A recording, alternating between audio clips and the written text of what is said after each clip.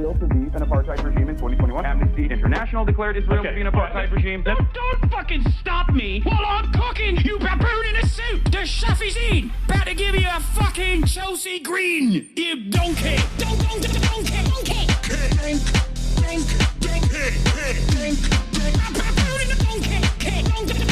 Listen to what I'm saying, and you will understand, perhaps, what I'm trying to imply. Patronizing. Yeah, I am being patronizing. I don't know who the fuck you are, and you're over here chirping all the way from fucking London about you want to fucking free Palestine, but also simultaneously you're talking about how both sides are fucking fine. Shut the fuck up. You don't know anything, okay? Who the fuck is this pink-haired twink?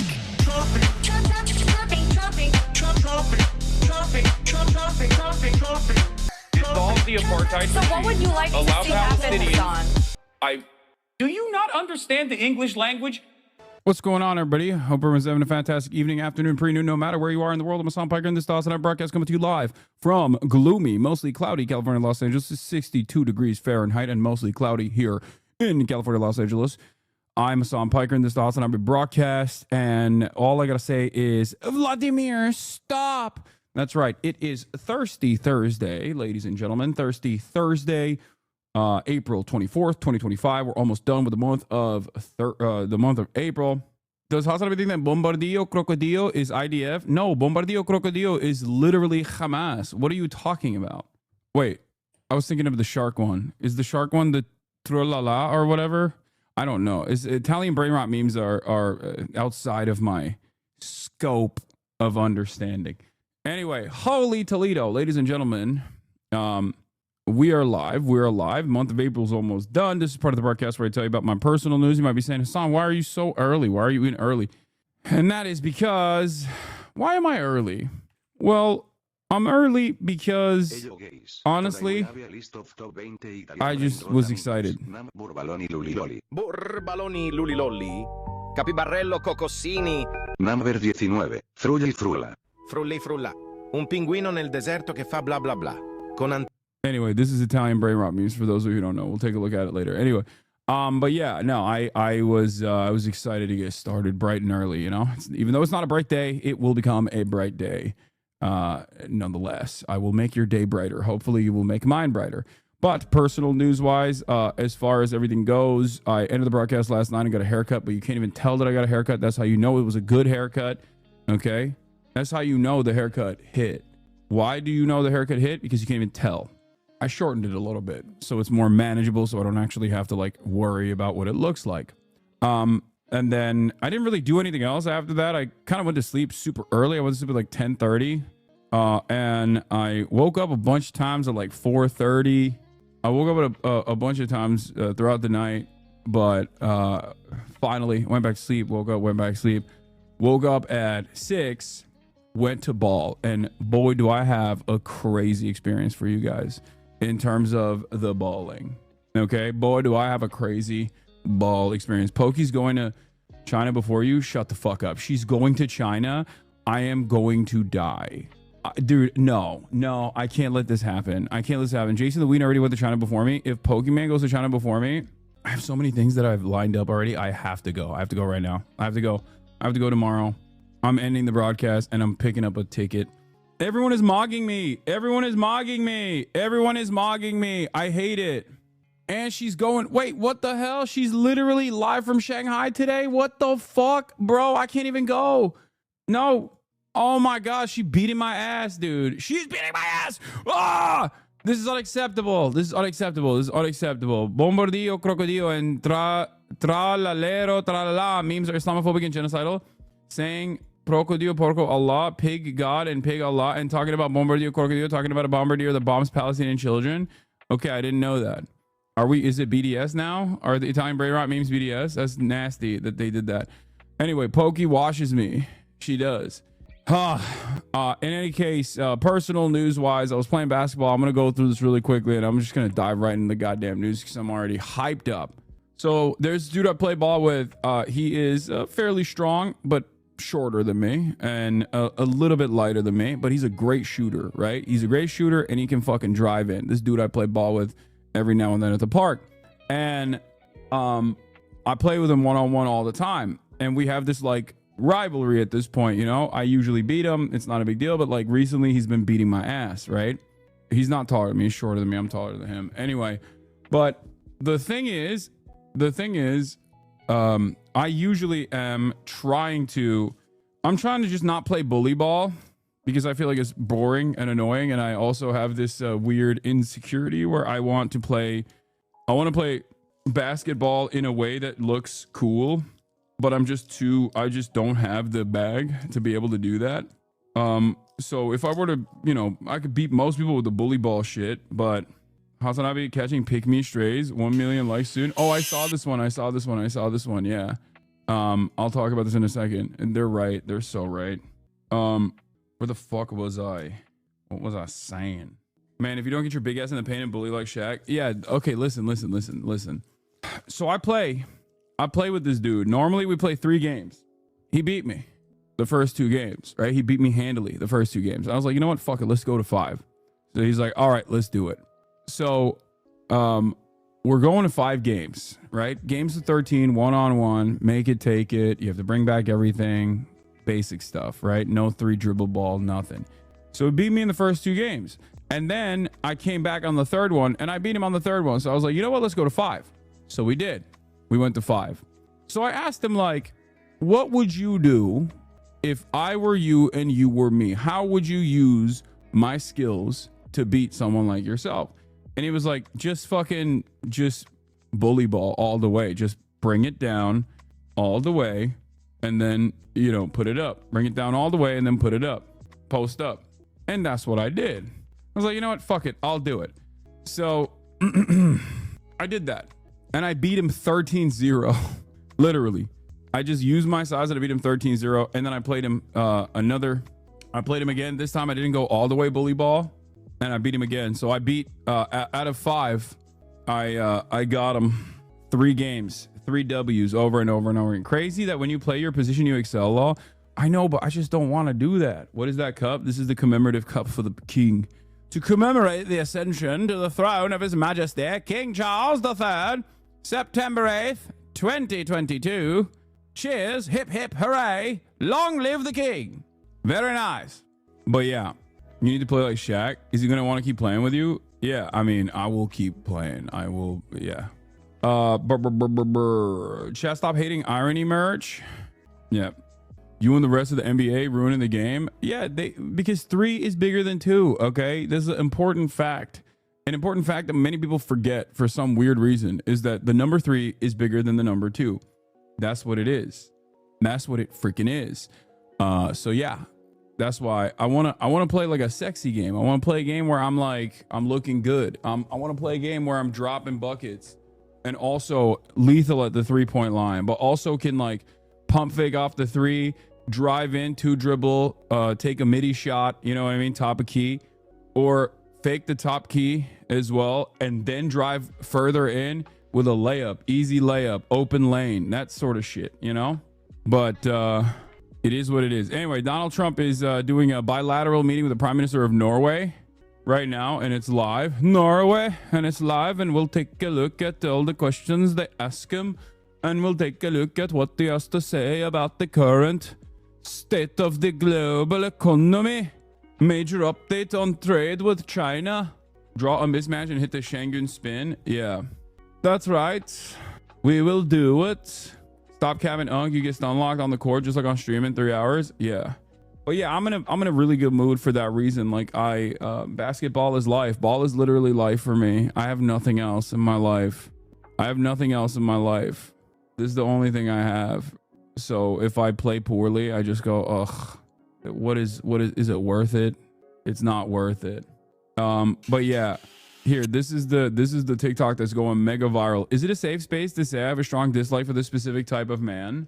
Yeah. Wait, by the way, it's really bad. It's really sad that Curtis Connor got clapped on this too. Like, yeah. And why are you catching it straight? It's because, first of all, I mean, this was the meta and it's like falling out of favor, and that's fine, right?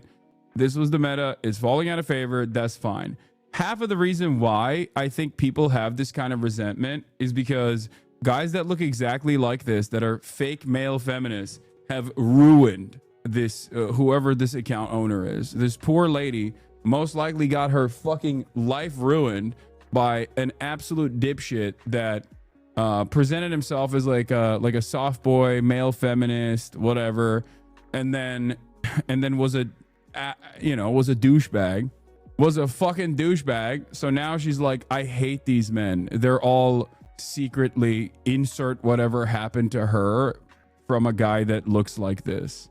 You know, the girl that posted it is a TERF. Yeah, I mean, usually they're also TERFs too. They'll be like, this guy, he's pro sex work, so obviously he's a fucking sleazy piece of shit. Whatever. You don't need to be charitable to crazy. I mean, yeah, it's usually that. It's usually a TERF or a SWERF. Oftentimes a SWERF and TERF. Sex work exclusionary radfem, trans exclusionary radical feminism. Honestly, I think the TERF and SWERF meta is going to keep popping, but it will reach a peak most likely by next year. It's a big meta. TikTok gender wars greatly elevated this in the Western hemisphere, I would say. But the misandry, I'm a TERF, I'm a rad femme, I think like all men need to be killed, like I'm waging a political war just on men, like that shit is most likely going to reach its peak. It hasn't reached its peak yet. It's still going, but I think it's going to kind of fall apart. Like this is how it goes. Usually there is like a trend. People really get invested in it. People really love that shit. Like I think 2016 onwards, there was a massive pro sex work movement, right? There was a massive pro sex work movement, you know, and it was great, wonderful. It kind of relapsed, like it just kind of fell apart. The massive pro sex work movement in the midst of unprecedented attacks against sex work still kind of fell apart, and then the rise of, like, you know, the rise of SWERFs and TERFs really banged in the process. I don't care that much about it because I think it's just noise ultimately. Like misandry is irrelevant. Misandry ultimately is irrelevant. It's just a reactionary approach to misogyny, which is the only game in town that has institutional legitimacy and institutional power. So it is what it is. Let the ladies chirp a little bit. You know what I mean? Let them have fun. That's how I feel about it. Let the ladies hate on men a little bit. I just don't like it when they hate on sex work in general, and I don't like it when they also hate on trans women. But Sam it is what it is. It is what it fucking is. I was trying to see the comments of the first video that pops up is Ethan. That's crazy.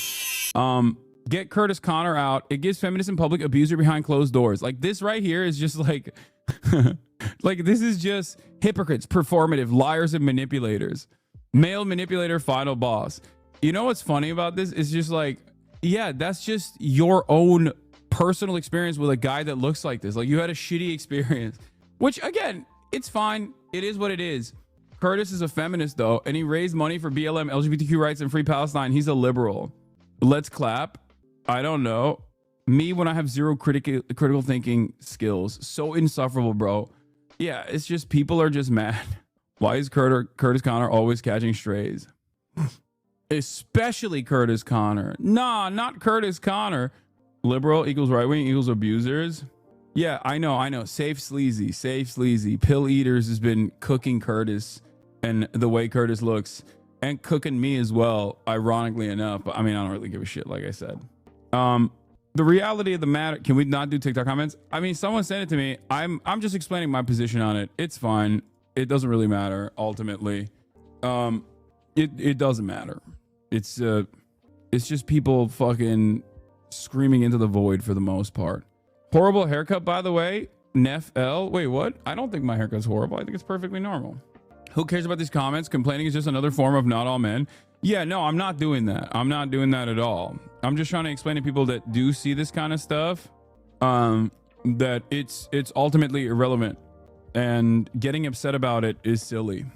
And people should understand where this anger comes from, because some of that resentment not saying the anti-trans stuff or the anti-sex work stuff, but some of that resentment towards men in particular across the board does come from systemic harm that that a lot of these women have experienced, and also direct harm, like personal harm that they've experienced, and how that kind of abuse is normalized in society.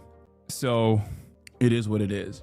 Radfems are so instantly racist and use the same 1350 memes to justify it. Yeah, no, some of the it's a dangerous pipeline. I will say this much. I will say the last thing I'm going to say about Radfems is that, yo, what's up, terror lovers? We don't love Israel here, chatter. Shut the fuck up. We oppressed people are allowed to hate their oppressors. Yes, but also guess what?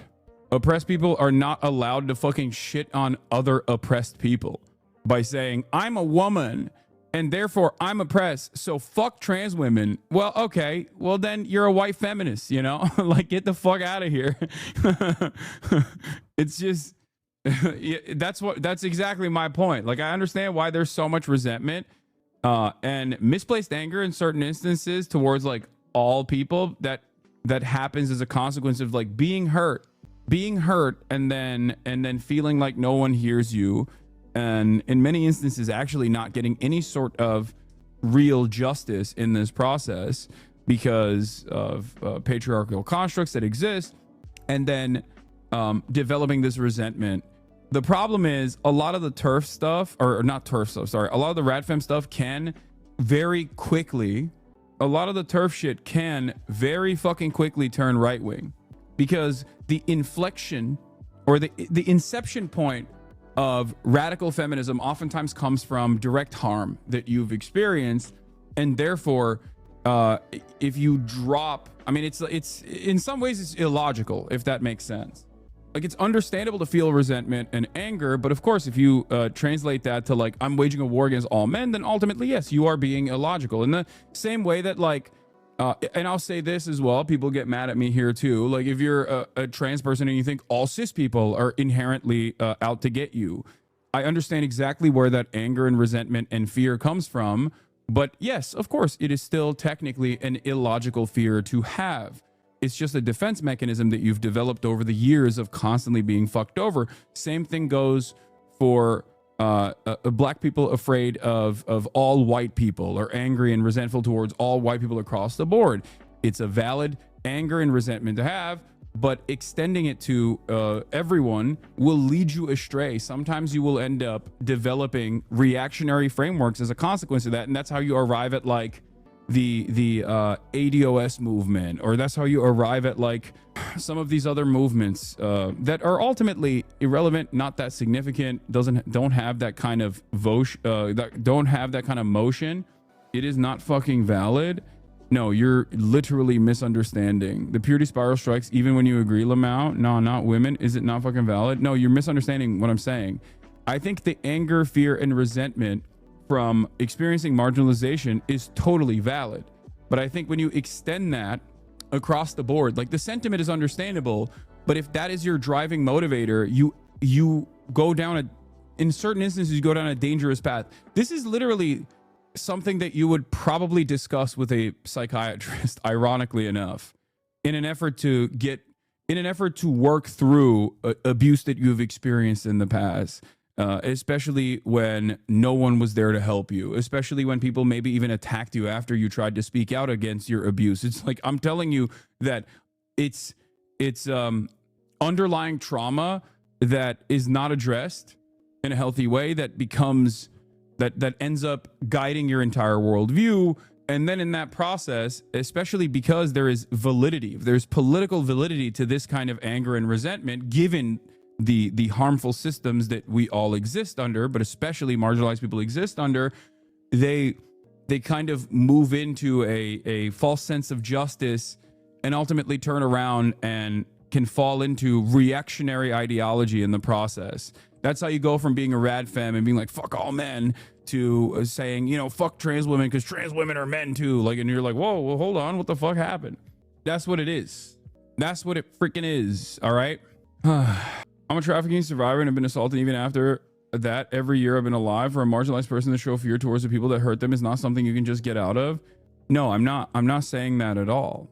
But given the fact that you're in this community, you probably have over the years developed a much more open-minded attitude towards like people on their own path of learning. And that's what I try to do all the time. This is what I try to do on their own path of learning. And that's what I try to do all the time. This is what I try to do to pull back people from developing reactionary ideas. Do you know what I mean? Anyway, none of this is to say like fuck all men, don't say fuck all men or whatever. I don't give a shit. I mean, that TikTok that we were looking at was directly saying fuck this man, and that man was me, and I still don't care. I understand exactly where it's coming from. You know, it's all good. I just don't want people to move that kind of valid resentment and valid fear and valid anger that they have into a political ideology that ends up being incredibly violent and damaging and reactionary to marginalized groups, other marginalized groups. I love when chat just makes up things you never said. You said resentment towards dudes is understandable, just don't punch down. Yeah, it's you know what's really interesting about this is like it's the same instance, it's the same principle I hold on every issue. Like, what do I always say? I say it's healthy to have a resentment towards rich people across the board. That includes myself as well. So I understand when people are like, yo, fuck this guy. The problem is many people only have resentment towards like people like myself or people that are accessible to them, that they think like we dominate their lives in meaningful ways. Like people getting mad at Pokey for being like, no, the super wealthy is actually, you know, the people that designed society to have these sorts of damaging outcomes, like they're at fault and fuck those people. Like, and then people yell at her and they go, no, you're a part of that. It's like, okay, well, that's just misplaced anger. I mean, I still don't think it's a bad thing to have misplaced anger. Okay. Having that level of resentment and it's healthy. It's healthy to have a level of skepticism and resentment towards all rich people. So that's, you know, I don't mind it, but you know, keep that energy with the fucking likes of Jeff Bezos and adjust it to the level of wealth and prominence that fucking Jeff Bezos has, right? Well, women can't even go talk about what they go through without being called Nazis. Shit is kind of weird. Not saying TERFs are okay, just saying men uphold the system like most men.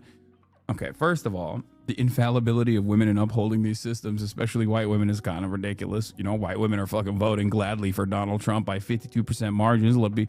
Come on, okay, that's number one. Number two, I never even said that like all women that demonstrate misinjury are across the board wrong and fuck them or anything like that. I literally said I understand where it's coming from. And then I actually explained another thing that people are mad about, you know, and that is a healthy resentment towards wealthy people. Anyway, it's good that we started off the conversation today with a healthy dose of talking about TERFs and swerfs and radfems and whatnot, because today we're going to be talking about how Donald Trump wants all of you ladies to become baby incubators. But that's in a little bit. I'll obviously get to that when I get to it. But before I do that, let me blast off. I'm in a good mood, dude. Hopefully nobody fucks it up. I always say this and then they fuck it up. Okay. Trump says, Vladimir, stop. After Russia strikes Kiev amidst ceasefire talks, China tariff de-escalation. Dude, I tweeted about this earlier, but honestly, I do think maybe the Blue Anon guys are right. Okay. Look, my bad. Okay. My bad. I said, listen, maybe the Blue Anon guys are right and he's gay for Poodler. I don't even know anymore, man, because honestly, I don't know. Like, what is this, man? What is this tweet, dude? What is this? I am not happy with the Russian strikes on Kiev. Not necessary and very bad timing. Vladimir, stop. Like, are you gay in a gay relationship with Vladimir Putin? Like, what the hell? What is happening, dude? Vladimir, stop. Is crazy. Were you hacked? Stop. This isn't you. This isn't you, Vladipoo. What the fuck is this? I don't understand how like he just got real excited to post this, like, and thought that this wouldn't look awful. No aura, no motion. Trump has no motion. Has America lost its sauce? FBI raids Michigan Palestinian activist homes. Wait, is that why he hates China? Because Xi is stealing his girl? Maybe. He thinks keep him mean, keep him keen is a foreign policy. Can we react to the real issue streamers are facing right now? Kaya is not in frame. Yeah, she's hanging out with my dad on the couch. She loves my dad more than me. It's kind of fucked up. I'm not even kidding. Trump says, Vladimir, stop after Russia strikes Kyiv amid ceasefire talks. China tariff de-escalation. Has America lost its sauce? FBI raids Palestinian activist homes. Brits come after kneecap for saying fuck Israel and more. Get in now. Maybe because you don't give her enough attention. Ladies need attention law. It's true. Do we have a blast off image? Did you see the Sean O'Brien tweet? Yeah, I covered it yesterday. I did.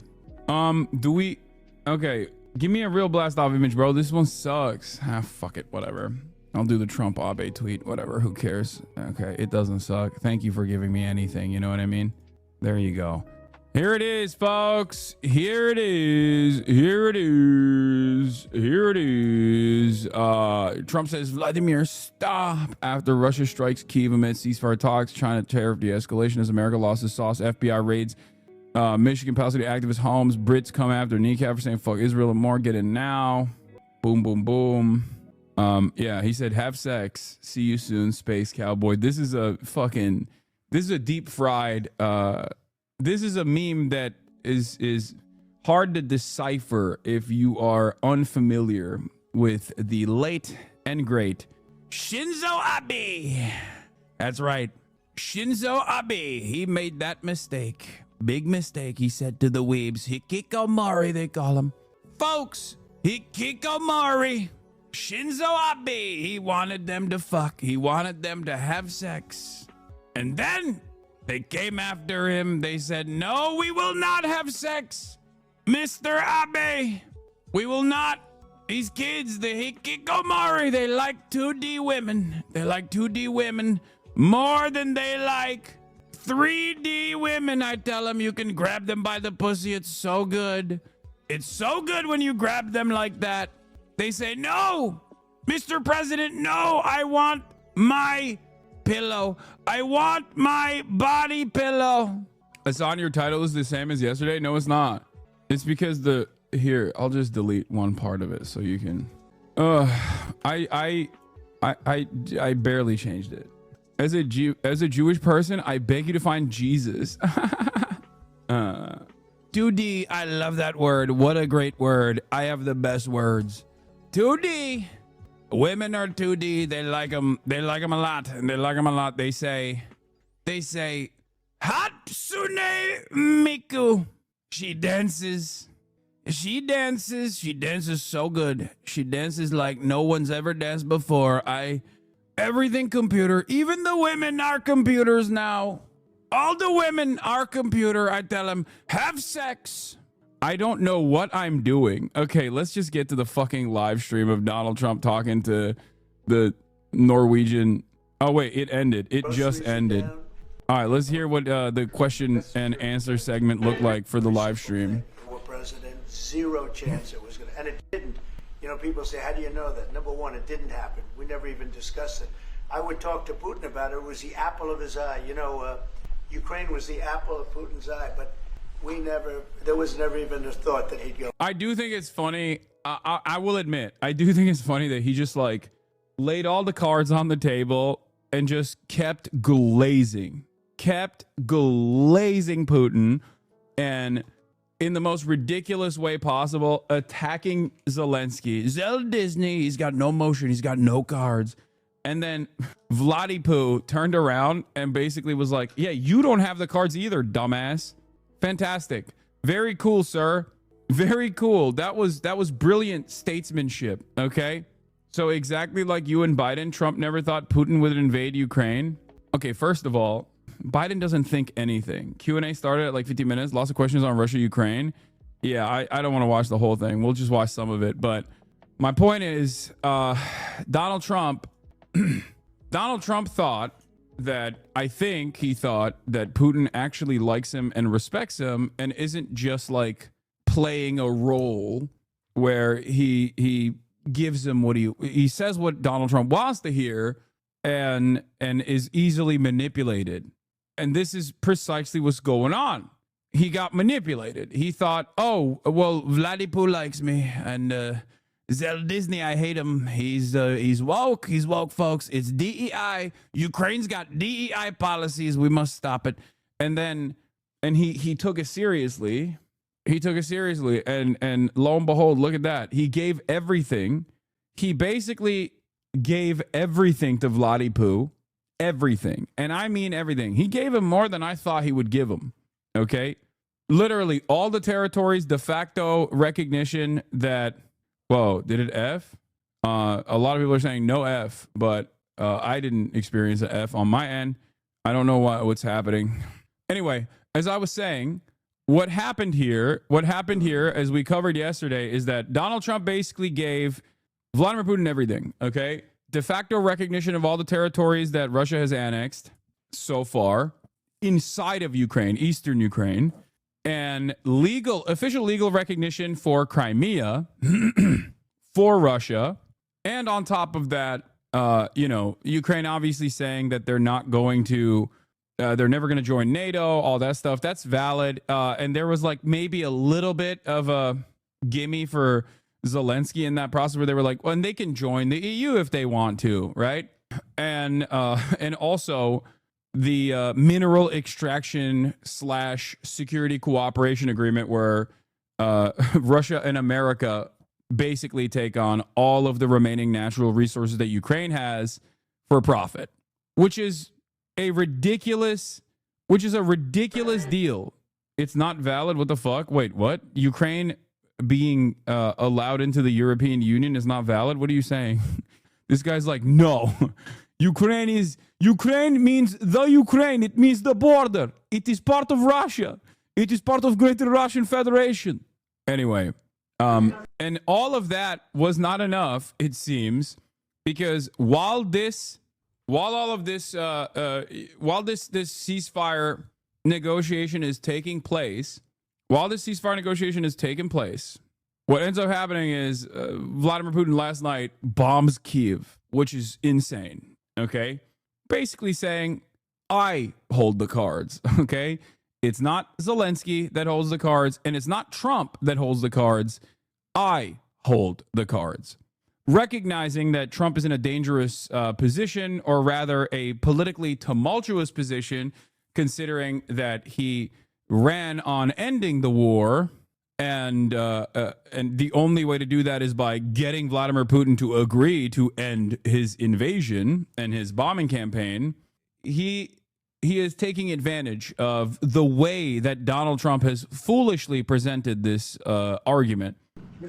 I'm sorry, but Ukraine not being able to join NATO is so stupid. Any country can apply to join any alliance they want. Wonder if the U.S. would be so cool making deals where they're told what they can't do, lol. First of all, this is such a funny fucking take, because how do you think American global hegemony has worked so far? Why do you think that China cannot create a cooperative security agreement in the South China Sea with all of the nations involved? There's one nation that is simply saying, no, we don't want to do that, as a matter of fact. Do you think they're doing that because of their own personal opinions, or do you think it's because America is forcing them to, or, goading them to? I'm talking, of course, about Pinoy Gang. Shouts out to my Swagapinos. Much love to you. I hope the next pope is Swagapino. But when it comes to creating an Asian security cooperation agreement in the South China Sea, the one holdout here is the Pinoy Gang, and they are doing that specifically because America is stopping them from doing so. It's the underpinning of every agreement that has ever taken place outside of America's. America spoils, famously, every single cooperative agreement. The problem is you are basically anti-Trump, so everything you say is going to come off from this perspective, no matter what he does. I think you haven't been in here long enough, because even on accident, if Donald Trump ends up arriving at the correct position on foreign policy. And it does happen sometimes. Ironically enough, I do give him credit. Like, I don't care who is doing these decisions. I famously, in his first term, praised his handling of Korea. You just proved what I said? Wait, no. What? I thought you just said peace talks were over and Putin fooled Trump, or is that just wishful thinking? No, Vladimir Putin is saying, I mean, if you don't understand that this is Vladimir Putin basically flexing that he has all the cards here, I don't know what to tell you. There is a ceasefire agreement on the table that literally gives Vladimir Putin everything he wants. Everything. Okay? Straightforwardly, everything he wants. This is the best deal that Vladimir Putin could have gotten out of this process, beyond basically full-blown annexation and recognition of the entirety of Ukraine being under the Russian Federation. Like, Donald Trump didn't come out and say, the Ukraine is actually the border of Russia, and therefore all of the Ukraine is a part of Russia. This is the one thing that he did not do, okay? And in the process, he kept yelling at our proxy, Zelensky, undermining his position over and over and over again at the behest of Russia, giving Russia an upper hand in these negotiations. You said even if he does something right on accident, you'll give him credit? Yeah. What's the problem? I didn't just prove. You just prove what I said. I don't think you understand. I have this exact same assessment about Democrats as well. I don't know if you recognize that or not. I think like American foreign policy broadly is pretty violent and pretty awful. And every now and then they accidentally arrive at like a good position, Democrat and Republican alike. And I will recognize that. Yeah, I said during the Gaza ceasefire, for example, that although I believe that there is a nefarious purpose with the ceasefire, it's good to offer a moment of respite to the Palestinians, for example. Like the Donald Trump administration showed that the Biden administration's incompetence was great, that they just simply couldn't make a phone call to shut this up, to shut Israel up. Anyway, let's continue. You lack support from NATO allies in your goal of obtaining Greenland. If you don't get that support. Well, Greenland's going to be interesting, but that's for another day. I think we need that for international peace. What are you expecting of your And if you allies? don't have that, I think it's a big threat to our world. So I think Greenland's very important for international peace. Yeah, please go ahead. Soon. I wish October 7 never happened to begin with. Ukraine would be in a better position. No, it wouldn't. Ukraine's issues against Russia isn't a lack of equipment. I mean, that's part of it. To say that it's not just a lack of equipment would be false. But Ukraine's issues against mounting a strong defense against Russian incursion into further and further Ukrainian territory is a lack of manpower. It's not just that like America shifted its attention and priorities over to defending Israel's genocide. That's just marketing. The real, like, I would say, I think that this entire process fell apart in the spring counteroffensive. When the spring counteroffensive was propped up as the most successful counteroffensive that was going to finally strike a blow and push back Russia from at least some of the territories, and it yielded no positive results. That's when this was packed up. I feel like that was when it was, that was the death blow. What is even the basis of saying October 7 not happening would have benefited Ukraine in any way? It's because chatter thinks that America's attention shifted over to Israel and defending Israel's genocide. And if it had never happened, that America would be still promoting Ukrainian defense or whatever. But I don't think that was the case. Chatter is not right. No. I think it played a role in erasing Ukraine from the broad American consciousness. But that played a major role is to avoid talking about the actual situation on the battleground even before October 7. Putting more pressure on Russia. I know a lot. Putting a lot of pressure. You don't know what pressure I'm putting on Russia. They're dealing. You have no idea what pressure I'm putting. That statement does not account for our historical relationship with Israel. That too, but ultimately it's... We're putting a lot of pressure. Can you maybe tell us that? We're putting a lot of pressure on Russia, and Russia knows that, and some people that are close to it know, or he wouldn't be talking right now. The Prime Minister understands that better than anybody. He wouldn't be talking right now. He's talking, and we're putting a lot of pressure. I think he wants to make a deal. We're going to find out very soon, but it takes two to tango. And you have to have Ukraine want to make a deal too. And they're being hit very hard. And I do believe they want to make a deal. I don't know if they, I mean, I don't know why he has this level of confidence. Reporter asked, do you still agree that Ukraine has to give up some territory? You said that the Ukraine have to give some territory to win peace, among them Crimea. Do you stand by that? And I know that the former NATO General Secretary today has told you that he does not. Yeah, big pressure applied to Russia here for bombing Kiev. What is the big pressure? Saying, Vladimir, stop. Not looking too good, Vladimir. Don't like it. You're making me very sad. Agree, and he believes in territorial integrity of the Ukraine. How do you deal with that with your allies? And do you stand by that Ukraine have to give? Former Secretary General happens to be right here, you know, so they can't put words in his mouth. He's been a great general, frankly. It was because that's what you are. Really, you're a general. But he's been a great Secretary General. We had a tremendous relationship, very successful, and I think he could speak for himself. He's right here. But do you still agree that Ukraine have to give some territory away to win peace? Well, it depends what territory. They've been fighting. They've lost a lot of territory. We'll do the best we can, working with Ukraine. We'll do the best we can. But they lost a lot of territory. When you say Crimea, that was handed over during a president named Barack Hussein Obama. That had nothing to do with me, Crimea. That was 11 years ago with Obama. And they made a decision. There was an I love that he talks about American foreign policy as though it's not like a continuation, one administration after the other, but instead exclusively the fault of individual administrations that are not him. He is infallible, and it's actually Barack Obama that fucked up, and then it's Joe Biden that fucked up, and he's actually trying to fix those problems. People do eat this shit up, by the way. They 100% believe him even though everything he has done so far is, utterly indefensible. If it was Joe Biden behaving like this, Republicans would be losing their goddamn minds over it. Okay. Yeah. It's incredible how he has somehow managed to convince an entire quarter of this country that his actions have zero impact on the situation and the blame is to be circumvented to Obama. Yeah. It's awesome. Bullet fired. There was no fighting. There was no anything. They just handed it over. Now they say, well, can you get it back? I think that's going to be a very difficult thing to do. That was given by Barack Obama when he was president, not by Donald Trump. Thank you, Mr. President. Once you accept that the average voter is brain dead, politics start making a lot more sense. I mean, we're not even talking about the average voter right now. The average politician is also brain dead. Because we're nice people, and we are nice people, but we're using a lot of pressure.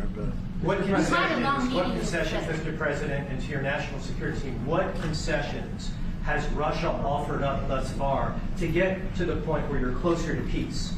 Stopping the war, taking the whole country. Pretty big. This right here is quite literally just an admission of total defeat. Okay. He's basically saying, oh, if we don't get Vladimir Putin to stop bombing Ukraine, he's just going to take the entire country. That's art of the deal, baby. Art of the deal.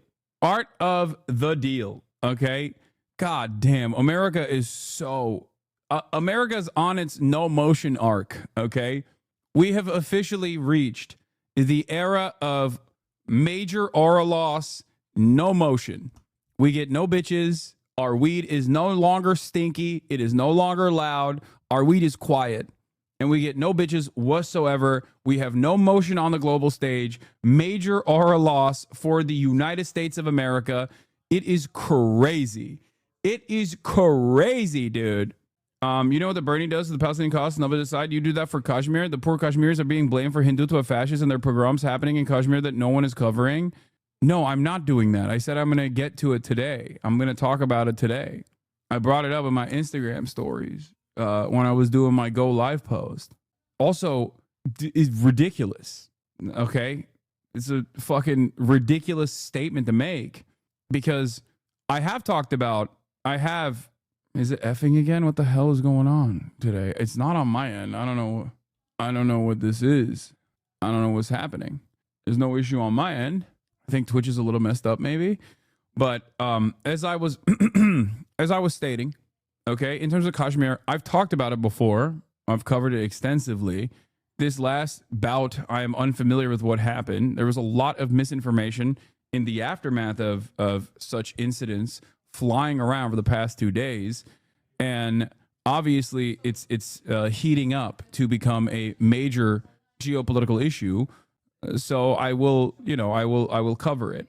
Also, there has never been a moment where to compare me to Bernie Sanders in this regard is so stupid because I've never maintained the position that like India is a Hindu nation and that Hindu people have a right to exist and Modi is bad, but the broader nationalist movement is actually very good, and that all this stuff like defending the Indian position on Kashmir. I've never done that. If you have listened to my commentary in the past on the issue, you would know that that's not my position at all. Anyway, but yeah, later Arun says, let me know when you're covering it. I have resources on what's going on and I can come on. Hell yeah, we'll do that. Concession. Crazy. Big concession is Vladimir Putin doesn't take the rest of Ukraine. Okay. If you look at what happened, everyone said, oh, I said I was going to get prices down. I did. Energy just hit $1.98 in a couple of states. It's way down. Energy's down, and we're about $64 a barrel. When I came in, and we were looking at $89, $90, $95. And by the way, that helps us solve the war, too. Having those energy prices is a big incentive for Russia to also agree with solving the war problem. Groceries are down. When I was with you 2 months ago, you were complaining about eggs. I said I just got here. I've been here for about a week when the press started saying about eggs have gone through the roof. I said I just got here. Tell me about eggs, and they happened. They went through the roof, and you couldn't get them. So we just had a big Easter egg hunt at the White House. Thousands and thousands of eggs. You know how expensive the eggs were? So expensive. So expensive. All right, so those are some of the highlights from this idiotic back and forth that he had in the White House, standing next to the Prime Minister of Norway. But here is, of course, a major update on China trade talks as Donald Trump takes multiple questions in the aftermath. So we're going to take a look at this as well. This was earlier in the day before the last round of questions and answers. Oh, look, that close up. He really does look like that pig photo. You know, the pig eye photo? He does straight up look like that. It's crazy. Thank you very much. It's a real honor to have the highly respected, the great Prime Minister of the Kingdom of Norway with us today, who, as you know, has been doing a fantastic job and truly respected throughout the world as a leader. And thank you very much for being here. We appreciate it. And we're going to be having a meeting in the Oval Office in a little while where you'll be invited back and you can ask some questions. It's also a pleasure to have my friend who did such a good job at NATO, my great friend, right? So you really did. We started off, they had no money, and they ended up having a lot of money after we said, you got to pay up. But you did a fantastic job, and thank you very much. And I'm glad you're here. Glad we meet each other again under these circumstances. So we'll be meeting in a little while at the Oval Office, and if you have maybe one or two questions, we'll do it now. And after that, we'll go to the Oval. Mr. President, on Russia, do you still believe that Putin is serious about peace given the events overnight in Ukraine? And if that bombing doesn't end, are you considering new sanctions on Russia? So we are thinking that very strongly that they both want peace, but they have to get to the table. We're waiting a long time. They have to get them to the table, and I think we're going to get peace. We want to save 5,000 young people. I used to say 2,500. I now say 5,000. We have, Mr. Prime Minister, we have about 5,000 young people a week that are dying in that ridiculous war. And, I started out because I didn't like all the money that we were paying, and then I realized how many people were dying. And that's by far the more important element right now. I'm saying we can save thousands of people. I don't like that it takes long at all but I think they both want to make peace. I do believe so. There's a lot of hatred there. There's a lot of very bad blood, a lot of disgust. But I think I hope we're going to get there for the sake of a lot of young people that are dying. Has Ukraine ever reached out to non-NATO Eastern European countries that have a similar relationship with Russia at the moment, like Georgia, to join the war in solidarity? I'm not pro-war, but there's no ceasefire armistice. Ukraine will have needed boots on the ground helping them. Are they just cooked? So as far as Ukraine goes, I've said this before. There are a couple options on the table, okay? Either you take the shittiest deal of all time, led by Donald Trump, the shittiest deal maker of all time, where you basically sell off your natural resources and allow Russia to permanently annex Eastern Ukrainian territories, maybe move into an insurgency battle later down the line to make it costly for the Russian occupation to the best of your ability as you train, troops and whatnot and engage in acts of insurgency, right? Which is what I suspect is the, I guess, in all of the shittiest options of all time, this is the best possible option that is in front of Ukraine, right? This is the one that at least the Trump administration is putting forward. The other options in terms of continuing, continuing the war are as follows. One, Ukraine says no to this deal. America removes its support for Ukraine. European allies try to make up for the demand in weapons. It's not going to work. And in that process, they lose out even more territory because they don't have a standing military that can withstand further Russian incursion. Now, if that's what's going to happen, there's a couple different things that the European partners could do, right? One, Ukraine lowers the age of conscription from, as they did, from 27 to 25. They lowered even further to 18, basically eroding its future, destroying its future in its entirety, right? They lower the conscription to 18. More forcible conscriptions take place. There's already a lot of issues with deserters and corruption in the front lines. Why do you hate Ukraine and Kamala and love Trump and Russia? It's because I'm agent of Krasnov. All right. So Ukraine lowers the age of conscription. And on top of that, Ukraine will go to the United States of America and also Europe to forcibly deport Ukrainian men, like able-bodied Ukrainian men that could be serving in the Ukrainian defense, and they ship them off back to Ukraine by force using ICE or their internal immigration enforcement agencies, and they ship them back to Ukraine and force them to fight, okay? Or there is another nuclear option, and none of these, by the way, are guaranteed to deliver any sort of emancipatory victory for the Ukrainian state. Okay, another option is to disband NATO so that there is no, or I guess like maybe revoke Article 5. I don't know if you can even do that. If the European states actually wanted to truly defend Ukraine, they would need to send their own personal military to Ukraine. But as it stands, they can't send their personal military to Ukraine. There's many issues with that to begin with. There's not a lot of troops. There's not a lot of combat readiness for a lot of European countries in general. But like Ukraine needs manpower, right? They need manpower. You say, what about mercenaries? Well, they have already done that. There's a foreign legion, right? A lot of people have volunteered to go and fight in Ukraine. It's not enough. Clearly, that's not enough. So what needs to happen, what would need to happen in this process is basically like standing militaries and special forces from European countries to go and fight at the behest of Ukraine to defend to push back Russia from Ukraine, to deliver a striking blow, to deliver an actual blow to Russia that says Russia has, to force Russia to concede, okay, to change the dynamic of the battlefield as it currently stands. Now, that is also complicated. Part of the reason why it's complicated is because all of a sudden that opens up Russia to attacking European infrastructure, to opens up Russia into directly going to war with a lot of these European nations, right?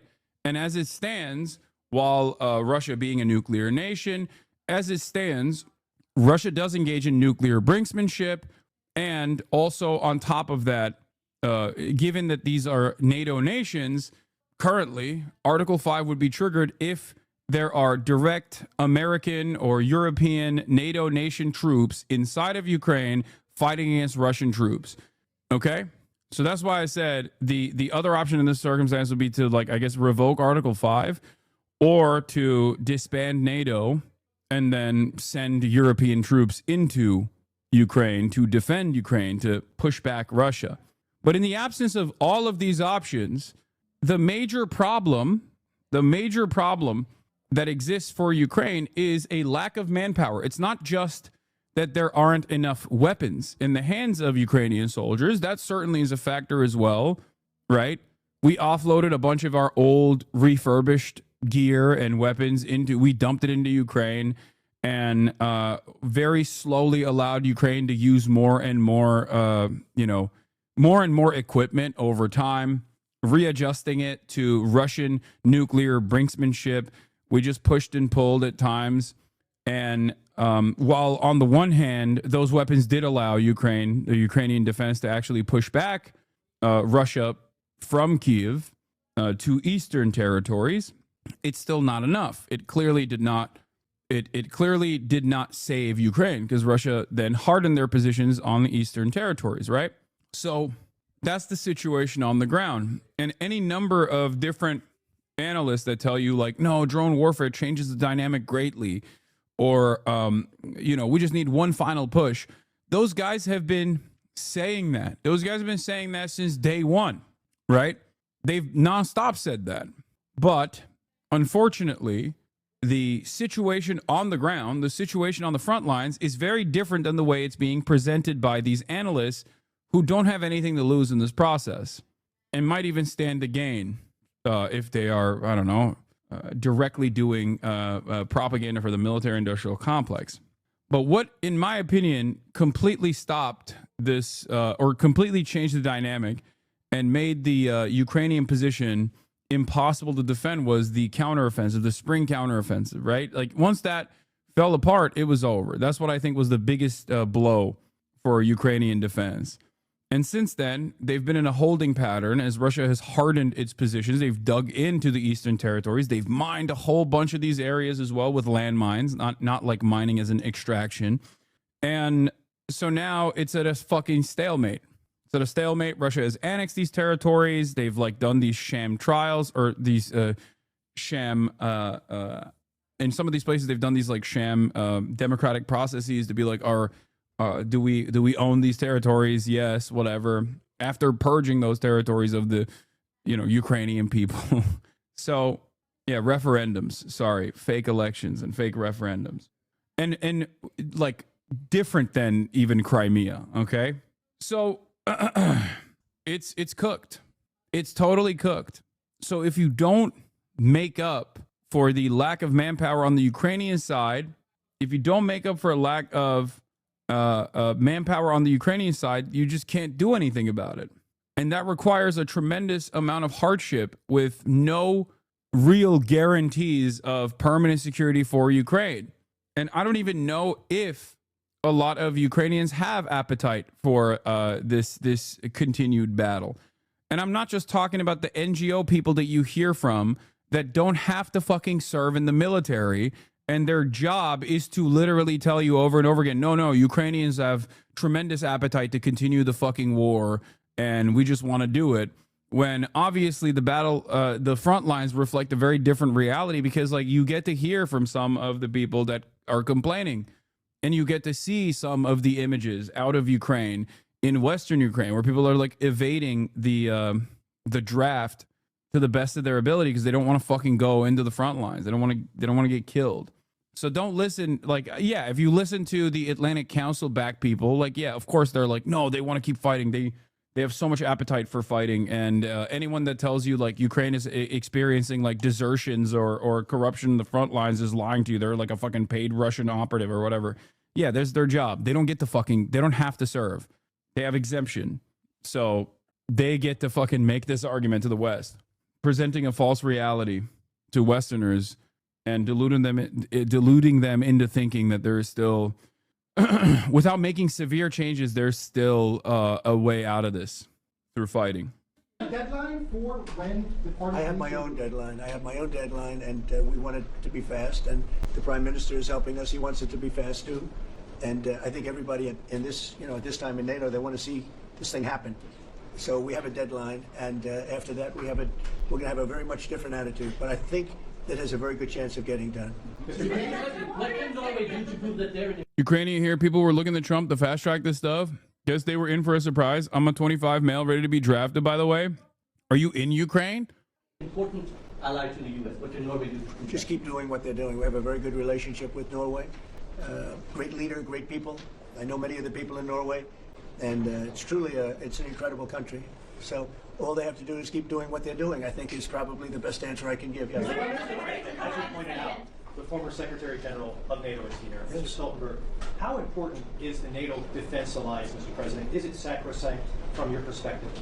Yo, Senator Committee, thank you for the raid. Hope you had a good one. Very important for Europe, and I think without us, it wouldn't be as nearly as powerful.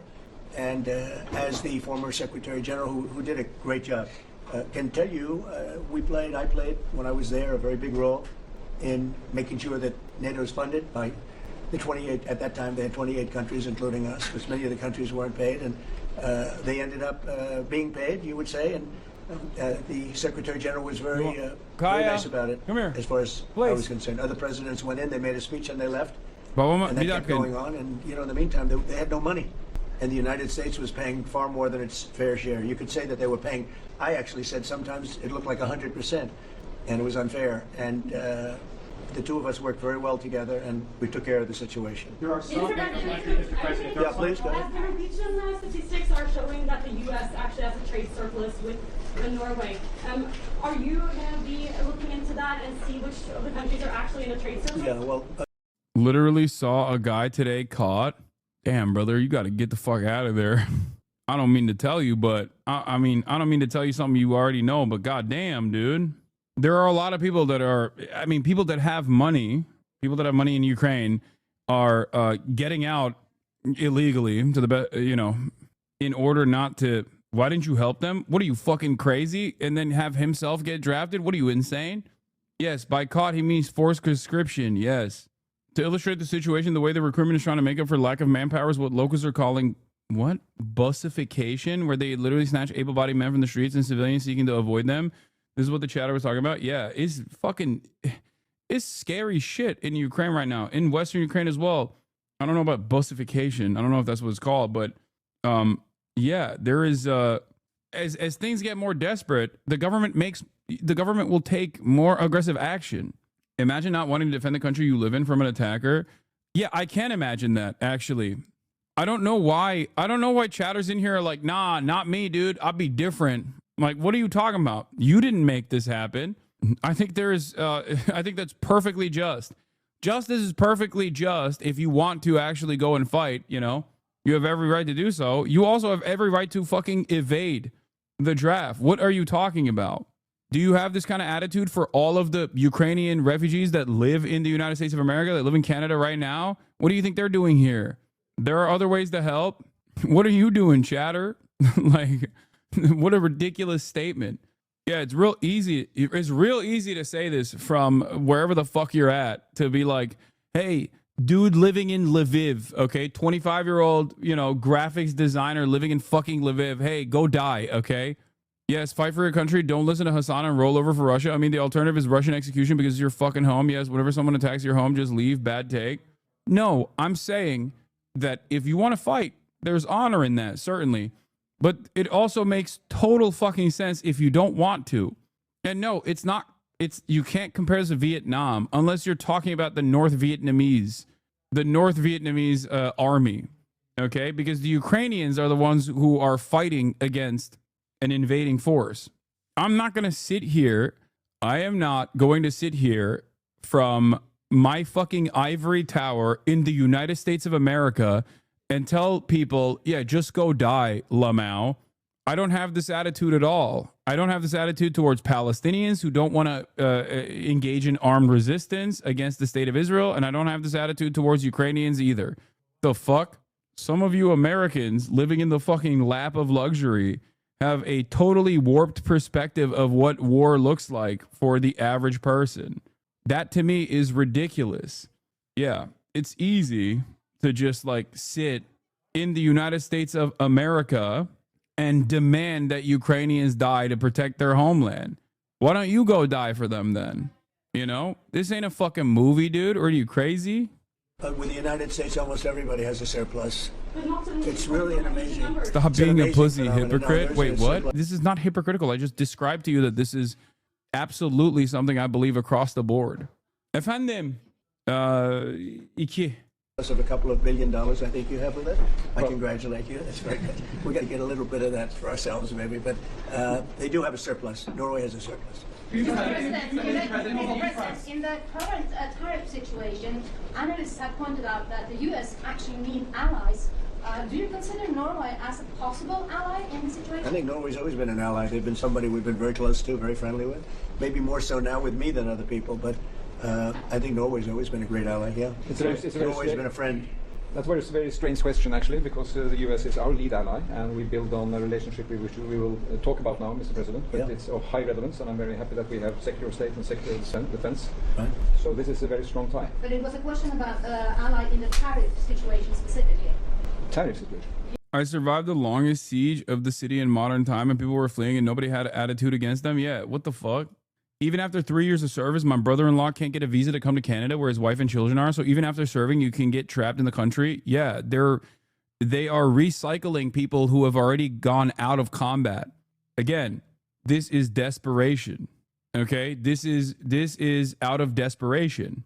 The Sarajevo siege, goddamn. The Ukrainian word translates to busification, or the process of snatching people and throwing them on the buses to the front. Yes. Oh, well, that's we're talking about a little bit different subject then. We're talking about a different type of ally. No, in this case, he would be very much inclined to be an ally of Norway because he wants to make the best business deal possible. And Norway and the Norwegians are great business people. They're great traders. They're great, very smart nation, very well-managed nation. Just tell chatters that you would tell Palestinians to get out if they had a way out and not just full-on encourage them to go to the front lines. Yeah, that is what I have said. I've actively worked with Palestinians that are still trapped inside of Gaza to try to get them out as well. So, no, this is something that I absolutely believe across the board, unconditionally. Has been for a long time, and in particular now with this leadership. But we'll be talking about trade and other things, and I think we're going to come to a conclusion very quickly. Mr. Prime Minister, I was wondering whether you think that Donald Trump, for his effort in Ukraine, deserves to be nominated for Norway. Well, I salute President Trump for having been taking very important initiatives to get this conflict towards an end, which both parties deserve. We need to have a ceasefire, save lives, and move towards something which is more secure for Europe, for the people concerned. And on that we work together. And I look forward to go into some details because we are at a critical moment. On that price, that is a committee taking care of that, which is completely working on its own terms, and I cannot comment on that. Mr. President, but thank you. Leftists don't fight, only talk. I like that question. Yeah, please. A question on China. Can you clarify with whom the U.S. is speaking with China? They're saying it's fake news that trade talks are happening. Well, they had a meeting this morning, so I can't tell you. It doesn't matter who they is. We may reveal it later, but they had meetings this morning, and we've been meeting with China. And so I think you have, Jeff, as usual. I think you have your reporting wrong. Thank you very much. We'll see you. We'll see you in. Yeah, so the Trump administration is now claiming that China is actually talking to them. China is saying that they're not. Kaya, down. And that it is not at a stalemate at all, and that Xi is already making concessions or whatever. It's, maybe they're talking to a different kind of Chinese. Yeah, they're talking to Singaporeans thinking that they're Chinese. Dude, this guy keeps asking, do you know when you're going to debate Ethan? I don't, man. It's not up to me, okay? It's up to him. I don't know why there's like hella people in the chat that just keep asking me this. I don't know. I don't know why you guys think that I have any say in this process. I've asked to talk to Ethan since February 3rd, okay? Iran. Great news for the unemployed community. I know.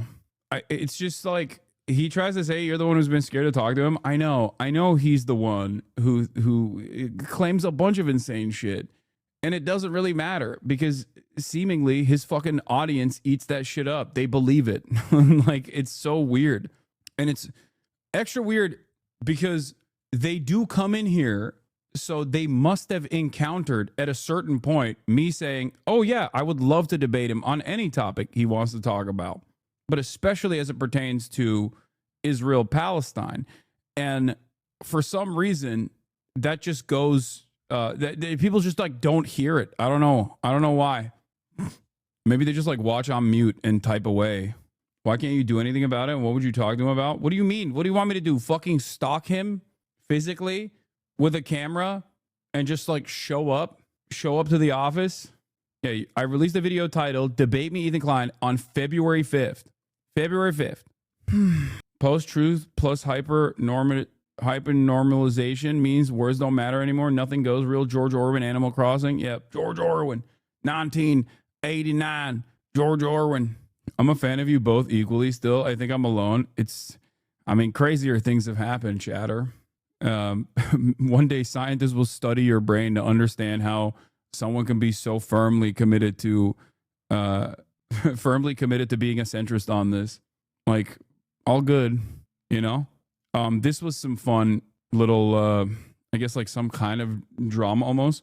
But why is a Twitch influencer the most visible voice representing the left in the West? Every left-wing org needs to rethink their comm strategy. David Grossman says, Hassan understands far more than any leftist org I can think of that video games and Twitch provide a social experience that young people are highly invested in. Post the Pew Research on it, says video games is a part of daily teen life. 85% of U.S. teens report playing video games, and 41% say they play them at least once a day. 4 in 10 identify as a gamer. To drill down further, socialization is the second highest response as to why teens play video games.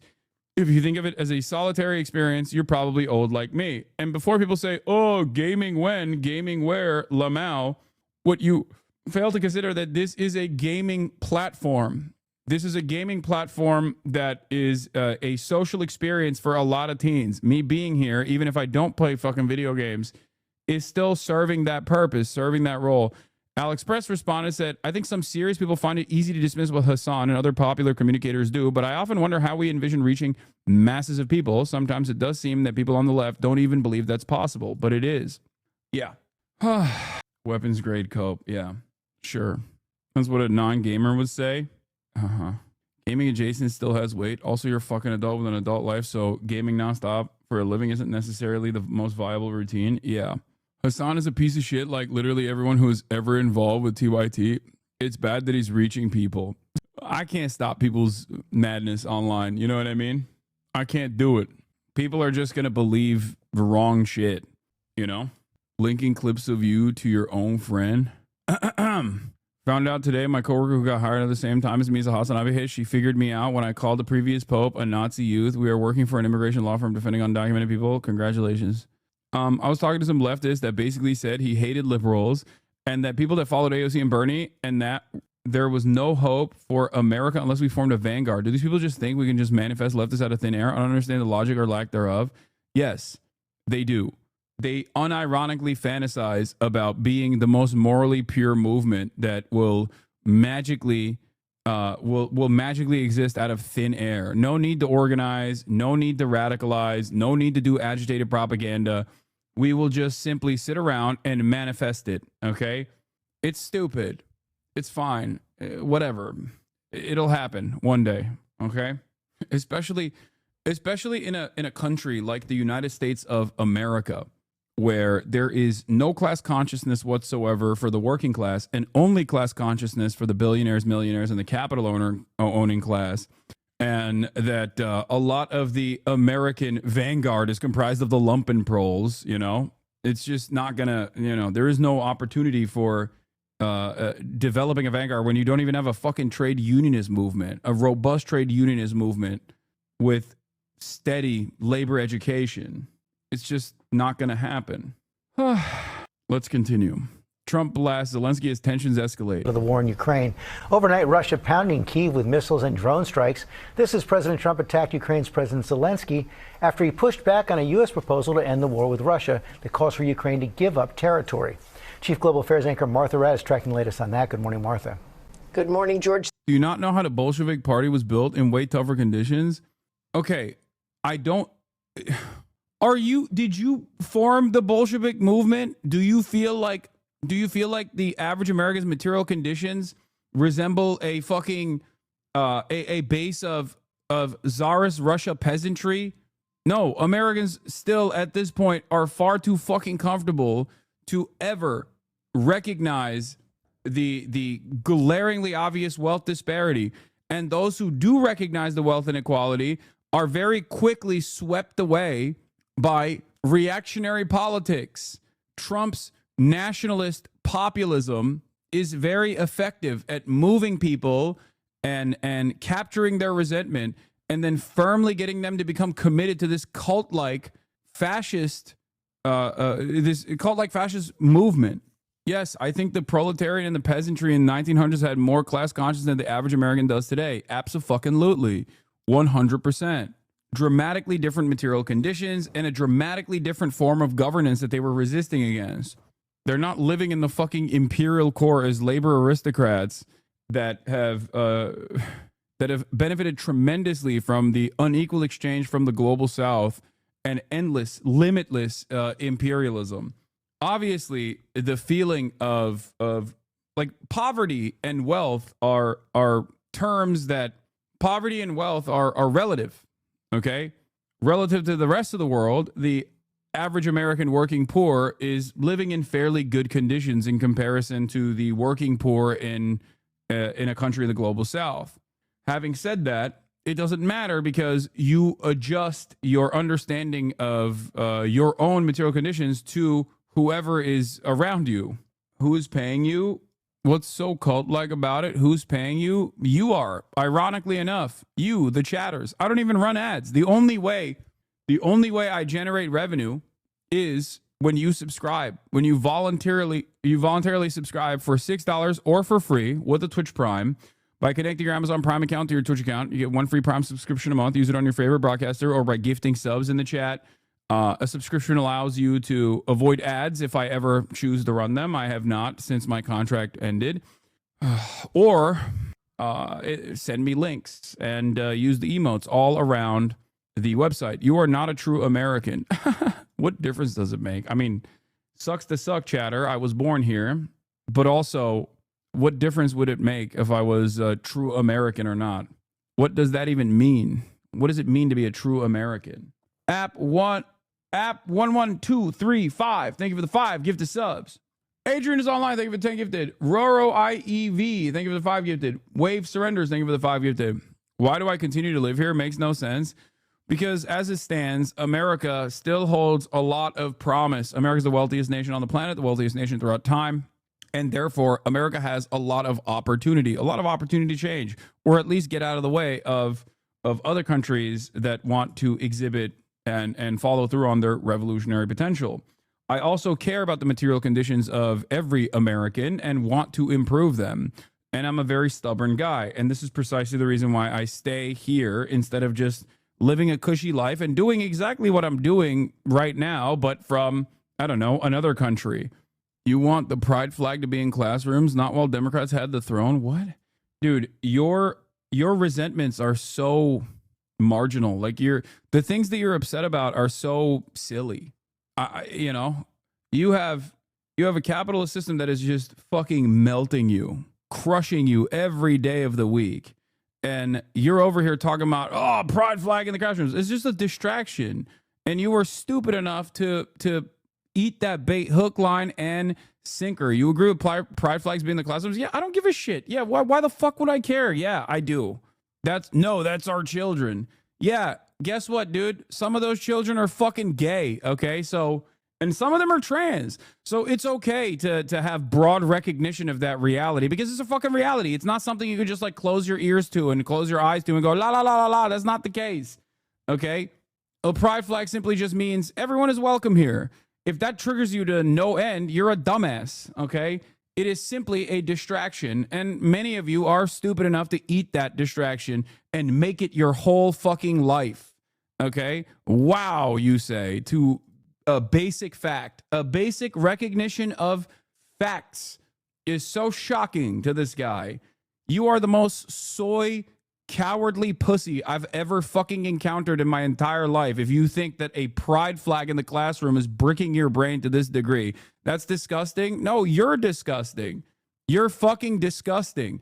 And also, barely a functioning human being. If you see a pride flag and lose your fucking mind, you are barely a human, okay? I would never talk to a child about sex. That's not, you don't, okay.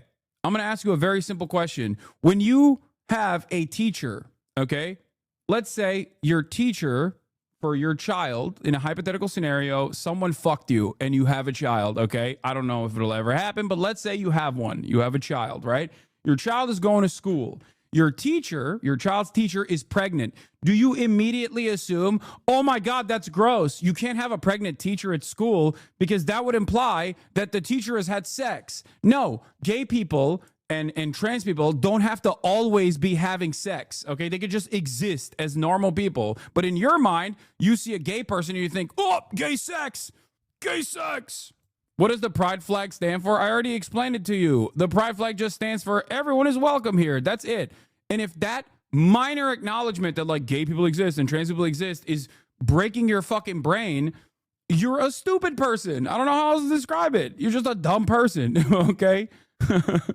Just as seeing your child's teacher have a photo of her husband, for example, on the desk doesn't immediately spell this person is having sex and talking to the children about sex.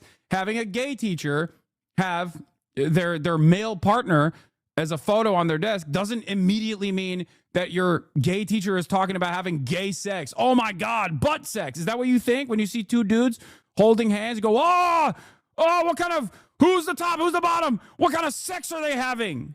And if that's your fucking attitude, you're a freak. You're a perverted little freak. Let people live, dude. Let people fucking live, okay?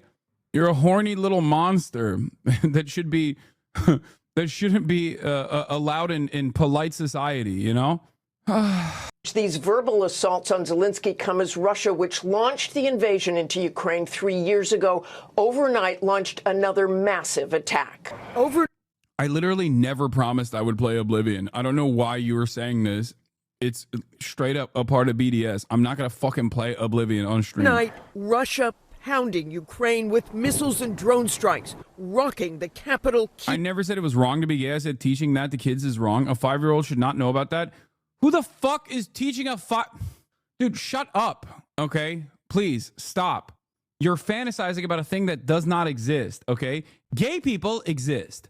A recognition of gay people existing is not about teaching 5-year-olds about gay sex, okay? Sex education should happen in schools. It's one of the best ways to avoid teenage pregnancies, as a matter of fact. So that's a good thing. But it should be age-adjusted and age-appropriate, okay? You know who makes up those decisions? People who have studied what the most effective ways of doing sex education are. Teachers with PhDs, not dumb fucks like you who can barely dress themselves without an adult supervising them, okay? Yes, children should know about sex education. Children should get sex education. Unfortunately, in the United States of America, so that men are having sex? What? It is entirely dependent on what age group we're talking about. Shut the fuck up. I am not an expert on childhood development, and neither are you. You are not an expert on anything other than being a fucking dumbass, okay? Sex ed is good. It's good to teach children about sex education. It prevents molestation from happening. Yeah, I'm not denying it. Yeah. Why do you want children to not know if their immediate relatives are fucking molesting them?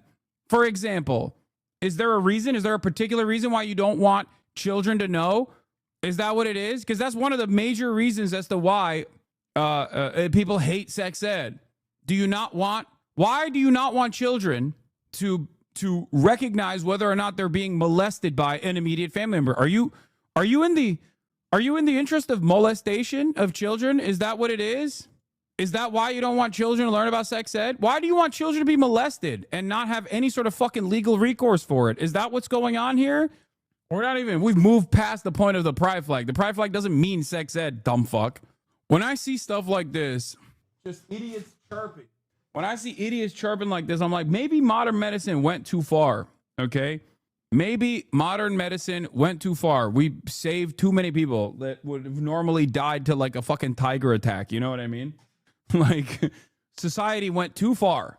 As an elementary teacher, sex education, California does not talk about sex outside of how sex can potentially lead to reproduction. The actual act of sex isn't even explicitly said at all in elementary. Most of it is learning about puberty, how children come from reproductive process in 2 days, are literally on consent, and who to talk to in cases of rape and sexual assault. Yeah, and it changes. It varies from state to state as well.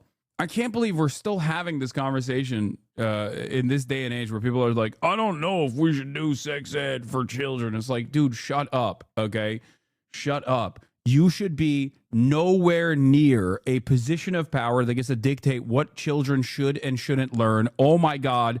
You unironically should be in the fucking classroom learning, okay? Shutting the fuck up and learning. You should be getting educated. Piss me off when I hear the dumbest fucking hogs chirping about expertise. You have no expertise. There is a reason why these people have poured their entire fucking lives to basically figuring out the best possible methods of educating children. You're just a dumbass. You didn't even get an education. You just sat in a fucking classroom and everything just passed by you. I don't even know how you're functioning right now. And you're over here being like, children shouldn't learn about sex ed. Who says? I says. Shut the fuck up. Shut up.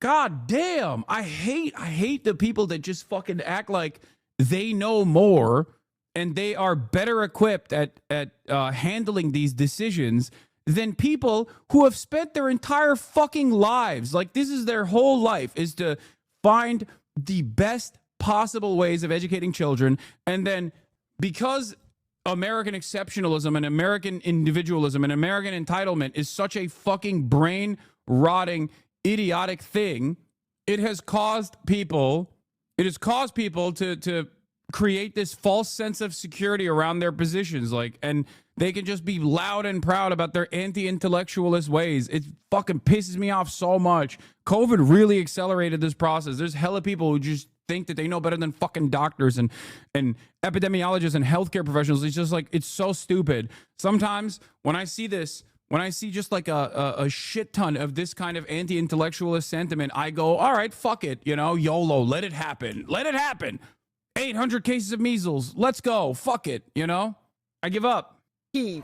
The attack is the deadliest in the city since last summer, leaving at least this is 9 how Democrats dead act. and more Wow, than triggered. 70 All I said was a injured. pride flag shouldn't be in the This classroom, while and this guy raged. No, you didn't say that. You did not just say that. And no, I'm not raging about that anymore. I'm raging about how fucking insanely stupid you are and how oblivious you are to how stupid you actually are. It's so sad. It's such a sad state of affairs, bro. That is what it is. You're living in the greatest age to become an autodidact if you want to. The internet and technology has advanced in a way where you have everything. You have everything under your thumb, okay? You could learn about so much, and yet you choose not to. You choose to just look at Facebook memes and delude yourself into thinking that a world that it does not exist is actually happening around you. You delude yourself into thinking that the simple pride flag being in a fucking classroom means that, 5-year-olds are learning about butt sex. That's not the case. You fantasize that because you're a fucking freak. That's it. And it makes me sad. It makes me sad that you have this endless bounty of information at your disposal, and yet you have become dumber than a medieval peasant. How is this possible? It pisses me off. That's what pisses me off. Not like, oh my God, pride flag triggered libtard. I don't care. God damn.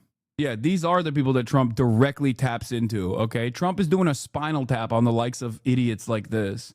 President Trump is reigniting his war of words with Ukraine's President Volodymyr Zelensky, demanding Zelensky accept a U.S. proposed peace deal that heavily favors Russia, prohibiting NATO membership for Ukraine, and forcing Ukraine to surrender territory Russia seized since its 2022 invasion and Crimea. Zelensky said, there's nothing to talk about. It is our territory, the territory of the Ukrainian people. Lashing out on social media, Trump warning Zelensky can have peace or he can fight for another 3 years before losing the whole country. The man with no cards to play should now finally get it done. Later, in the Oval Office, somewhat softening his tone. As soon as they agree, the killing will stop. But yeah, I think they went well. President also saying he believed Russia was ready to sign, but that is not a surprise since Russia would benefit. This is the territory Russia would annex in the deal currently on the table. I'm not even kidding. Ironically, Trump has no cards. Okay, that is part of the problem here. And that's the reason why Vladimir Putin can get away with bombing Kyiv in the midst of a ceasefire negotiation that America presented that basically hands pieces of Ukrainian territory on a silver platter to Vladimir Putin. Ukrainian officials saying they are ready to negotiate, not surrender. But the White House is demanding this deal be final and is doubling down on threats to abandon negotiations. We've issued a very explicit proposal to both the Russians and the Ukrainians, and it's time for them to either say yes or for the United States to walk away from this process. Trump says he is still hopeful for a deal, but Zelensky says there is no way he will accept the one on the table right now, George. And Martha, we have new details on security breaches by Defense Secretary Hegseth. Well, Hegseth, of course, is under fire for using the Signal app for what sources say was detailed information about military attack plans for Yemen to his wife and others. And this morning, the Washington Post is reporting that he had the app installed on a computer in his Pentagon office. Hegseth spokesman denying he ever used Signal in the office on a government computer. Of course, they've denied that there is anything wrong with revealing highly sensitive information as well. George? Yeah, it could have been a personal computer. You fear the Candyman? No, I am not a 14-year-old girl that he will inevitably sexually assault violently. So no, I don't fear the Candyman. What I'm shocked by, however, is that people voluntarily will defend a pedophile neo-Nazi without any sense of shame whatsoever. One must ask the question, why are you defending a pedophile Nazi? How are you a whole-ass adult that goes, nah, that's my favorite content creator? Who's the Candyman? It's Sam Hyde. In his office. A pedophile Nazi. Very much. An update as well from Ukraine's interior ministry saying the number of people... You're good to watch for news, but you're so unfunny, man. Yeah, well, the news is not so funny right now. ...who died in the attack on Kyiv has now risen to 12. They say rescuers have unblocked the bodies of 2 more people from under rubble in the Sivotoshin district of the Ukrainian capital. A total of 90 people were injured in that specific attack as a result of a Russian missile strike. Of course, there were other attacks overnight in other parts of Ukraine as well, injuring more people too. Here with me in the studio is our defence and security analyst, Professor Michael Clark, to talk about all of this. Michael, it's been going on for over 3 years, and it's a reminder, isn't it, hearing how the politicians are talking in the UK, from Europe, from the US, of how the situation in Ukraine is key to our defence, to our energy security. This is the first time Kyiv was struck? No, of course not. No, Kyiv has been struck. Kyiv has been invaded, chatter. Russia has struck Kyiv a lot. Security to the cost of living. Yeah, I mean, Matt, we're living in a period, as everyone says, of structural change. The world is changing around us on a week-by-week basis. And in so many ways, what's happening in Ukraine crystallizes all of those changes because it's the front line in a major competition now between the dictatorships and the liberal democracies. And we've all said that. I mean, that's what Putin has said. He makes it clear that Ukraine, he said, is just the beginning of the attack that the West, he said, is mounting against Russia. And Western politicians from the very beginning have said that this is a red line for us. We cannot allow Ukraine to be taken over in an act of naked aggression just because the Putin elite thinks that Ukraine ought to be a part of Russia again. We're seeing the map on the screen there. Of course, that shaded area is held by Russia, including Crimea, and also you can see there the number of places that Russia attacked overnight. We've talked about Kyiv. How normal is this in the context of the ongoing war? Was this an exceptional attack by Russia overnight? Yes, it was. Is this time different for some major reason? Not trying to downplay the violence. Yeah, it's different because, one, the number of casualties pretty high for. I mean, it seems like the smallest day of violence for Israel Palestine, but for Ukraine, especially in Kyiv. 12 civilians, pretty significant. That's number one. But the reason why it's incredibly significant is because the United States has finally put a final offer on the table for a permanent ceasefire between Russia and Ukraine. And Vladimir Putin did this in the process of that ceasefire negotiation being presented to both parties. This is an act. This is basically a violent act that the Russian government took to say, we hold all the cards. Trump doesn't hold any of the cards, and neither does Zelensky. I don't even know what Vladimir Putin could demand more than what he is getting so far, if that makes sense. Like, I don't know, because they're getting everything. They're getting everything. They're getting all the territories that they annexed so far. They're getting assurances that Ukraine never joins NATO. They're getting, I don't know. He wants full regions, even territory that isn't occupied. I mean, it's fucking nutty. I mean, he's not going to get disarmament. Or, I mean, I shouldn't say that, actually. Who knows? Trump might be like, we are disarming the Ukrainian National Guard. I'm not going to say there are incredibly unreasonable expectations. Okay. I'm not going to say that because at this stage, given that the parties involved here are Donald Trump and Vladimir Putin with our proxy that is trying to defend itself, failing to be able to do so, who knows? Who knows? Who knows what Trump will cave on and try to present as like totally reasonable. I guess if we're gonna look at like incredibly unreasonable and insane things that the Trump administration could do, outside of this deal, I guess they could invade Ukraine themselves and start fighting the Ukrainian military themselves, you know, the American military, start giving weapons to Russia. Like, who knows? Who knows? That's not happening. Yeah, I'm joking. Obviously, that's the Western liberals and progressives have no solution. Gaza is a genocide, not a fucking conflict. Chatter thinks Russia want all of Ukraine. That's not happening. They might want this, though, right here. You see this right here? Shutting off Ukrainian access to the waterways and also simultaneously creating a land bridge to Moldova. Maybe. I feel like they definitely want that, actually. As a matter of fact, I would say that. Well, it's bigger than most. I mean, some of the bigger attacks have been 100, 120, 130 missiles and drones. This was, according to the Ukrainians, they said there were 70 missiles, 145 drones. So this is the German Left Party has a peace plan where Chinese and European troops do peacekeeping missions together to force a truce because Putin will never dare to shoot on Chinese soldiers, then have blue berets take over like in Cyprus, and China seems kind of on board, but of course the ruling conservatives are against it. That does seem like a pretty solid solution to all of this.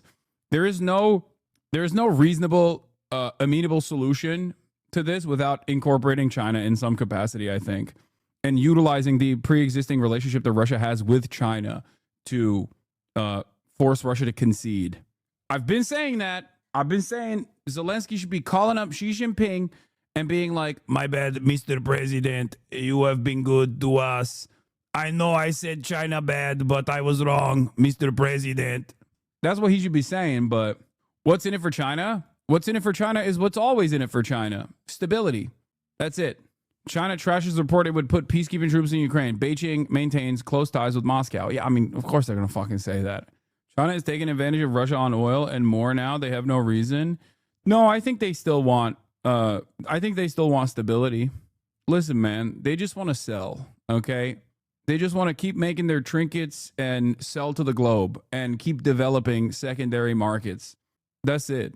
That's why I said that they will inevitably also come to the table and talk to Donald Trump as well. Maybe I'm wrong, but China encouraging public perception. Beijing has the upper hand on tariffs as real Donald Trump retreats. State TV refers to POTUS by one of his nicknames here, 10,000 Tariff Grandpa. Other names online, King Know-It-All and Trump the Nation Builder for China. Oh, I love that. Chinese netizens cooking. How to end the war. Have Trump sent J.D. Vance to shake Vladimir Putin's hand. War will be over in 24 hours or less. Yeah, I don't think Vladdy Poo is coming within earshot, within handshake distance of the servant of Satan, J.D. Vance, after he assassinated the Pope, okay? No shot. There's not a single Ukrainian politician who would vote to legalize the occupation of Ukrainian territory, said Konstantin Yeliseyev, former presidential deputy chief of staff, for members of parliament, it would be worse than political suicide. This is why I said Zelensky is kind of over. He says yes to this, it's over for him.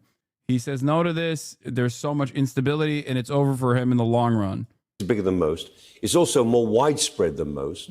And it was an attack on several civilian areas. Now, You're saying because they arrested all the opposition, but that's also not true. Zelensky also has opposition from the liberal Atlantic Council-backed groups. Zelensky has opposition from hyper-nationalist groups. So there is still opposition. It's just in the more to the right category. There is still very much viable political opposition against Zelensky. You also have the oligarchs, too. They still have a lot of power in Ukraine, and they have their own personal views on the matter. Okay, calm down. It's very interesting how so-called liberal democracies finally realize it's been a fight against authoritarianism. Meanwhile, the level of corruption and weakness of institutions caused by neoliberalism has allowed unimaginable levels of Russian influence across Europe. And I'm not talking obvious like AfD. I'm talking mainstream parties, organizations, and institutions. Europe is too weak and leaderless to fend off Russia.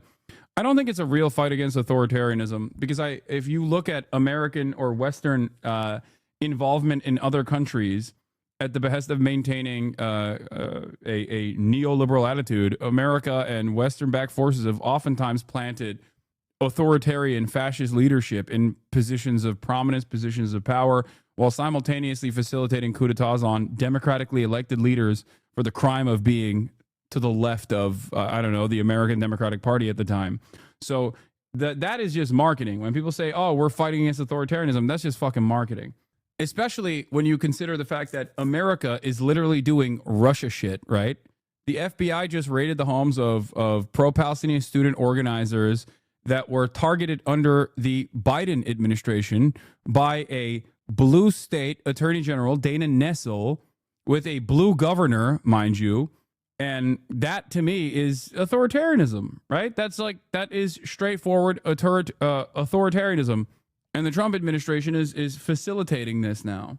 It's not about liberal democracy or maintaining liberal democracy versus like fighting against, autocracy or whatever. It's just that's just seasoning. That's just marketing. The Kremlin has said in the last couple of hours, they said, we conducted a massive attack last night on the military-industrial complex of Ukraine.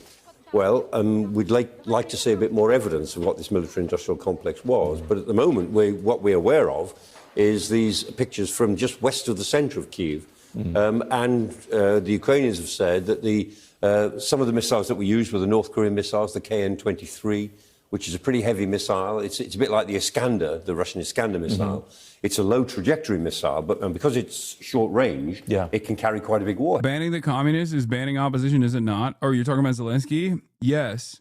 But there's also more opposition, is what I'm saying. I'm not saying that I'm saying that there is more opposition than just that right now internally in Ukrainian politics. And he can't get away with banning like the Atlantic Council liberals or banning the ultra-nationalists that are growing in prominence because of Russia's invasion of Ukraine, ironically enough, of course. Warhead. So these things can carry a 500-kilo warhead, which is a ton, effectively a 1,000-pound warhead. And if it hits a building, it will bring it down. And they have a pretty high accuracy level. I mean, they're 100 meters either way. Within 100 meters, they ought to be getting their target. So again, unless somebody could find a very important military installation next to this residential building, then it just doesn't stand up that this was an attack on the military-industrial complex. Let's finish off by talking about the US influence and impact on the situation, because yesterday, in terms of Donald Trump's criticism of Volodymyr Zelensky, it was almost business as usual. We've come to expect that. Today, a change. He's calling on Vladimir Putin to stop. Does the US have waning influence over the situation here? It's not clear, I mean, what influence the United States really does have over Putin now. I think, Putin knows that he's got Donald Trump on a hook, that the US is desperate for a deal, Trump is desperate for a deal, and I think Putin feels that he can extract more carrots, concessions out of out of America before he does a deal, or he can make sure that Trump blames Zelensky if a deal isn't done. But, I mean, Trump must have been very angry to hear about this attack, because it's exactly what he didn't want. And it almost shows that Putin is prepared to defy him. If we assume that the attack was also politically approved, that it wasn't just another attack, the size of it and the widespread nature of the targets must indicate that it was approved at the Kremlin level. I would imagine it was. So Putin seems to be pushing his luck on this. But I think he must gather the idea that Trump may complain about this, but ultimately Trump needs a deal more than Putin does. And Putin actually doesn't want to stop fighting because... This is right. This is correct. This is why I said Putin's actions blowing up Kyiv last night was directly saying that.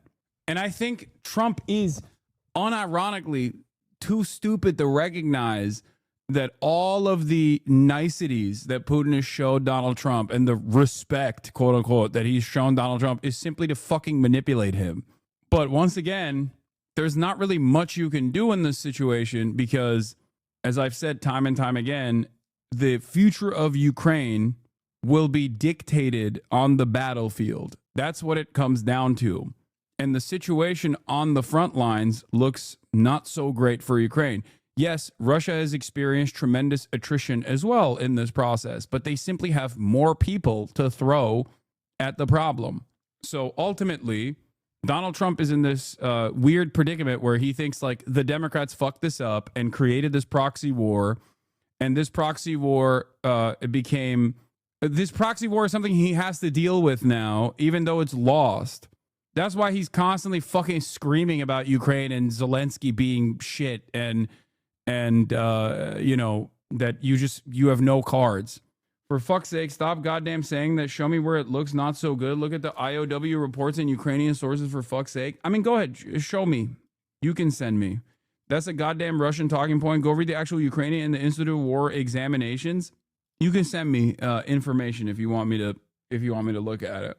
You're a sub. You can send it. Yeah. This has been ongoing over and over again. Like, if the situation was great in terms of manpower, okay, chatter, while you're looking for the information to send me, I'm going to ask you a very easy to answer question from your position. If the situation was looking great in terms of manpower for Ukraine, I'm not even going to talk about the desertions. I'm not going to talk about corruption in the front lines or reports that come out of the front lines in terms of corruption, or even the forcible conscriptions that are taking place right now where Ukrainian men that are down to the age of 25 are just like holding in place, trying to avoid the authorities to the best of their ability so that they don't get shipped off to the fucking front lines. I'm simply going to ask you this question. If the situation was beneficial for Ukraine right now and that they had enough manpower, why is the United States of America, including the Trump administration by way of Mike Waltz initially, and certainly the Biden administration on his way out, saying to Ukraine that they have to lower the age of conscription to 18? If they had enough manpower, why are Americans, why is the American position on the matter, the demand being made to lower the age of conscription in Ukraine to 18? Very easy to answer, because they lowered it recently from 27 to 25. Is that also a Russian talking point? Because that is a directive coming from the United States of America.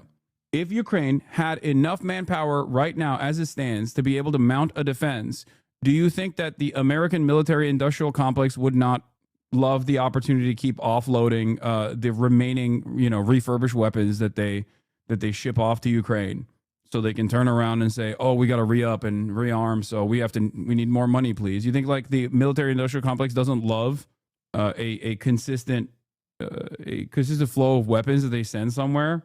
Just a heads up, Institute for the Study of War is a neoconservative far-right war hawk think tank that said Obama and Trump didn't go far enough with military action in Syria. Take it with a grain of salt, just saying. I know, it doesn't matter that a neocon think tank is saying that, there's more to do here. What matters is, the question that I'm asking is a very simple one. And if the Ukrainian position is that this is winnable, then why, if this is winnable in the current, as it stands currently, then why is the United States of America urging Ukraine, or has urged Ukraine, to lower the age of conscription to 18? We're going to begin. I've jokingly said that the only other way out of this is to get the one wild card in NATO to take action in terms of like sending manpower, and that's Turkey. I don't think it's going to happen. Turkey is far too close in proximity to Russia, but I guess that's the only option here is the Turks coming in with the Mehter Marşı to save the day. Second largest standing army in all of NATO. They recently made a big promotion for contracts for youth between 18 and 24. It offers huge benefits and up to 1 million UAH for signing. These reports was that they got around 500 contracts for a few months. Russia conscripts thousands per month. Turkey is in NATO and would trigger Article 5, which is World War III. Yeah, except Turkey has engaged in battle with other NATO nations. So that's why I said they are the wild card. You are so nationalistic towards Turkey? No. The only reason why I brought up Turkey is because it is the only NATO nation that has engaged in battle with other NATO nations. Throughout the history of NATO, Turkey is the only country that has actually done that and still continues to have proxy wars with other NATO nations, like France, for example, in Libya. So saying that I'm like, this is my soft spot or something is so silly, especially considering I can't even fucking go to Turkey. Why does Turkey have nukes? Yes, American nukes in Incirlik. All right, we're moving on to Trump backing down. There was a whole speech about the manpower issue, and NATO Article 5 only applies if they're invaded through belligerence. Oh, God. Article 5 is a defensive article. If one nation, NATO nations, attack somebody, it will not trigger a NATO response. I can't believe we're at this stage. Okay, dude, so you think that England is going to send troops, and then Russia is not going to respond to that? Like, the expectation is that so NATO nations are going to send troops into Ukraine, and then Russia is not going to respond to that at all. Poland. I don't think that they have the capacity to respond militarily to every other fucking European country if they were to send troops into Ukraine, for the record. But the issue here is, at that point, you're talking about nuclear brinksmanship. You're talking about nuclear war. Like, do you think that other governments, like European governments, have not weighed the possible Russian response to these actions? You think that they just never thought about this? You think, like, especially funny to think that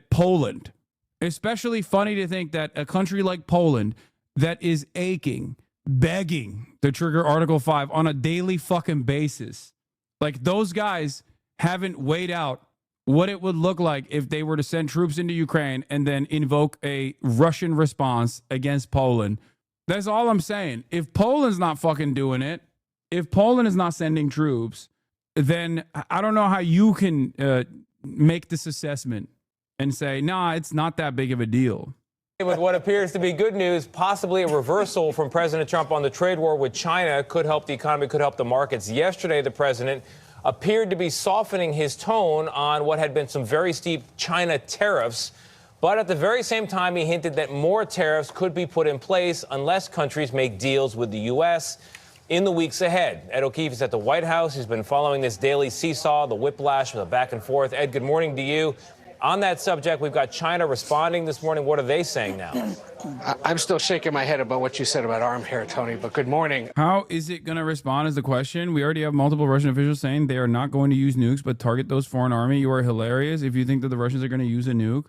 My point is not to say Russians are definitely going to use a nuke. I'm not saying that at all, even though, according to some reports, they entertained that notion only to stop because China told them not to a while back. Having said that, however, that is the calculation that other countries are making. That is the reason why they haven't sent troops.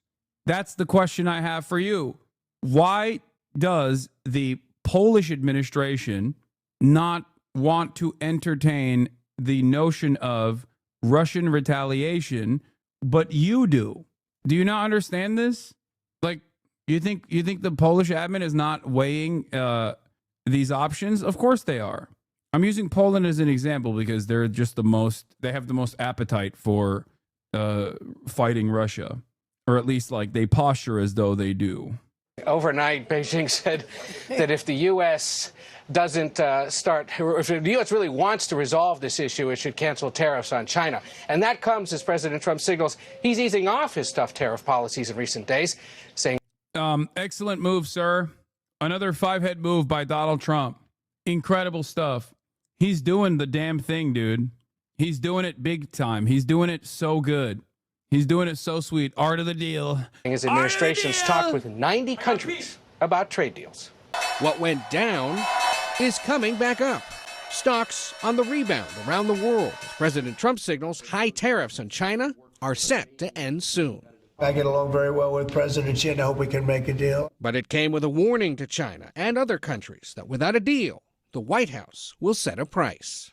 That will happen, I'd say, over the next couple of weeks. Wouldn't you say? I think so. Over the next 2-3 weeks, we'll be setting the number. Trump's moves come after weeks of global economic instability. This week, the CEOs of top retailers Walmart and Target privately warned the president tariffs could disrupt global supply chains and result in empty shelves in the coming weeks. And Treasury Secretary Scott Bessent sought to calm nerves by telling a meeting hosted by J.P. Morgan Chase there will be de-escalation with China. On Wednesday, addressing leaders in international finance, he said the U.S. is merely trying to rebalance global trade. America first does not mean America alone. To the contrary, it is a call for deeper collaboration and mutual respect among trade partners. But while President Trump says there's been direct contact daily between the U.S. and China on trade, what's funny to me is that Donald Trump had to be convinced by executives from Walmart that like this tariff war would inevitably lead to empty shelves that are not stocked. Like, you couldn't figure that out on your own? I'm a dumbass. I'm a stupid guy, okay? I'm not the smartest guy at all. And if I can see it, how can you, a person that is the president now twice of the United States of America, how could you not have foreseen this? It makes no sense, bro. It's so weird. Here, this is another side of the story. Scoop, senior aides across Trump admin holding high-level meetings over China, curbs on rare earths, critical to huge range of U.S. economic activity. Deep concern about impact. No easy answers. There's another part of the story. Companies relying on reserves that won't last forever may help explain Trump blink. China has complete monopoly over the refinement and procurement of rare earths that are necessary for American defense and everything else. Do you understand how stupid this is? No, not raw earth, rare earth. Okay? They have damn near complete monopoly, just like they have damn near complete monopoly over the Labubu procurement. Okay? What are we doing? What the fuck are we doing? Who do you think gets hurt more in this process? Who? Do you think it's China that gets hurt in this process? Sure, they experience a tumultuous period of economic inactivity, certainly, right? Cutie Cinderella does not get her Labubus for her Deco Den. Shouts out to Fear End. For those of you who don't know what the fuck I'm talking about, watch the Fear End podcast. But like the notion that this was going to be fine for America is so laughable. It's so spectacularly stupid. Oh my God. Oh my God. The rare earth banned for export to U.S. is used in aerospace for lightweight aluminum alloys, laser targeting systems, LEDs, and semiconductors, and that's only a part of it. Yeah, that's just No. That's the rare earth minerals that China said they will not export to the United States of America, even if they hadn't done a blanket ban on those rare earth minerals. Okay? Trump's own tariffs would have actually cooked this global trade procurement strategy. So Trump had already done it himself. And China's retaliation of the process was, okay, you don't get any of it then. You're not even going to get it at a higher price. You're just not going to get it at all. It's so funny because I have talked about all of this for the past couple of months at this point, and certainly since Donald Trump decided to molest the money, right? Liberation Day. And it's always shocking that people are still confused at this point. People are like, what? How could this have happened? Jeff Steinfollow says Beijing does not feel like it is going to back down and that the U.S. is in no position to dictate terms. A big part of it is rare earths, where they feel they have the capacity to do significant harm to American manufacturers. Meetings have involved White House National Security Council, National Economic Council, Council of Economic Advisors, Commerce Department, Energy Department, the Office of Trade Representative, among several other agencies. Finance, capital, and other ideas DPA kicked around, but the timeline for scaling up domestic capacity uncertain.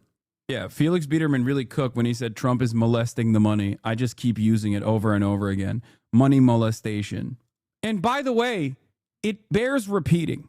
And it sounds so silly to say it over and over again, but this is the tip of the iceberg. Okay? Like, chatters, I need you to understand something very important. Trade activity through shipping containers does not happen overnight. You do not just send ships worth of goods and cargo yesterday, and then you order them yesterday and it arrives at your doorstep tomorrow. Like, this is, a lot of people have a false understanding of how this happens because of Amazon Prime delivery. Okay? When you go to the Amazon website and you click on a Labubu and you order it, and then it ships to your doorstep overnight, that Labubu entered the country who knows when, probably months ago. The process of getting that Labubu into the fucking country took 55 to 60 to, at minimum, okay, minimum 35 to 45 days, because they're coming in fucking ships. They're coming over water. It's not something that you can't just order something or have the importers order something and then like it materializes in your fucking doorstep. So when Trump put the fucking limiter on global trade, that put the entire process in a complete halt. So we have yet to experience the actual impact. Shelves will be empty. You just have to wait. You have to wait at least another month to start seeing the impact of what Donald Trump's Liberation Day looked like. We haven't even gotten there yet. Do you understand? I work in logistics and it's usually like 6 to 8 weeks by boat minimum. Yes, we have yet to see what it is going to look like. Even if they tomorrow decide, my bad, my mistake, I'm so sorry, I fucked up, I love China, I love Xi Jinping, let's restart global trade, please. And China says, you know what? I'll let bygones be bygones. I will let you get access to our markets again. I will manufacture for you again. If all of these things took place today and that China immediately kickstarted the process of manufacturing today, okay, we would still experience shortages in a month no matter what. You understand? We are still going to experience empty shelves. These guys that are warning Trump right now are warning him because they don't want the shelves to remain empty after the 2-month period. Because in that process, here's what else is going to happen. Okay, this is a robust industry. This is a massive part of the economy. So when ships are no longer bringing goods into our ports, you no longer have longshoremen working at said ports. You are going to have a period in the upcoming month, you're going to have a period of stagnation, no matter what. That is going to happen regardless. Okay? That is unavoidable. It is happening. It is going to fucking happen. You're going to have truckers experience a period where they most likely furlough because truckers are not going to be able to move products from said ports because there's no more products coming in from said ports into grocery stores. You are going to experience shortages at grocery stores. So many people are most likely going to be laid off. And that is only because Donald Trump decided to do Liberation Day. It hasn't happened yet. It will happen. I am telling you right now, we have yet to experience the results of Trump's Liberation Day. We have yet to win. Right now, the immediate impact is in the market. And even then, a lot of people are too stupid to look into the future to recognize what Donald Trump's halting of global trade is going to look like 2 months down the line. It is crazy. You do not know, or at least I hope you can understand what it's going to look like right now. I manage a lot of brands, Amazon presence, including a lot of logistics. Many are shipping to Canada to hold and be ready to move to the U.S. when tariffs are gone, reduces risk for a small increased cost. Many Chinese-owned brands are also just straight lying on customs declarations as well. So U.S.-owned companies that import from China are at a massive disadvantage. Couldn't COVID have be a model for this as well? Dude, this is worse. But I think it will resemble COVID, like early period on the logistics side of things for shipping companies, for longshoremen, and for truckers is going to be even more severe than COVID. Check the current availability and price of GPUs on Newegg. We're basically back at peak COVID supply chain horse shit. I work for an IT broker, and it's not just the shipping from China that's ass blasting us right now. It's about country of origin. So used equipment that we move from Europe will still get hit. We'll still get his with the China tariff if the equipment was originally made in China. Trucking volumes are down 8.3% month over month. We're approaching COVID low levels in trucking. The market continues to stall. This is going to get so much worse. Again, we haven't even arrived at the dead zone. There is going to be a period. Like I said, if tomorrow Trump said, reset, sorry about the tariffs, my bad, and China said, you're all good, I'll let bygones be bygones. If they started this process today, there would still be a fucking dead zone. There is going to be a dead zone of all economic activity because Donald Trump thought that he could just fucking shut off trade from 30% of the entire U.S. economy. 30%. And not only that, but also, he's also tacked on tariffs to fucking Canada and Mexico. Canada, Mexico, and China comprise 72% of all economic activity in this country. 72%. So as that one chatter was saying, a lot of importers are basically rerouting fucking manufacturing into China, or not rerouting manufacturing, but like rerouting goods from China into Canada with the hopes that they can then, move them across the border. There's still a tariff there, and that still isn't enough. That's not going to make up for that trade dead zone that you are going to experience. And even then, there's a universal 10% tax that we are all going to be paying for. Oh my God, I'm nutting. Oh my God, stop. International opinion shift. For the first time ever, more people globally say China will have a positive impact on the world. Oh my God, the people are waking up. Oh my God. Okay, I'm sorry. I gotta hit it once. I gotta hit it once, baby.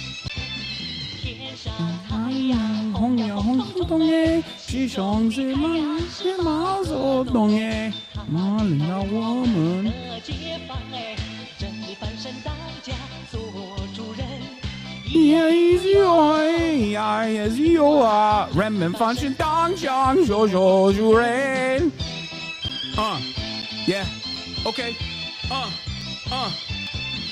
天上太阳当然红彤彤耶，西上是太阳是毛泽东耶，发领导我们奋英生耶。革命江山一呀一片红哎，一呀一自由，呀呀自由啊！革命江山一片红。You need to start begging Xi to annex Los Angeles. You ungrateful cretin. Use your Chinese for the collective good. You are a real Xi believer. Dear leader Xi Jinping, please save us. Xi Jinping, please save us. Sir, I am ready. I am your loyal servant, sir. Please. The Chinese party, the Communist Party of China, please save us. Please, sir, save us, please. Please. Liberate us, sir. I am your loyal servant, sir. Please. Fifth column activate. Yeah. Hey, man, I have you on speaker and my Chinese boss just physically cringed at your bad Chinese. No! I have perhaps never been as vindicated as I am at this very moment, where everyone is waking up to the reality that, like, China is the global the party for global stability, and America is the party for global instability. All because while Donald Trump is engaging in actions that are insane and belligerent, he's doing it in a way where it's like optically unfavorable too. I have never been more vindicated. I have never, ever been more vindicated than at this very moment. Oh my God. Being a leftist is right, but too early. Ladies and gentlemen, as I have said, being a leftist is being right, but too early. Everybody fucking yelled at me. Everybody that fucking yelled at me is now going to turn around and sing the goddamn praises of Xi Jinping. Okay? Oh, yeah. I mean, classic. Let me tell you, I've been taken up to the third heaven. I've been jacked into the big plan. I've seen it. I've seen it. I can't even compute all of it. It's so fantastical. You haven't seen nothing. You ain't heard nothing. You ain't smelled nothing like this. I don't have words to tell you. But I tell you, anybody tries to get in the way of the incredible plan the big guys got for us has got me pissed, and I'm just begging to stay on the team, man. Just put me in the game, coach. Whatever you say, coach. Put me in the game, coach. I know I'm weak. I know I'm pathetic. Man, you're amazing. I'm so lucky you made me. What do I do, Bob? Like a hunting dog, man. Just take me out of the house. Just turn me on them. Just tell me what I got to do. Tell me how I serve you. Tell me what I can do for you right now. The glorious chairman, dude. That's right. That's right. Tell me, chairman. I will do what you ask of me. I am a weapon you will wield. I am a knife sharpened with the dialectics. All glory to the Communist Party of China. All glory to the People's Republic of China. I am your servant. Put me in, coach. Humiliation rituals are getting out of hand. Yeah, it's only humiliating if you don't recognize the fucking Chinese century of prosperity. Alo lan arkadaşların yarısı Çin'e gitti, sen gitmedin. Daha bir de utanmadan şarkılarını açıyorsun. Shaking my head, kaldır götünü Çin. Seddine haddi olsun. Aman yapmayın etmeyin abi. Biliyorum. Pokemon. Even the Turks are making fun of me for Pokemon going to fucking China before me. I'm so jealous, dude. It's over. Anyway, speaking of our vassal state here, okay, Japan will not take part in any trade bloc that seeks to isolate China, given the importance of China as a trading partner. Japan intends to push back against any U.S. effort to bring it into an economic bloc aligned against China because of the importance of Tokyo's trade ties with Beijing, according to current and former Japanese government officials. Like many other countries, Japan is trying to get permanent relief from President Donald Trump's tariffs by addressing U.S. concerns in areas of bilateral trade, including automobiles and agriculture.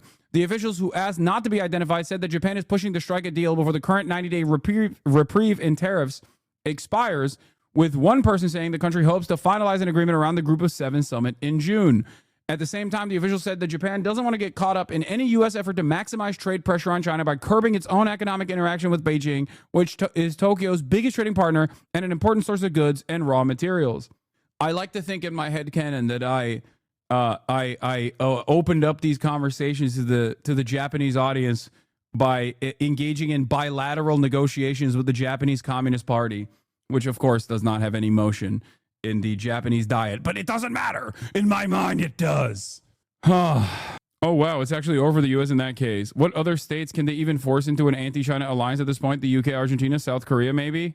That is true. That is true praxis. You're the Sean King of China-Japan negotiations? Oh my God, that's a deep cut, dude. That's crazy. Yeah, that's a deep cut. Remember when Sean King negotiated with Hamas, or claimed that he did? Yesterday, I asked President Trump in the Oval if there have been any direct talks with China on trade. He answered, yeah, of course, every day. Here is the China Commerce Ministry. Any content about China-U.S. economic and trade negotiations is groundless and has no factual basis. Here's Ryan Grim reacting to the news about Japan. The sheer stupidity of Trump's strategy going into this trade war is now finally coming into the sharpest focus I think that we've seen yet. It's been a complete catastrophe from start to finish, and we can now understand completely why. You know, okay. I'm just going to say one thing here that I think is very interesting. It's irrelevant to the main point of contention. It's irrelevant to most of the things I'm talking about. But it is wild how much play apolitical drama slop tubers get in terms of like undermining my capabilities as a political commentator without any information whatsoever. So much so that there are a lot of people out there in the ether that simply think, I don't know what the fuck I'm talking about, even though I get vindicated every fucking day. So if you get in on the ground floor and if you're in here, you are infinitely more knowledgeable about what the fuck is about to happen than the average person. And yet, time and time again, despite my consistent vindication over and over again, okay, I'm going to do a little bit of self-glaze here, okay? I'm sorry. But time and time again, I get consistently fucking vindicated with events that take place. And yet there are still a shit ton of people who unironically still go, nah, that guy doesn't know what the fuck he's talking about. That's why my favorite commentator, Asmongold, he knows what's going on. He knows what's fucking he knows what's really good. It's crazy. Burgles, thank you for the 50 gifted subs. God damn. Being a Hassan Abi head has literally helped me be invaluable in my pharma regulatory policy career. Hell yeah. You did eat crow on Russia invading Ukraine. I agreed with you at the time, but we were wrong. Yeah, because I fucking listened to Zelensky too. But it doesn't matter. If the only thing you can fucking point to, and even then my analysis was sound, my prediction was wrong, you know, because I did not factor in Vladimir Putin's insanity into the equation, which is something I will admittedly never do. I will never say, yeah, that person is a madman and unstable, so they're going to react in a fucking insane fashion. And ultimately, even on the Russia will never invade Ukraine, they're bad, not mad. That assessment has been harmful. I mean, that assessment has shown to be correct time and time again. It's not like Russia's attrition has been beneficial for its current standing. You know, it's not. They're not doing so hot either. Literally work as an editor for the New York Times, and your work is very, very, very good and well sourced. Sometimes you break stuff and give context that helps me do my job immensely. Yep. That's why people don't understand why, like, oh, why do fucking journalists do positive coverage to Hassan? And maybe it's because they don't fucking get their notes from Keemstar orbiters. You know what I mean? Anyway, let's continue. He went in with a plan to encircle China. So here's Treasury Secretary Bessent saying that the plan here is you're going to get Vietnam, you're going to get Japan, you're going to get other Southeast Asian countries. You're going to unify them into a bloc, and you're going to collectively then pressure China to change its trade policies. That might actually have been a decent strategy. It might actually have worked out for those countries and for American workers. But that, of course, is not what Trump did. Like, you guys have been around. You've been watching this entire thing. What did he do? He slapped tariffs on the entire world to start, including Japan, Indonesia, Thailand, Vietnam, you name it. So he picked a fight with the people that he claimed he was going to have in his coalition. And so now, today, Japan is saying, we are not doing any type of trade deal with the United States that upsets our trade situation with China. Because the United States is an adversary of Japan at this very moment, not an ally anymore. So why would Japan do us any favors and hurt itself in its relationship with China, who has been the relatively stable country in this? So the idea... It's not just that China is the relatively stable country in this process because of American instability, but it's also a very powerful country due to its significance in manufacturing. Like, why the fuck would countries just go, all right, we're just going to rip apart our trade agreements that we've done with China for what? For the crime of fucking developing themselves in the process? That was the point, wasn't it? You asked the World Trade Organization, you asked the World Bank, they constantly talk about how free trade is so beneficial for the global South. Free trade is so beneficial in uplifting the material conditions of the working class around the world. And then one country fucking does it, and they go, whoa, whoa, whoa, hold up now. Not like that. We didn't mean you were actually going to fucking engage in even development, rapid urbanization, and actually become a competitive fucking global superpower. We didn't mean it like that. We thought you were just going to still be like this despotic fucking place where there is a Gini coefficient so fucking vast that it makes people's heads spin. We thought all of the fucking wealth was going to be in the hands of Western aligned leadership within the party structure that are quintrillionaires at this point, and then the rest of the working class of China was going to be the fucking peasantry. I'm so confused. How did this happen? Yeah, they looked at China and they were like, whoa, what are you doing? The secondary aspect of this is that America still maintains global stability through its empire, through its tentacles, its military bases, 1,000 of them all around the fucking world. That part still hasn't that still hasn't fallen, okay? There's that too. There's that aspect of this equation as well. That's part of the reason why I think China wants to maintain America as the reserve currency, at least right now, at least for now. May 2025 volumes are now expected to drop 20.5% year over year to 1.6 million TEUs, while June could see an even steeper 26.6% decline to 1.57 million TEUs. No one is thinking about back to school, but this is the season when they are being shipped from overseas. Yeah, industry leaders are fucking warning of supply chain crisis as Trump tariffs hit U.S.-China trade. Things are fucking dire when we're looking at industry papers, okay? This is a dire warning. When we start looking at trade publications, it's over. All because we didn't like how much we saw COVID and we did not like how much China was manufacturing, and we're like, oh, we got to fucking change this. Except did we actually build a robust base of manufacturing in the past 4 years when Biden was the president? No, we didn't do that at all. We didn't do none of that shit. Is Trump implementing a command economy and building a robust infrastructure and training people right now to deal with high precision manufacturing? No, we're not doing none of that shit. Did we set up contracts for at least rare mineral extraction with countries that currently have almost monopoly deals with China? Do we set up refinement facilities to be able to refine these minerals? No, we didn't do that either. So what the fuck are we doing? Throwing a goddamn tantrum and saying, hey, listen, we have the global reserve currency and we have a fucking import economy. And if we are the consumption engine of the planet, a major market that everyone wants to be a part of due to the way that we have designed global trade over the course of the past multiple decades. So we'll fucking kill ourselves. We'll kill ourselves unless you do what we want. And then people go, what do you want? And they go, I don't know, just build a factory here or something. Okay, that's going to take a fucking decade, dumbass. What are you doing? You should have set up the factories first and then done this. You can't do trade protectionism if you have no trade to protect.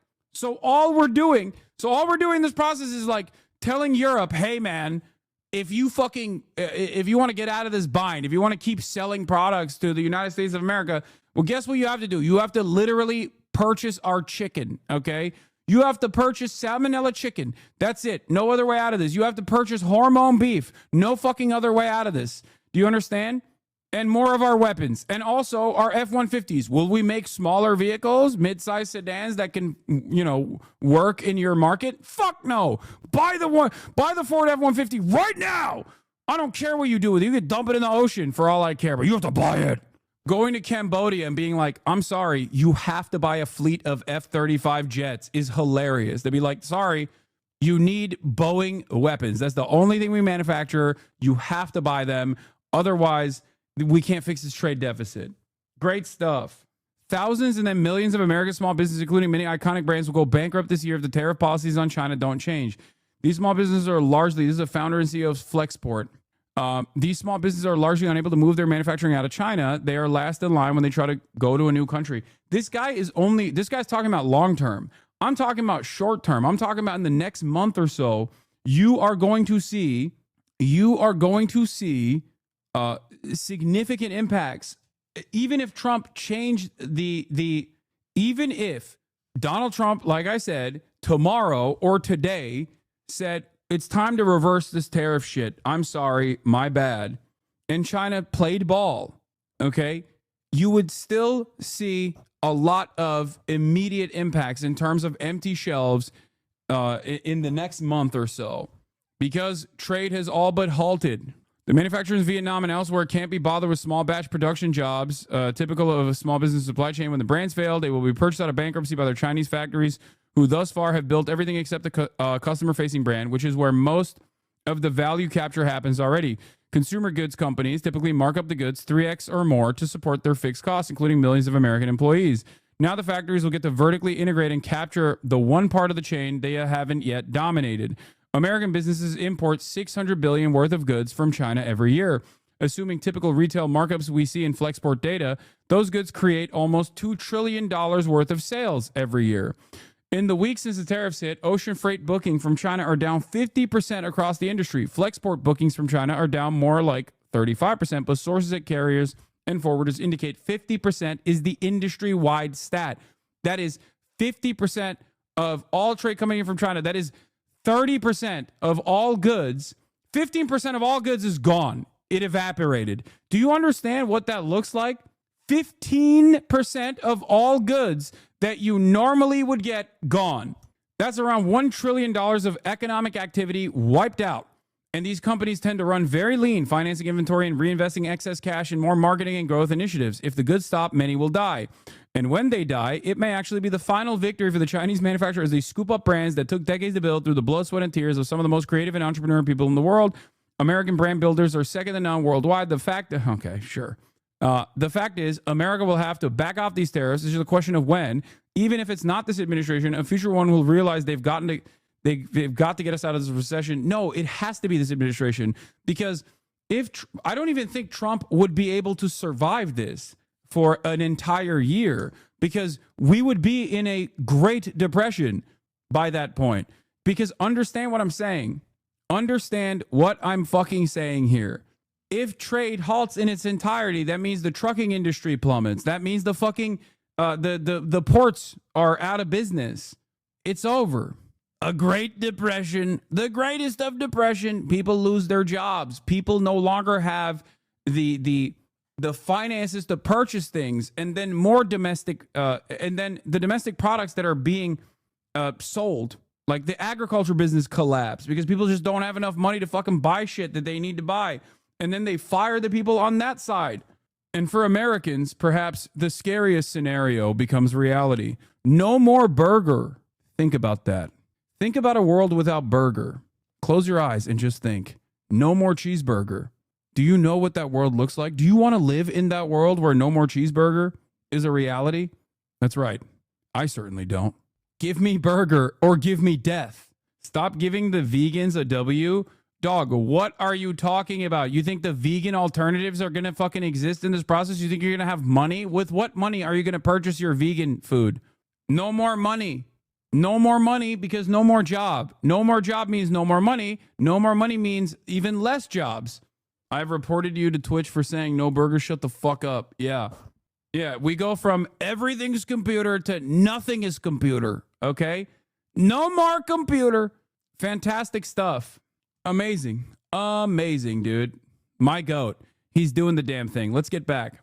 This morning, China's Ministry of Commerce pushed back, saying any claims about the progress of China-U.S. trade negotiations are groundless, as trying to catch the wind and have no factual basis.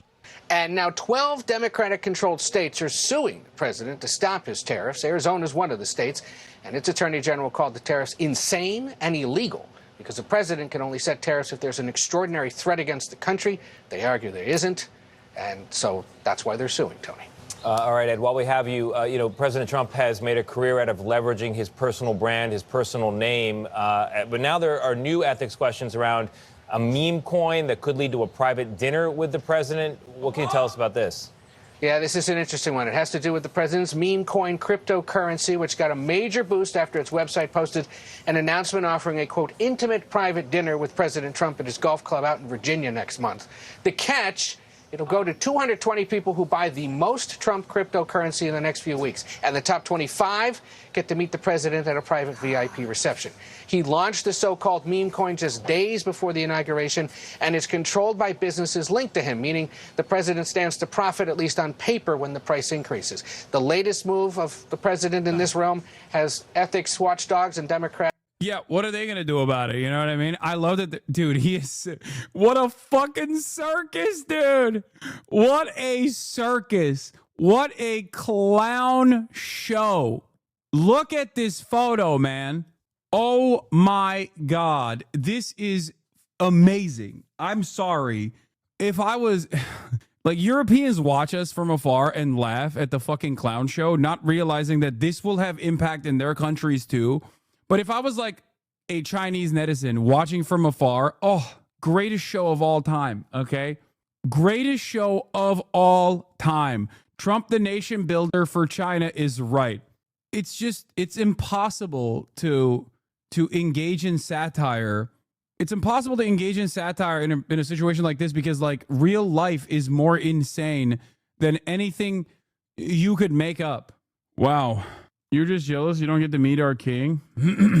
It's so funny the far-right leader here in Portugal is trying to say Portugal needs to tariff other countries and everyone's calling him a whack job. Amazing. When the price increases. The latest move of the president in this realm has ethics watchdogs and Democrats crying foul.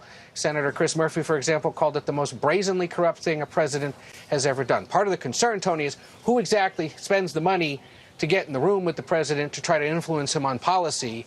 That's what has people so concerned. And are they American business leaders? Are they someone else? Are they foreigners potentially getting in there and getting some time with the president? Could be anyone. Ed, thank you very much. None of that is true. For all I know, China and the U.S. are not having any consultation. This is from straight out of the Ministry of Foreign Affairs from Beijing. 据我了解，中美双方并没有就关税问题进行 or negotiation on tariffs, still less reaching a deal. 达成协议。这场关税战 This tariff war is launched by the U.S. China's position is consistent and clear. 明确的打 We will fight. If fight we must. Our doors are open if the U.S. wants to talk. Dialogue and negotiation must be based on equality, respect, and mutual benefit. 尊重互惠的。 Give me a fucking Xi Jinping, what's up, Beijing, supercharged Sigma edit right now. I need it. I need it. Give me something. I need to see something right now. I need to feel good about it. The Chinese people will never allow any foreign forces to bully, oppress, or enslave us. Anyone who dares to try to do that will have their heads bashed.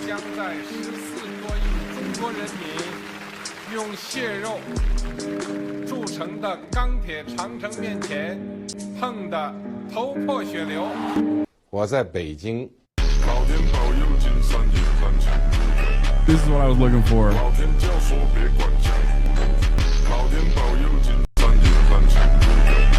This is a little too bass boosted. Oh, God. A real do-nothing win. Real do-nothing win moment. She's trying to get away from Biden. I don't know the gentleman, she says. She is Biden. Clearly, I am not Joe Biden.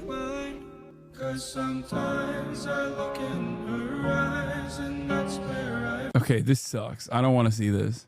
I don't want to be reminded of Kamala Harris. Wait, this one, please, is the best. I like, dude, you know what's funny about this? Like, if you're under the age of 35, you have no allegiance to this goddamn country, okay? And this is what the boomers don't understand. This is what a lot of people that at least saw like a crumb of prosperity, maybe even into the fucking 90s, cannot comprehend. They're like, why is the youth not as angry at China as I am? I don't understand. It's like, what do you mean? What? There's no loyalty here. Why would I be fucking loyal to the United States of America? What are you talking about? What has America done for anyone under the age of 35? I'm a spectacularly fortunate person. Okay, I am an immensely fortunate person. So I'm in a different predicament here, but because I'm stubborn and give a fuck about people who have significantly less than I do, I'm pissed off all the fucking time. But if you're a regular guy who, I don't know, graduated in any time period post 2008, all you have known is impossible to pay rents, dog shit fucking jobs with dog shit fucking wages and no benefits whatsoever. That's what this country has given you. No opportunity to retire and no financial stability. And in order to make up for that, people just find themselves in these idiotically desperate moments where they're like, oh, I'm going to do Sigma grind set with drop shipping. Oh, I'm just going to fucking gamble until I win. Dumping the meager wages that I've made into this like hopium. with the hopes that I can have some semblance of upward social mobility by a stroke of luck. Why the fuck would anybody be loyal to the United States of America when America's given them nothing? All they know is economic instability and fucking endless war. Why? That's why so many people are fucking making these like meme edits and shit and joking about Chinese prosperity. And it probably bricks so many people's brains where they're like, what do you mean? This is so stupid. This must be TikTok. It's like, no, dude, it's not TikTok. Okay. It's not. It's America's material conditions for the average American. Yeah. Young bass guy came straight for the bitches. Mac 10 lay him on the floor like a mattress. Young bass guy in the... They're still gonna blame TikTok. It's the same shit with Israel, bro. They're like, oh my God, people are getting to see the truth on TikTok, so it's making them anti-Semitic. It's like, no, dumbass. It's because Israel is broadcasting all the insanity. Israel's broadcasting a fucking live stream Holocaust every goddamn day. Of course, people are gonna be like, what the fuck is this? What is going on here? This is bullshit. Will she press the communism button in 2050? Maybe one day. Okay, this is the last one. Good evening to everyone here in the United States, and good morning to you, Mr. President, in Beijing. 我在北京. Okay, all right, enough. All right, started with a deadly attack by... All right, India cancels Pakistani visas and freezes new applications. We're going to talk about India now. Is Arun Anav available?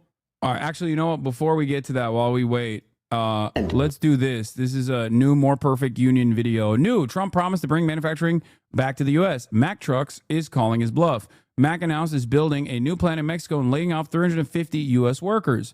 Workers tell us the solution isn't Trump's chaotic tariffs, it's North American minimum wage. A lot of people, when they think about Trump... Oh, he is in here. All right, he said check DMs. Give me 1 sec. All right, I'm going to watch this first, and then I'll have you on. They think about a Mack truck. Park that big Mack truck right in this little garage. Last year, Mack Truck, the storied American company, announced its opening of a huge new factory. Not here in Pennsylvania, where workers have built Macks for over 100 years, but here in Mexico, where the company can pay workers 1/10 of what its American workers make. I was dumbfounded. It was basically like a kick in our teeth, like we're not good enough. We went to Pennsylvania to speak to the people who build... Have you learned about the history of Xi and how his dad was in prison under Mao? Yes, I know that. Mack Trucks. I felt that they lied right to our faces. Oh, they lied. Everything that happened after that was in bad faith. Just weeks later, Mack announced hundreds of layoffs. The automaker says it plans to lay off as many as 350 workers at its Lehigh Valley Operations Center. Hello, everybody. President Trump, for years, has said his trade deals will stop exactly this kind of offshoring. We have replaced a disastrous trade deal that rewarded outsourcing. So why are iconic American companies still moving to Mexico? My fellow Americans, this is Liberation Day. And with Trump's new tariffs backfiring, Mack says President Trump's tariffs are the driving force for the company's decision to trim its workforce. What would it actually take to stop jobs like these from leaving? My name is Yvonne Medford, and I am a production technician at Mack Trucks. I love my job. Wouldn't trade it for the world. When I see them out on the road, I wonder if that's one that I built. Or I know that's one I've built. I did that. I helped them with that. And my kids are like, oh, Mom, there's a Mack. Did you build that one? Mack Truck in Pennsylvania's Lehigh Valley builds heavy-duty trucks like semi-trailers, garbage trucks, and utility vehicles. Growing up, when my friends would say, my dad works at Mack, they typically had the nicer stuff. About 2,500 people work at Mack's Lehigh Valley plant. The company is now owned by Volvo, the Swedish automaker. But wages are not what they used to be. And the reason for why is, you might have guessed it, DEI. That's right. DEI is the reason. Don't look into anything else. It's trans people. Have you thought about trans people today? Have you thought about Guatemalan immigrants today? You haven't been thinking about them enough. They're doing violence, and you must know, and you must get angry. Please get angry. In 2023, Mack workers decided to go on strike. Employees at a Mack truck plant in Macungie outside of Allentown plan to go on strike later this morning. After voting down a tentative 5-year contract agreement, Mack truck owner Volvo Trucks says it is committed to returning to the bargaining table to reach a new agreement. We wanted better wages, job security. Being a single mom, By the way, Volvo is... So I need you to understand something. Volvo, right, is also, you might be surprised to find this out, owned by China.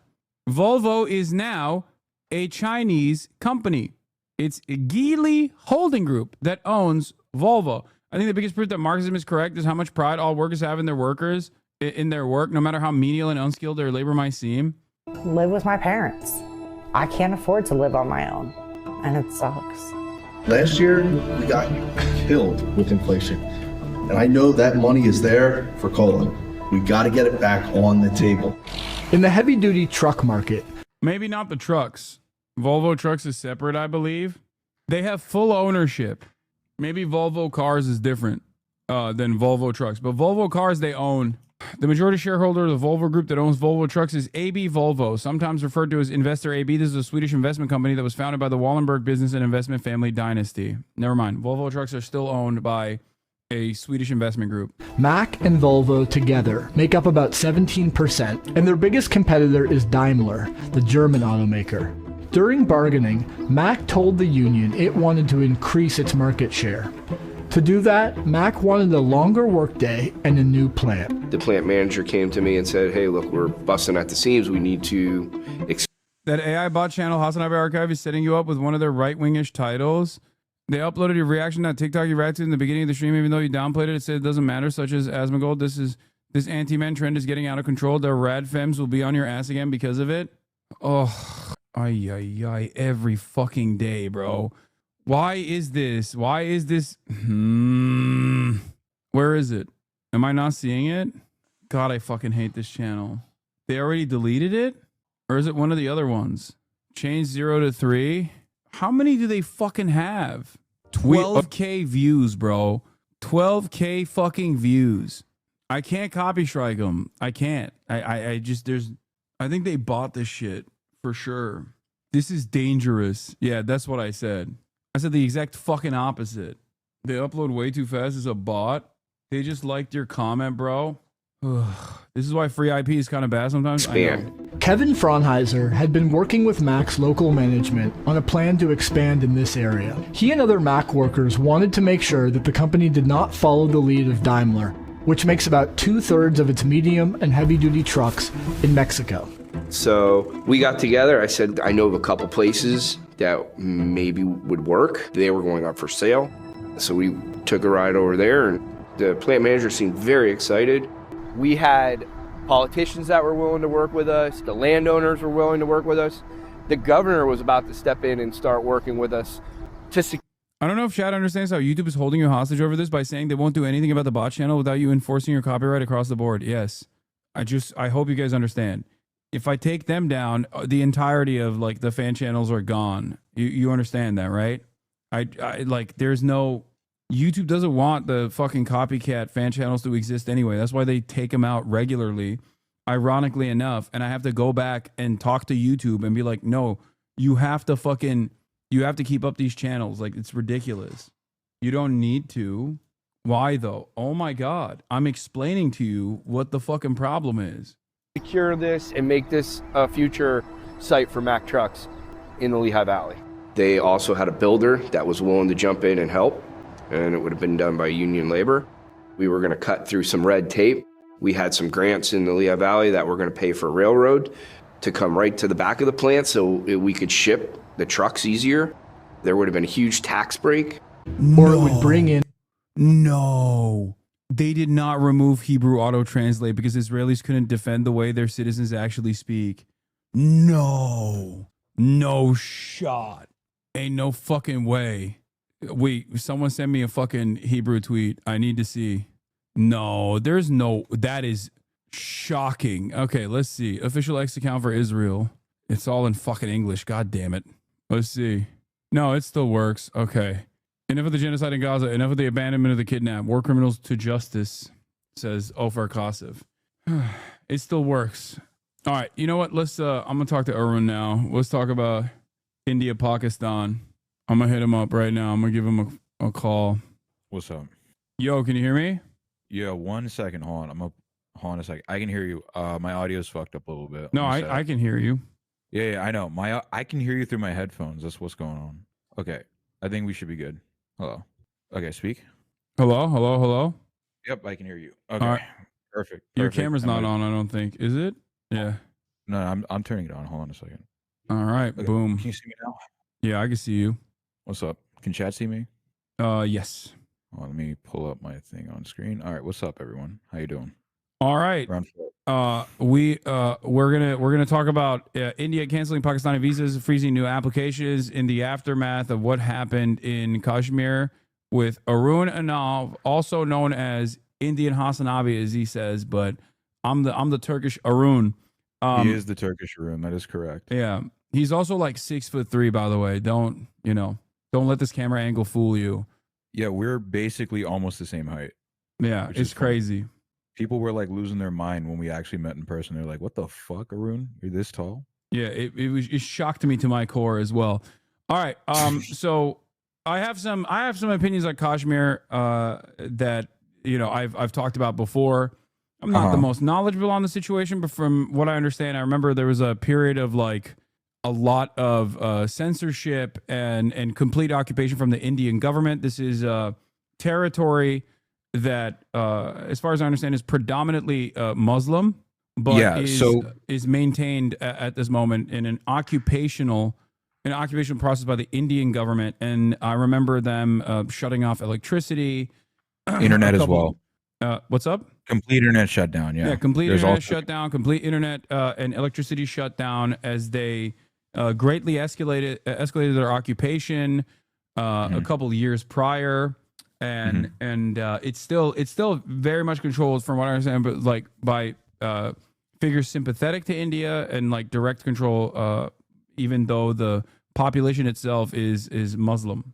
Okay, so you basically hit the basics. You're right. Yeah. So it is currently under military occupation. Kashmir is. Kashmir is. So we have to, in order to actually understand Kashmir a little bit, we have to. It's a lot more diverse than people think it is, because it's actually divided into several regions and it's administered, controlled by different parties. So part of it is controlled by China, part of it is controlled by obviously India, and then part of it is controlled by Pakistan. And it's a very ethnically diverse region as well. So most of the people that we're going to be talking about today are Kashmiri, like ethnically Kashmiri people. But if you like, those people live in the Kashmir Valley. But if you go to Gilgit-Baltistan, you go to Ladakh, which are different regions of the overall Kashmir region, they're going to be basically they're going to be different ethnic groups, right? But yes, you're generally right in that the majority of that region is Muslim, right? The majority of that region is Muslim. The most pressing region in that is the Kashmir Valley, which is basically like Srinagar, Pahalgam, which we'll get to in a second, Budgam and Baramulla and all these different Varmula and all these different cities in the Kashmir Valley. And yes, Kashmir is a type of cloth. Guess where it gets its name? That it comes from Kashmir. That's why it got its name, because the average for a very long time, and I don't know the specifics too much, but if I'm not mistaken, for a long time, the ethnic Kashmiri people lived under different monarchies. They lived under the Afghans, they lived under Mughals, they lived under Sikhs as well. And they were basically treated like shit for centuries.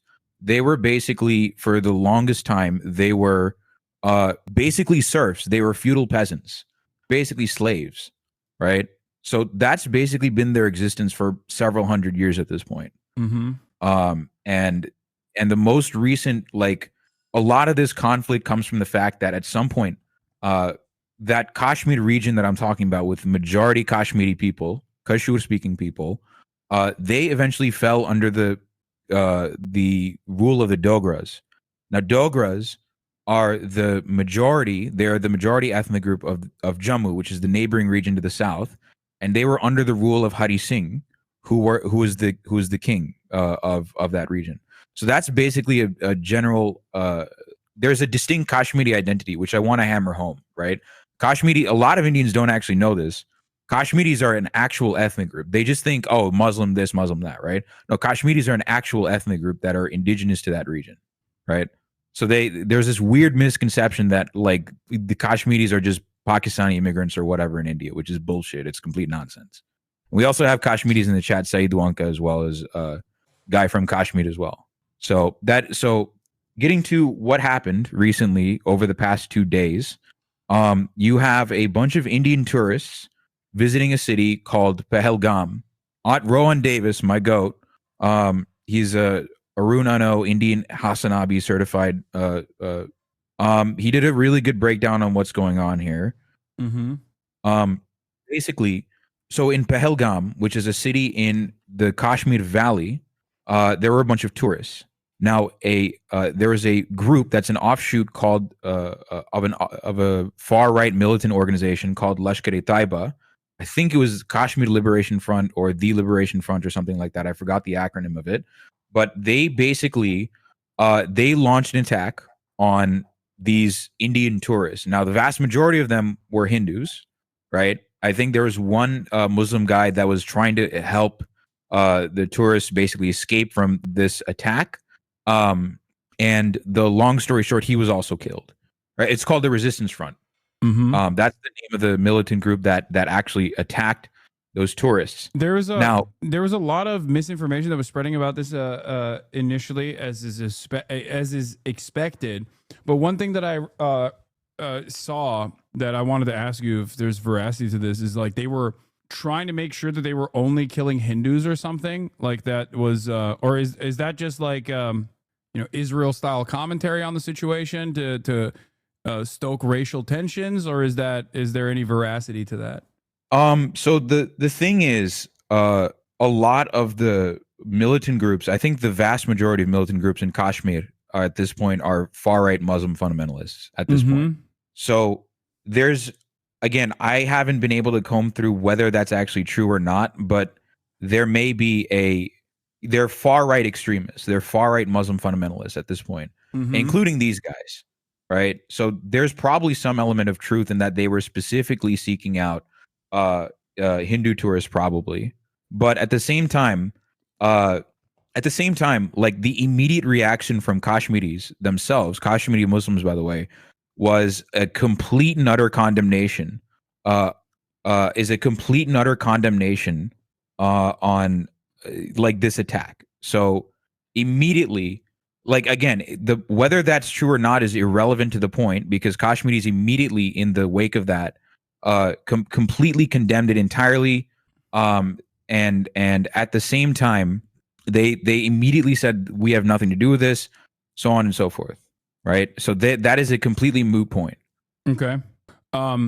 So from what I understand, and I guess this is what Rohan is saying as well, which is that this is a direct byproduct of colonial occupation, or not colonial occupation, but just like military occupation over a region that has a different ethnicity and wants autonomy, whether that is led by more fundamentalist elements that have gotten training as a direct consequence of actions that America played in the region, and then this destabilization or this allowed groups like the one we're talking about right now to take control over the liberation movement and move it in whichever direction, to say like maybe they want to align with Pakistan or whatever. Doesn't necessarily matter, but it's a direct byproduct of a settler colonial military occupation over the region, right? Yeah. So yes. So like obviously okay. I'm going to make one thing perfectly clear for chat. Obviously the killing was horrific. The killing of innocent civilians is absolutely horrific. There's nothing that justifies that. Kashmiris will tell you this themselves. They literally protested, or they literally did a demonstration. So obviously, like, I'm not justifying any killing. Okay, shut the fuck up, chat. Second of all, you're right. It is out and about a military. It is a military occupation, and I'm going to talk about one thing. I'm going to talk about a very similar conflict in this, because there's another liberation struggle here, because that plays. It's very similar, and there's a connection here. It's the Elam liberation struggle in Elam, the Tamil liberation struggle in Elam. So those two are actually quite connected here, because the Indian Army is involved in both instances, right? So but a lot of the stuff that the Indian Army is doing in Kashmir is very similar to what the Sri Lankan government has been doing to Tamils, and also quite similar to what the Indian government has been doing to Tamils in Elam as well, right? So there are very stark similarities. There's been enforced disappearances, mass trigger warning sexual assaults, mass rapes here. What the Indian government has been doing to the Kashmiri people for decades is genuinely horrific. And this is there's a podcast named after this phenomenon, where if you oppress a group of people long enough, there's something that is eventually going to come back at you and, blow in a particular way. You know what I mean? There's a blowback? I know, it's a crazy phenomenon, right? Yeah. This is what we're seeing here is a perfect example of blowback. What we're seeing is decades and decades and decades. Again, this is not justification. This is an observation of what is actually happening, right? So what is going on here is that we are seeing decades upon decades upon decades of oppression of the Kashmiri people by the Indian state, right? And forced militarization. Again, Kashmir is one of the most militarized region, is the most militarized region in the world. On top of that, basically you have the general gist of what's going on here. It is a complete military occupation. There are military checkpoints. There have been things such as the mass blinding campaign of Kashmiris, where when Kashmiris would go into the streets and protest for their liberation or for their independence or whatever, they would directly get attacked by the Indian military, and they would get rubber pellets shot into their eyes, and they would be permanently blinded by the Indian state. The mass blinding campaign. Yes, there's a thing about. There's been a massive situation where the Indian government has been engaging in mass blinding campaigns of Kashmiris.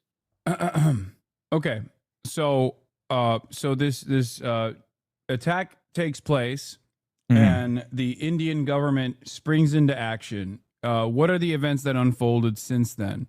From what I understand, they canceled Pakistani visas, froze new applications, and perhaps even more consequentially, more significantly, they are revoking the Indus Waters Treaty. From what I understand, Pakistan has deemed India's suspension of the Indus Water Treaty an act of war following the deadly tourist attack in Kashmir's Pahalgam.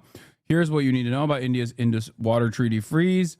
This shuts off waterways into Pakistan because India is saying that the militant formations only happen under the watchful eye of Pakistan, right? Like that's what they're saying.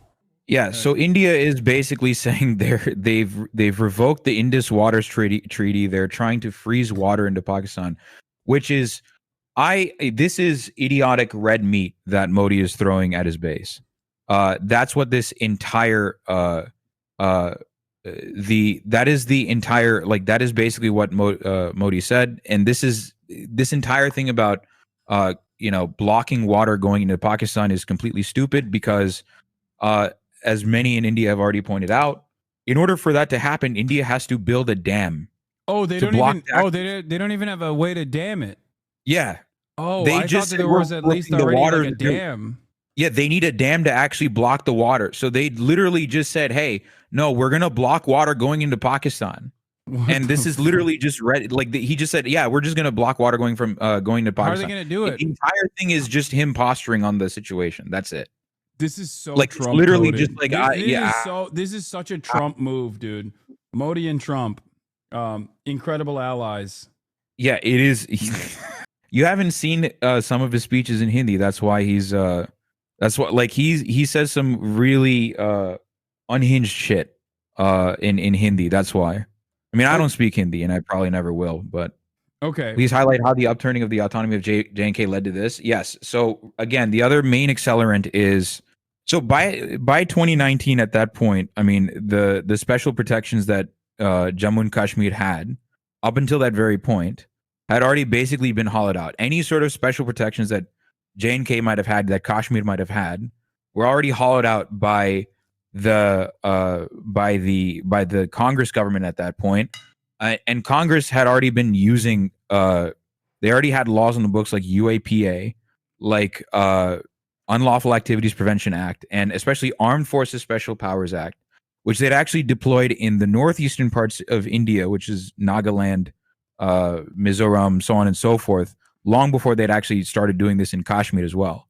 So basically, the long story short is that they have, at that point, Kashmiri's autonomy had already been eroded, whatever autonomy they might have had.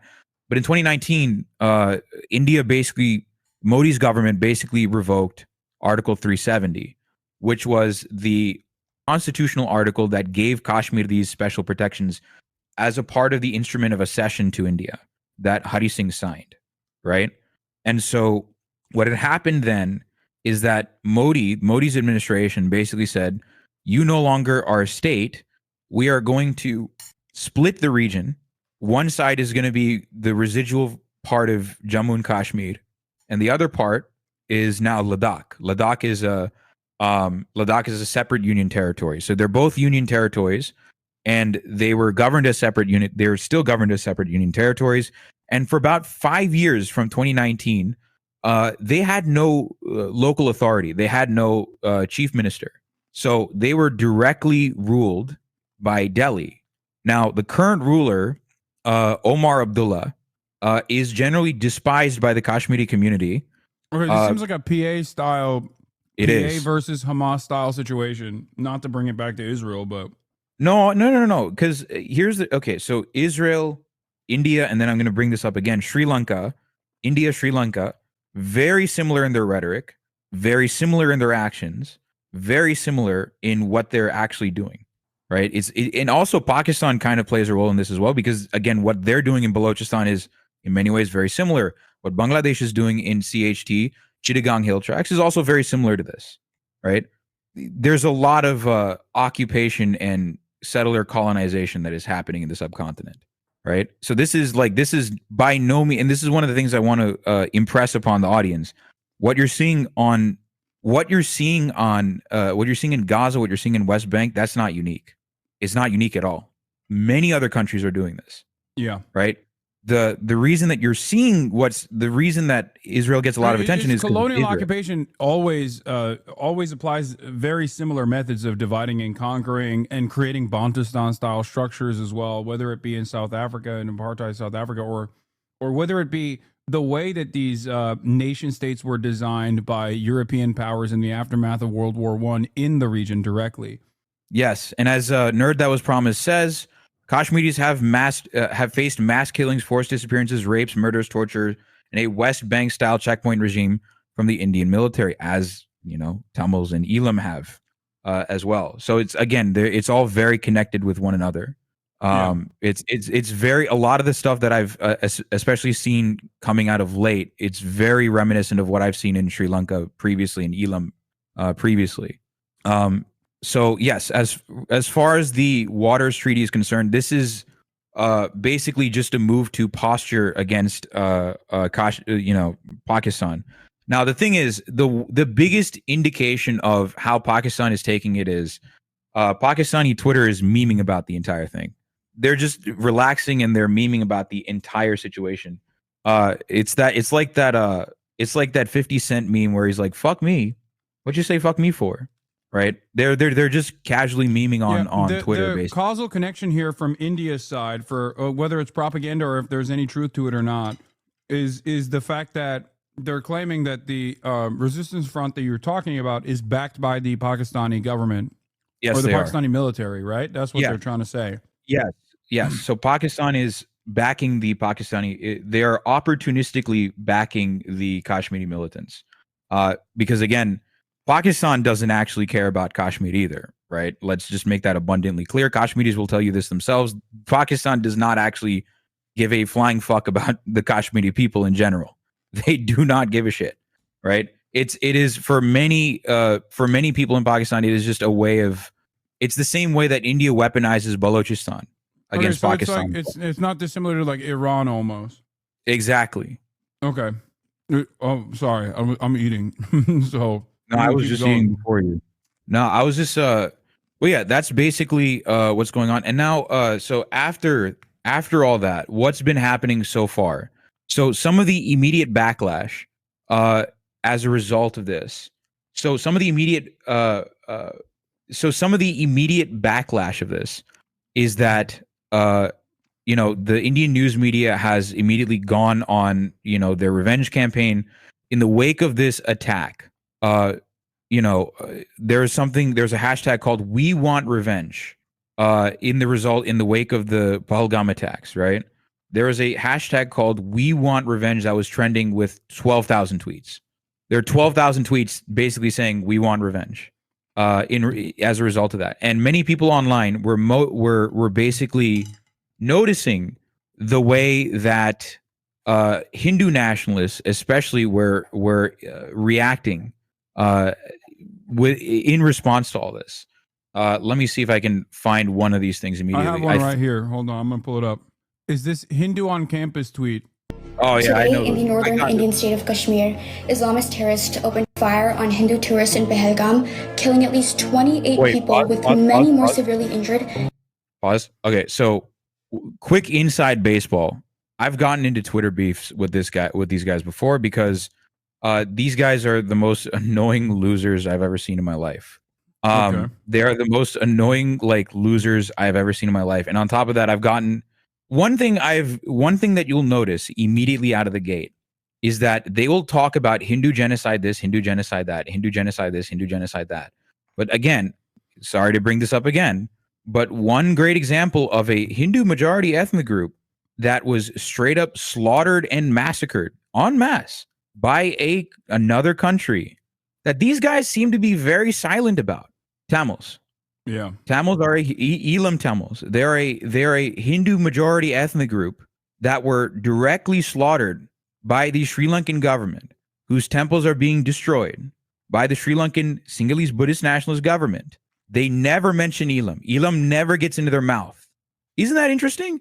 Now, the reason they don't ever point out Elam, they don't ever mention Tamils at all, is because they cannot spin it as this civilizational conflict between Islam, like Muslims. Wait, I lost your voice there. We can't hear you anymore. I don't know what happened. Wait, okay, I can hear you now. Wait 1 second. But it's low. Hear me now? How's my audio? Yeah, oh, it's good now. Okay, perfect. Okay, so the reason they don't mention Elam or Sri Lanka at all is because they cannot pin this on Muslims whatsoever. They cannot pin this on Islam. But now they're immediately, again, and a lot of the talking points that you're seeing you will immediately see that they're very similar to Zionists. Yeah, they're immediately similar to Zionists. You will see what they're saying immediately, and you will see the almost Zionist talking points that you're hearing here. Well, the one thing I saw was a dude being like, "No, the only place where Hindus are free." Yeah, we're the only Hindu country. Yes. Yeah, we're the only Hindu country in the world, and even then, we're not free, or something, or we're not safe. Which is even then we're not safe. Yes, I remember that tweet. Yeah, I don't have it on me. That tweet right there was just it just rung the Hasbara bell for me. Yeah, it is. A lot of these talking points are straight. They're extremely similar to Hasbara, 100%. They're extremely similar to Hasbara. A lot of these talking points will sound like Hasbara because it is very similar. These are talking points specifically used to justify horrific crimes done by the Indian state against Kashmiri civilians, against Kashmiris. All of this is literally all of what they're about to say. Just to remind you what Kashmiris have been dealing with for decades. They have been treated like shit for centuries. The average Kashmiri person has been living as they have been in. It's not just a religious divide, as Rohan mentions. There's a huge class divide that Kashmiris have had to deal with for a very long time, right? Because the majority of Kashmiris did not have access. They were directly oppressed by the British and previous administrations. And then once India became independent, again, they still continued to face direct suppression by the hands of the state, right? They were again, like I mentioned, enforced disappearances, mass rapes, Let me see if I can pull up an example of what actually they've been doing. I got a statement here. Israeli Prime Minister Benjamin Netanyahu has spoken with his Indian counterpart to offer condolences for the Kashmir attack. Prime Minister Modi thanked them for sharing in India's mourning and emphasized that the two countries stand shoulder to shoulder in the global campaign against murderous terrorism. Netanyahu's office said in a statement. Here, while you're pulling that up, let's keep watching what she has to say. Being described as the worst massacre against the Hindu people in Indian history since the 26/11 attacks in 2008. Terrorists specifically targeted Hindus. Okay, pause. Hindu civilians were. Pause for a second. Okay, so chat, for those of you who don't know what 26/11 is, it's the terrorist attacks that happened in Mumbai, in the Oberoi Theater and in the Oberoi Hotel and several hotels in Mumbai. So when they say 26/11, it was an attack carried out by Lashkar-e-Taiba, again, a far-right Muslim fundamentalist organization. I think this contingent was directly from Pakistan that basically came into India and basically massacred civilians. Indians often consider this to be the 9/11 of India. Hence why, 26/11 is November 26, but that's the thing that they're referencing here. Yeah. Singled out, stripped naked, humiliated, and then checked for circumcision to confirm their religion. Checked to see if they had the. Wait, I don't understand. Oh, What? because Indians don't get circumcised? No, Hindus don't get circumcised. No, okay, yeah, got it. Because I was going to Hindus say. don't have to. Yeah, Hindus don't have to get circumcised. Yeah, Muslims get circumcised. So I was like, what? I forgot for a second that only America is one of the only places on the planet where you don't have a majority Jewish or Muslim population where everybody gets circumcised. Yeah, Indians. Well, not Indians. Hindus. Hindus. Yeah, generally speaking, India is, in theory, it's supposed to be a secular country, but Modi and his administration are doing everything to make sure that that's not the case. And this will. It seems like this will also be used as an opportunity to bring in the ranks and instill more racial tension or instill more ethnic tension. Yeah. And justify atrocities towards not only the Kashmiri population but Muslims as a whole, right? Yes, already we actually see there's a report out, I think today, where 1,500 Kashmiris were literally just rounded up by the police and disappeared. There was a report out today where 1,500 of Kashmiris were in the wake of this. They were rounded up by the Kashmiri state, by the Indian state. Some aged at 14, it said on this tweet. 1,700 plus Kashmiri Muslims have been arrested by Indian intelligence agencies this morning and taken to unknown locations. Youngsters from 14 years old to 30 years old. I don't know if this is correct or not. I don't know what the exact number on that is. The Kashmiri journalist is saying that it is 1,500. So this is what I'm seeing. I'm seeing it off of Kashmiri Journal. 1,500 Kashmiris have been kidnapped by the Indian state so far. Again, this is adding to the the mass enforced disappearances that the Indian state has been engaging in against Kashmiris as well. Yeah, they have West Bank style like torture disappearance regime as well, from what I understand. Yes, they do. It is, again, a lot of things that you're seeing in Kashmir is going to be very similar to what you've been seeing, especially in all of the conflicts that I've mentioned thus far, right? Is going to be very similar to what you're seeing in the West Bank. I want to hammer home, if you're not in India, please stop yelling at Indian leftists for not saying some certain things openly. The pro-occupation propaganda runs very deep, and most Indians don't have to contend. That is another thing I do want to mention. So you're from, obviously you're from Turkey, right? So you're Turkish, Arun, obviously. So there are some things in Turkey that you're probably familiar with that you cannot talk about openly. Yeah, like the Armenian genocide. Armenian genocide is a great example. I think you cannot openly voice your support for an independent Kurdistan in Turkey, right? Yeah, you can, but you'll get penalized for it. Yeah, it's the same repercussions for it.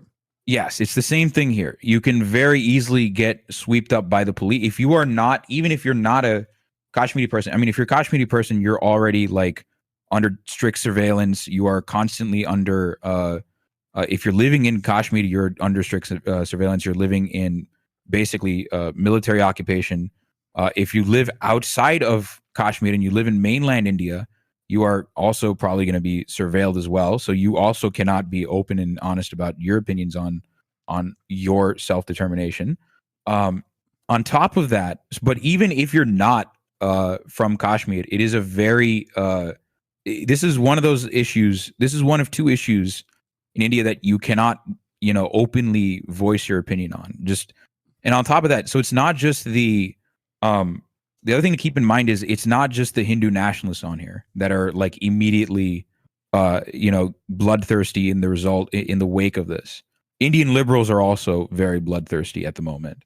And even Vijay Prashad, who is a member of the Communist Party of India Marxist, the CPIM, recently made a statement.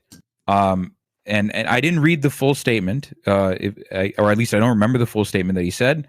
Not Vijay Prashad. He made a statement regarding the attacks, which you could basically amount to a sort of labor Zionist talking point. Because the CPIM, one of the two issues that they suck on is Kashmir, and the other issue that they suck on is that they're really bad on is Elam. Again, they several decades earlier, they threw out members of their own party for opposing the Indian army entering Elam, currently occupied by Sri Lanka, and basically mass raping Tamils and going to hospitals and shooting them dead, basically. So yes, CPIM is all. Yes, this is the statement. Someone linked it in the chat. Thank you. Vijay Prashad also made a statement, which is again, it's very reminiscent. It's very reminiscent reminiscent of what you would expect from a labor Zionist, basically, and that's basically how a lot of communist parties in this region generally operate. The moment you start talking about self-determination struggles, that's when they immediately turn. They basically waffle a lot more. Basically. By the way, am I making sense? Yeah. No, absolutely. I think there's a direct analog here. For India at Kashmir, surely it can't be land like it is with Israel. No, it literally is the land. Actually, Kashmir is the source of water for both Pakistan and India. It is land. That is the reason. A lot of these conflicts are all about land. The same thing with, again, Elam. Elam is in the middle of Sri Lanka is in the middle of the Indian Ocean. It is home to a deep sea port, Trincomalee, meaning you can stick any ship you want there. It's vital for trade. That's why the Tamil self-determination, in a very similar fashion to the Kashmiri militants and in the Kashmiri self-determination struggle, has been violently quelched by the state. Well, so what do you suspect will happen? Like, where do you think this is going to go? Where do I think this is going to go immediately? I mean, the immediate aftermath of what's going to happen is, so anyone that's saying that India and Pakistan are going to war, that's immediately not true. That's a silly thing, because both India and Pakistan are nuclear armed countries. They're both they have nukes. So maybe both of those they'll do the cool border crossing ceremony. Probably. I mean, they already do that already. I love that shit. That shit is dope as hell. No, but what's already happening, it's not what's going to happen. What is already happening is, like I mentioned, there's going to be increased crackdowns on Kashmiris living in Kashmir itself and outside of Kashmir in mainland India. And on top of that, this is going to further accelerate the settler colonialism that India has been engaging in, for the past several decades or so against Kashmiris. Again, there was a report earlier today. I think there was a report earlier today of Kashmiris basically being chased. I think in Chandigarh, if I can find that tweet, I'll send it to you. There's a report of Kashmiris of Kashmiri students being chased out of their homes, and they're basically being forced out by the local people that they're living next to, basically. So pogroms, yes. Yeah. Very, like, what we're probably going to see, unfortunately, is potentially a pogrom. Will the conflict only get worse with climate change affecting water access? Probably. India will clamp down on freedom in Kashmir. I don't know if there'll be an invasion because Kashmir is literally the most militarized region in the world. Cannot invade a place that is already militarized. Yes. Yes. So yeah, There's already, a lot it's of already invaded. Question that a lot of chatters have in speaking to their friends, they're saying that a lot of liberals around them living in the United States of America basically turned into like Hindutva fascists overnight in the aftermath of this. Like, is there any way to talk to them? Sending them Rohan's video is a great start, actually. I'm not going to lie. To help them develop a better understanding of like how these things transpired. Yeah, I'm not going to lie. I think Rohan Davis is a great start. His videos are directly aimed at the Indian diaspora. He is a very progressive Indian citizen. And he is basically aiming his videos all at the Indian diaspora. So his videos can help a lot, I think. As far as that's concerned, the only thing that you can really do is you have to really educate yourself on the region.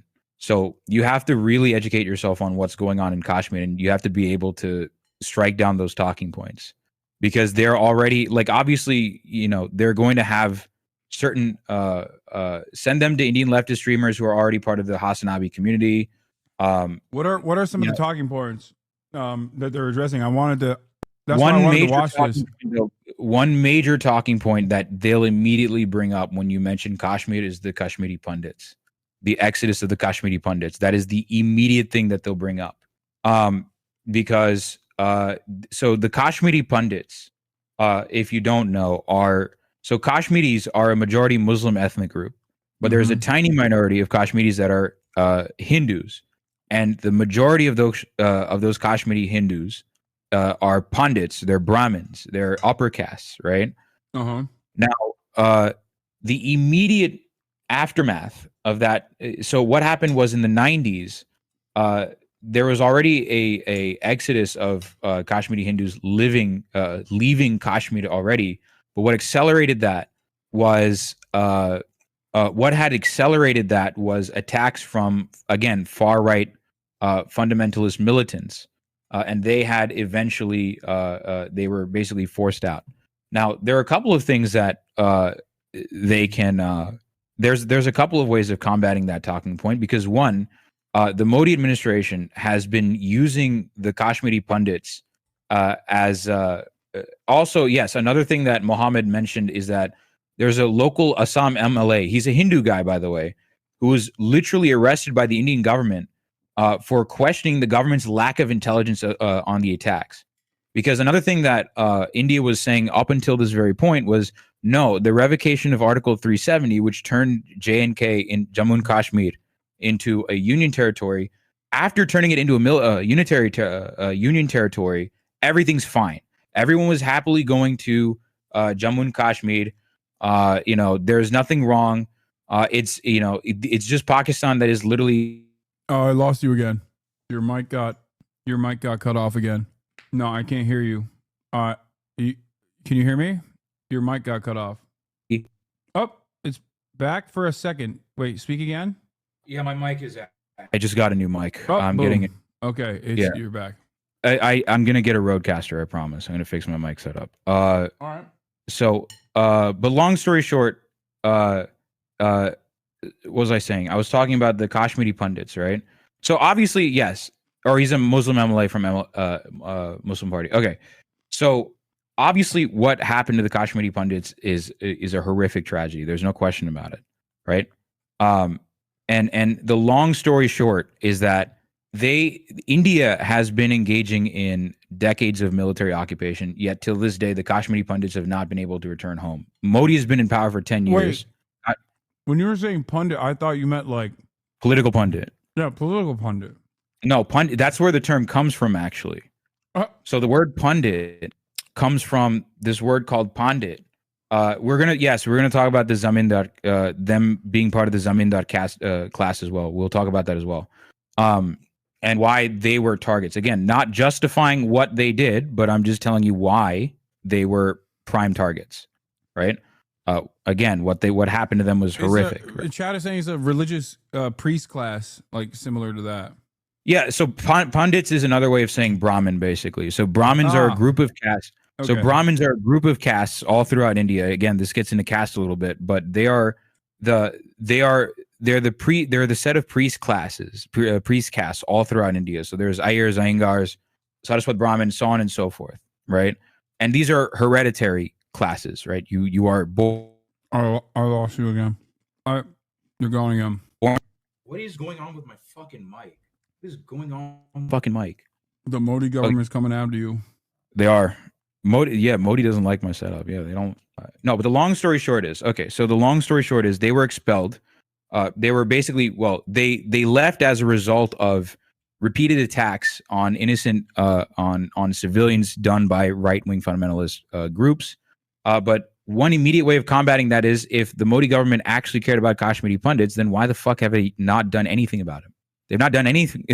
They're still living in squalid conditions, right? If Modi is somehow this protector of the Kashmiri Pundits, then why has the Modi administration not done anything for them? They've only been using the Kashmiri Pundits as a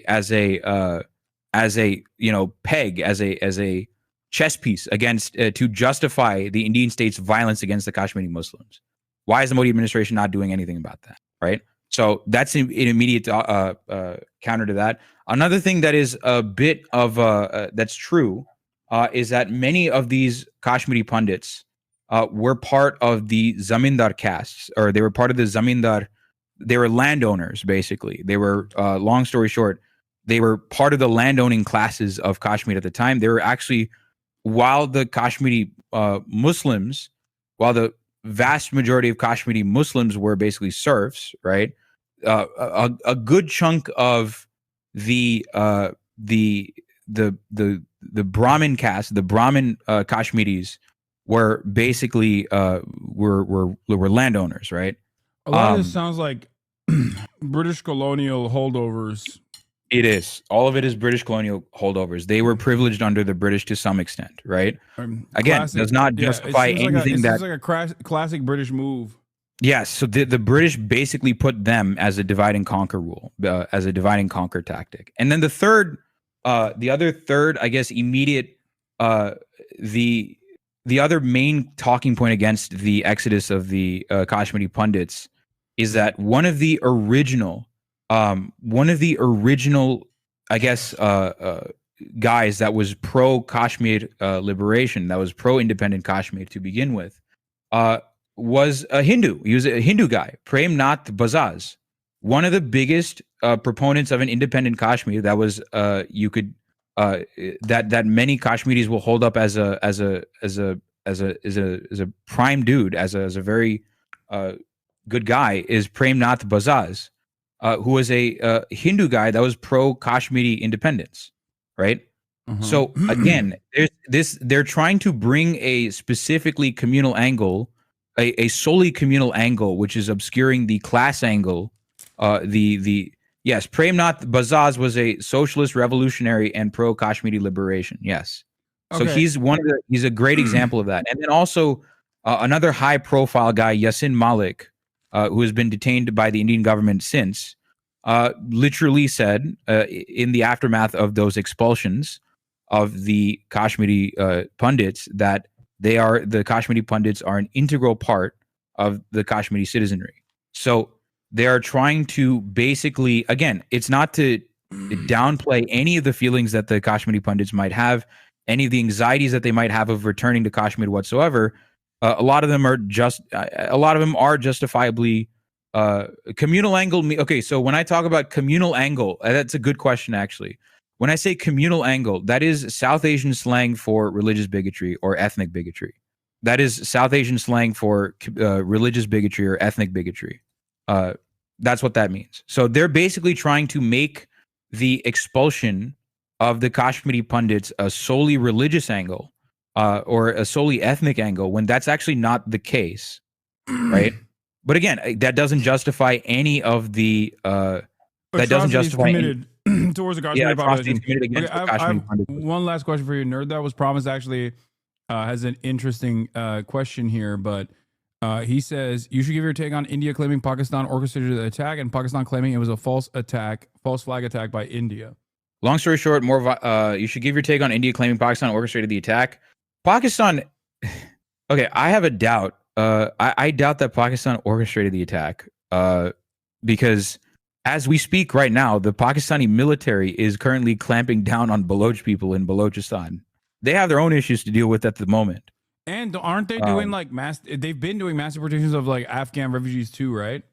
That was like last year, but the big thing this year is that they've been mass arresting. They arrested the leader of the Baloch Yakjati committee, which is Marhang Baloch. They arrested her, and they're still holding her in prison at the moment. And on top of that, the other thing is they've forcibly disappeared many Baloch people, never to be found ever again. Many of whom they've disabled permanently. But yes, that is so I doubt that Pakistan is directly behind this. What I think is going on is that, again, a lot of the militant organizations that are operating in Kashmir are generally a lot of them are far right, right? They are generally speaking far right, right? And they are. It is true, yes, it is true that Pakistan does support far right fundamentalist organizations. That's true because it specifically undermines India. But again, the bigger thing here is that those groups are a reaction, they're blowback to decades and decades of getting the raw treatment, getting the raw treatment by the Indian government for decades. That is. Okay. I don't think it's a false flag operation. I don't know. I don't want to make any declarative statements about it being a false. So here, this is the point that I was going to make. Pakistan's defense minister told Sky News, "We've been funding terror orgs on behalf of the U.S." Here it is. You do admit, sir, that Pakistan has had a long history of backing and supporting and training. I just want to say my life for Pakistan. And funding these terrorist organizations. What we hear here. Well, we have been doing this dirty work for you. Be careful, dude. All the time they're going to come after you, man. Been doing this dirty work for about 3 decades for the West and Britain. So that's your argument that she is dumbfounded a little bit that he just came out and said it. I mean, that's the thing about Indian and Pakistani politics. We don't give a fuck. Like, we genuinely do not give a fuck. We are extremely honest. That's the thing. Genuinely do not give a fuck. We are honest we are unfortunately vile to a fault, openly vile to a fault.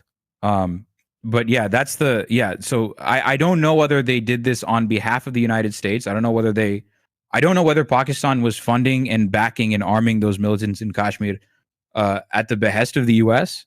I don't know. Why would the U.S. even do that, though? Is it to like make sure that if there's any sort of, I don't know, normalized relations with China, that they could use this as a cudgel against India and try to destabilize India? I feel like I have no idea, man. That's the reason that I don't know why the U.S. would be super interested in Kashmir. I mean, I think what he's talking about is specifically the Taliban. Like what he's talking about is like jihadist Taliban here. Yeah, he's talking about the Mujahideen and the arming of fundamentalist groups that literally got training in madrasas in Pakistan. That is true. That is precisely what he's probably talking about. So I don't think he's talking about anything other than Afghanistan here. That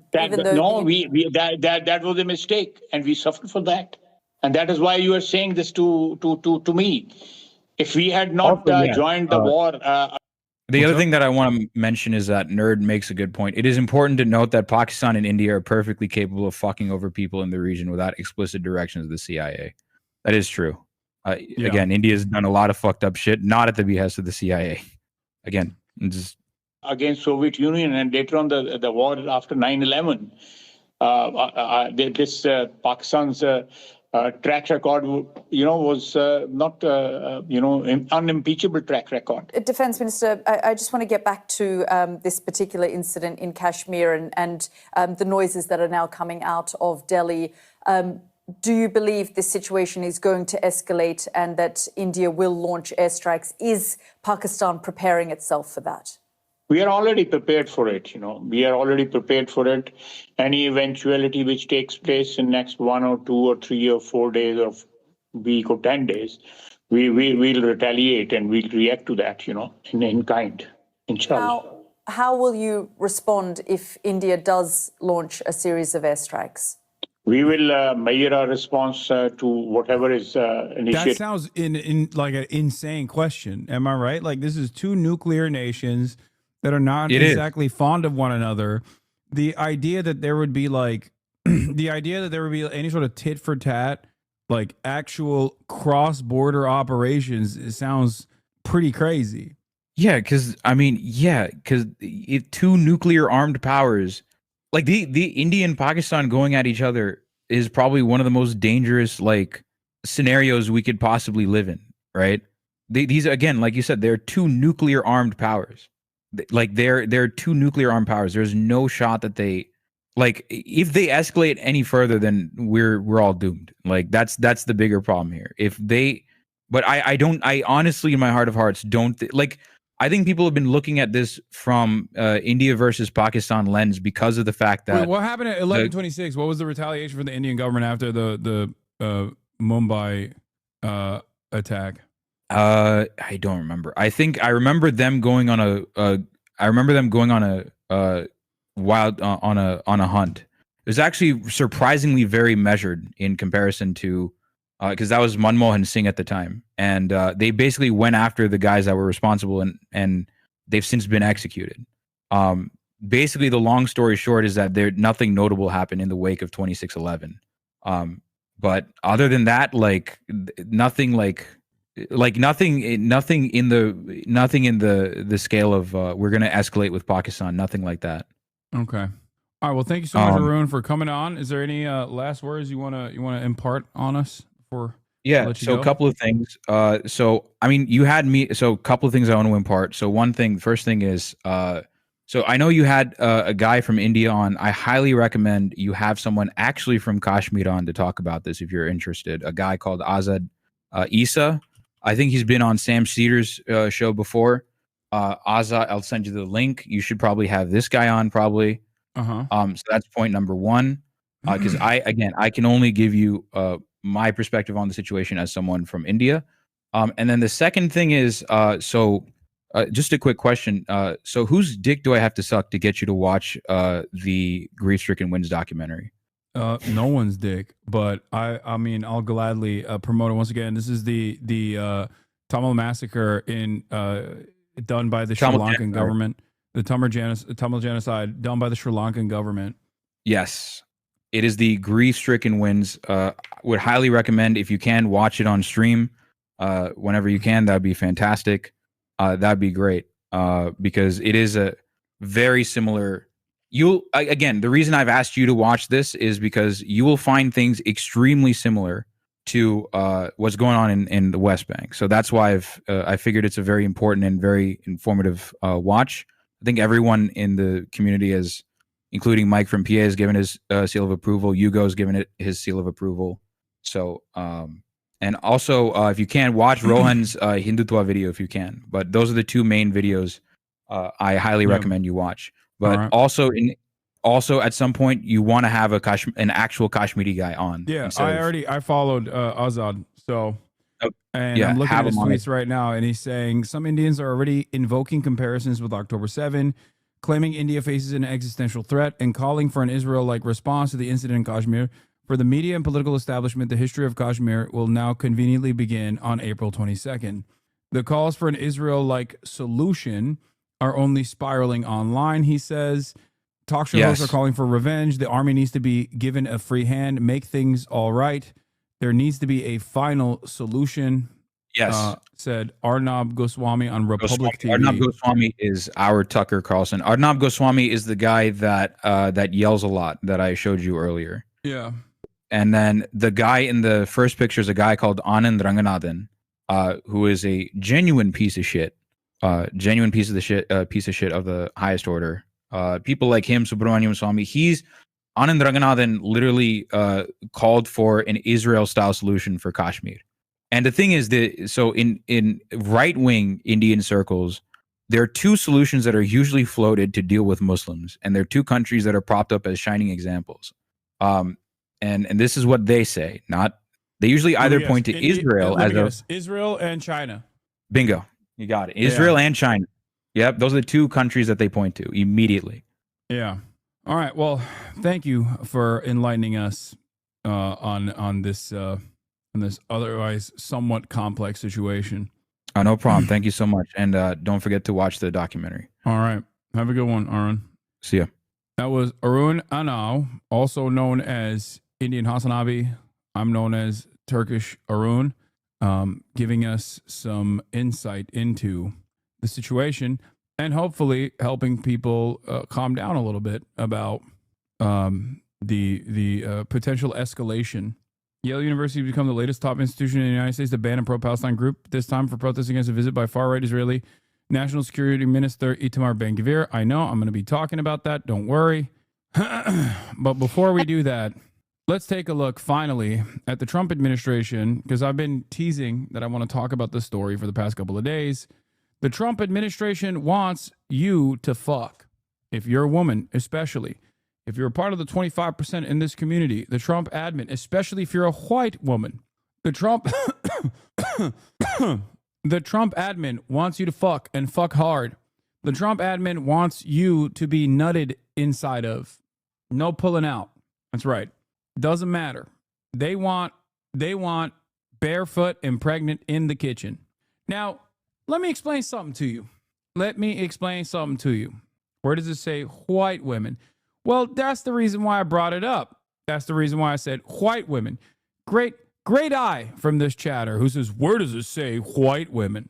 Of course, they don't directly say white women, but the reason why they say you need to do more births in the United States of America, in spite of the fact that the United States, as opposed to other developed nations, has not fallen into the birth rate crisis that we see in places like Japan and numerous other countries, even China to a certain degree, is because there is one thing that the United States of America has done that allows there to be a constant group of younger people that are having babies on U.S. soil. This is, of course, also known as immigration. That's right. Something that I talk about all the fucking time. The only reason why the United States of America did not actually fall into the same birth rate decline that many other European and Asian countries have fallen into, despite being a developed economy, is because of the endless sequence of migration into the country. Migrants that are undocumented have documented children that are born on U.S. soil. So the reason why I say white women is because of that reality. Because if you adjust to the overall birth rates, or if you look at the actual demographic makeup across the board in the United States of America, as opposed to other developed countries, the American nation does not have the same issues. Unless you don't want to have immigration into the country any longer and you want to denaturalize people that are already here and also make it so that birthright citizenship no longer exists. No longer exists. That's the reason. That's the major reason. Don't even get duped by anybody that tells you otherwise. Now, a big part of the reason why American citizens are not having children to the same degrees that they used to back in the day is because of something that many of you that are at that age know very well. Economic concerns. That's right. This is the problem with all developed nations, as a matter of fact. All developed nations have this issue because the more developed you are, the harder it gets to actually have a single parent household or two parent household where there's a single income earner. Okay. That is a major reason as to why people don't fuck as much. That's a major reason as to why people don't have children, especially in a place like the United States of America, where childcare is incredibly costly. Daycare is expensive. Childbirth is expensive. These are the reasons as to why people don't have children anymore, partially because they don't even have time to find a appropriate partner and then to go on a wonderful journey of learning and development and fall in love and then also live with one another and then also get married and have a child and then raise the child. You don't have no time for none of this shit.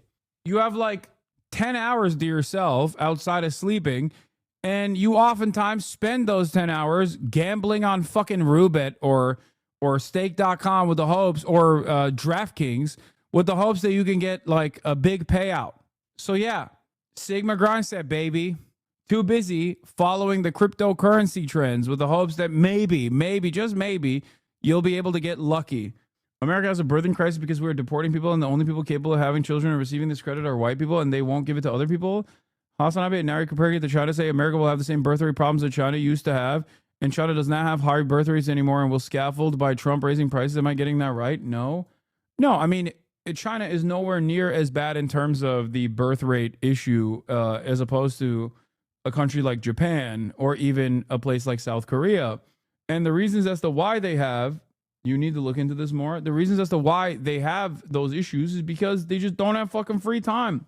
I mean, I joke and say it's because 2D women is far too great. Everyone wants Hatsune Miku and no one wants the real deal, but that's just a joke. It's not just about work. It's also about the cost. But the biggest reasons as to why South Korea and Japan especially have these diminishing birth rates is because of what their daily existence looks like.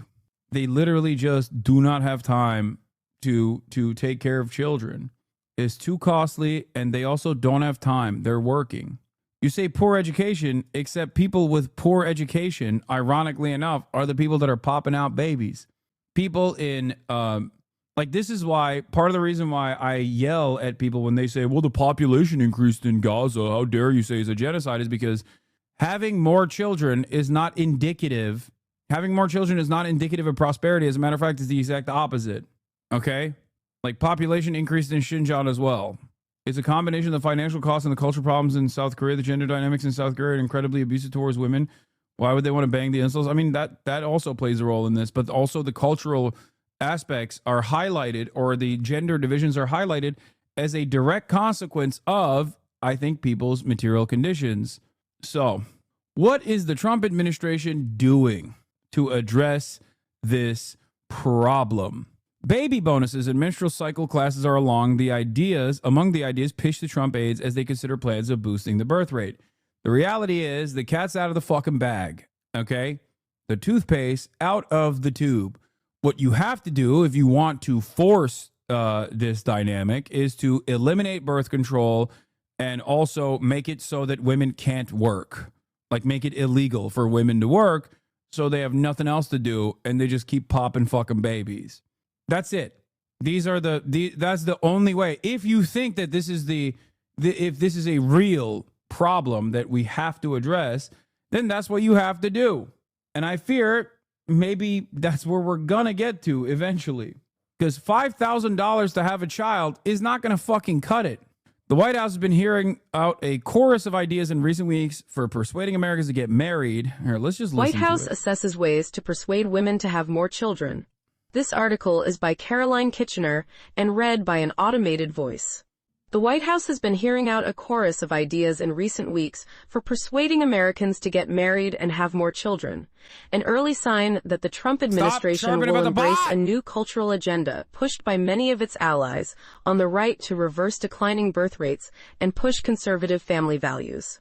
One proposal shared with aides would reserve 30% of scholarships for the Fulbright program, the prestigious government-backed international fellowship for applicants who are married or have children.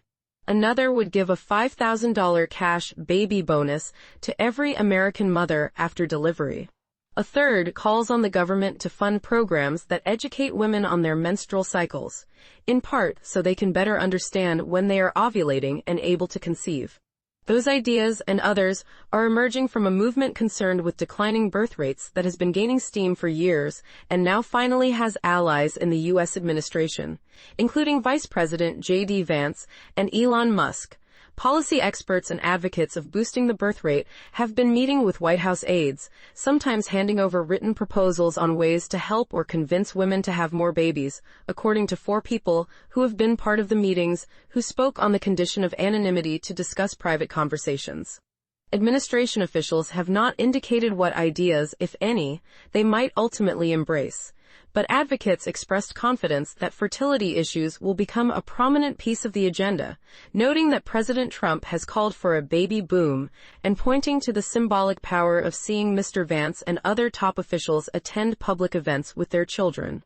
"I just think this administration is inherently pronatalist," said the activist Simone Collins, referring to the movement to reverse declining birth rates. Ms. Collins, along with her husband Malcolm Collins, sent the White House several draft executive orders, including one that would bestow a National Medal of Motherhood to mothers with 6 or more children.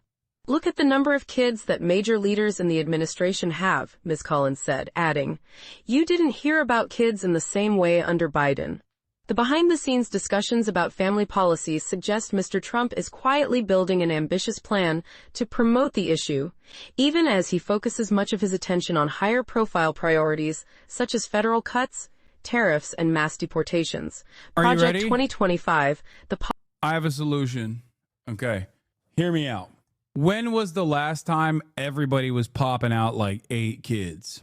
At a time when maybe some of those children were not making it past like 12 or 13 or 14 due to a bunch of different medical complications because vaccines were not readily available. Okay. The other reason as to why they were popping out like 8 fucking kids was because you needed farm hands. Why would you need farm hands if agriculture is automated? How do we get back? How do we return? Okay, how do we return to tradition? On the one hand, we eradicate vaccines. Shouts out to RFK, big dog in the building, so that you have to at least have like a couple, right? So that you can make sure that some of them will make it past the age of 20. And how do we get back to an agrarian style structure like a fucking medieval peasant? We have a monarch and we destroy the global web, the international trade that we have designed. Okay, bring back polio, bring back measles, bring back tuberculosis bigly, destroy global trade. Okay, destroy global trade in its entirety and go back to behaving like the fucking Amish. There you go. You have solved your problem. And if you can't do that because people like their treats and they like their technology and all this shit, then you just basically make it illegal for women to work in the workplace. You make it illegal for women to get birth control. You make it illegal for some people to get abortions and make it very legal and forcible for others to also get abortions. You know, I can't seem to place my finger on it, but there was definitely a group that did that before where it was illegal for some people to get abortions. And then it was not only encouraged and legal, but forced for other groups to get abortions. I just can't, it's been like 100 years at this point, so I just can't remember what country did that. Oh, that's right. It was Nazi Germany. Fuck. That's right. Okay. So yeah, I think that this would fix a lot of America's problems if this is a problem at all. I didn't believe Nathan Tankes when he said this admin was really concerned about birth rates until now. Oh no, they do. They're that stupid. Now, some of you are being real gay and lame and woke in the chat and talking about universal child care. Yuck. That's communism. Children might learn the wrong lessons there, like sharing is caring, or that the government should lend a helping hand in times of need. We can't have that. We should go back. We must return to agrarian peasantry. That's my solution. If this is a problem, the way to fix it is to do degrowth, to go back to anarcho-primitivist structures, to become an agrarian society, or make it illegal for women to work, and also make it illegal for women not to have a child, not to be pregnant at all times. Just saying. And you can't really stop women from going to work, especially when they're the most educated in the workforce. So I think the problem starts at education. We need to make it illegal for women to actually go to school to begin with, because you don't need to learn how to read. You don't need to learn how to write. It's going to put dangerous ideas in your head if you start exercising your critical thinking skills. We don't want that. So I think women should also not go to school so that they can't even be competitive in the job market. Eliminating 50% of the workforce, by the way, automatically opens up a bunch of those gay jobs, desk jobs for men who want to do it. Seems to me like I've solved the problem. Pol Pot has some good ideas about societal restructuring, I believe. They had tons of kids, and he hated nerds too. That's right. We should do Pol Pot style stuff. Not wearing any glasses. I don't need it. Ethan was right. My glasses are fake, actually. My glasses are fake. They were always fake. As a Pol Pot joke. Oh, Pol Pot, but for only the tech bros? Yeah. Are you still talking about the U.S.? Sounds like what you're describing is the Taliban doing. Maybe they're not so off base. You know you are a lower caste in the Turkish system. What caste system exists in the Turkish system? Would you ever do a history lesson on communism, Pol Pot in Cambodia? I've had Blowback Boys on when they talked about it. Anyway, isn't that a jump to claim this is for child labor? Seems more likely that a white supremacist policy given the 6th child encouragement, which is only sustainable in high income. Wait, I didn't say it was for child labor. The fuck? No, you misunderstood my point. My point is not. No, my point is create an environment where child labor is a necessity so that people will have to have more children.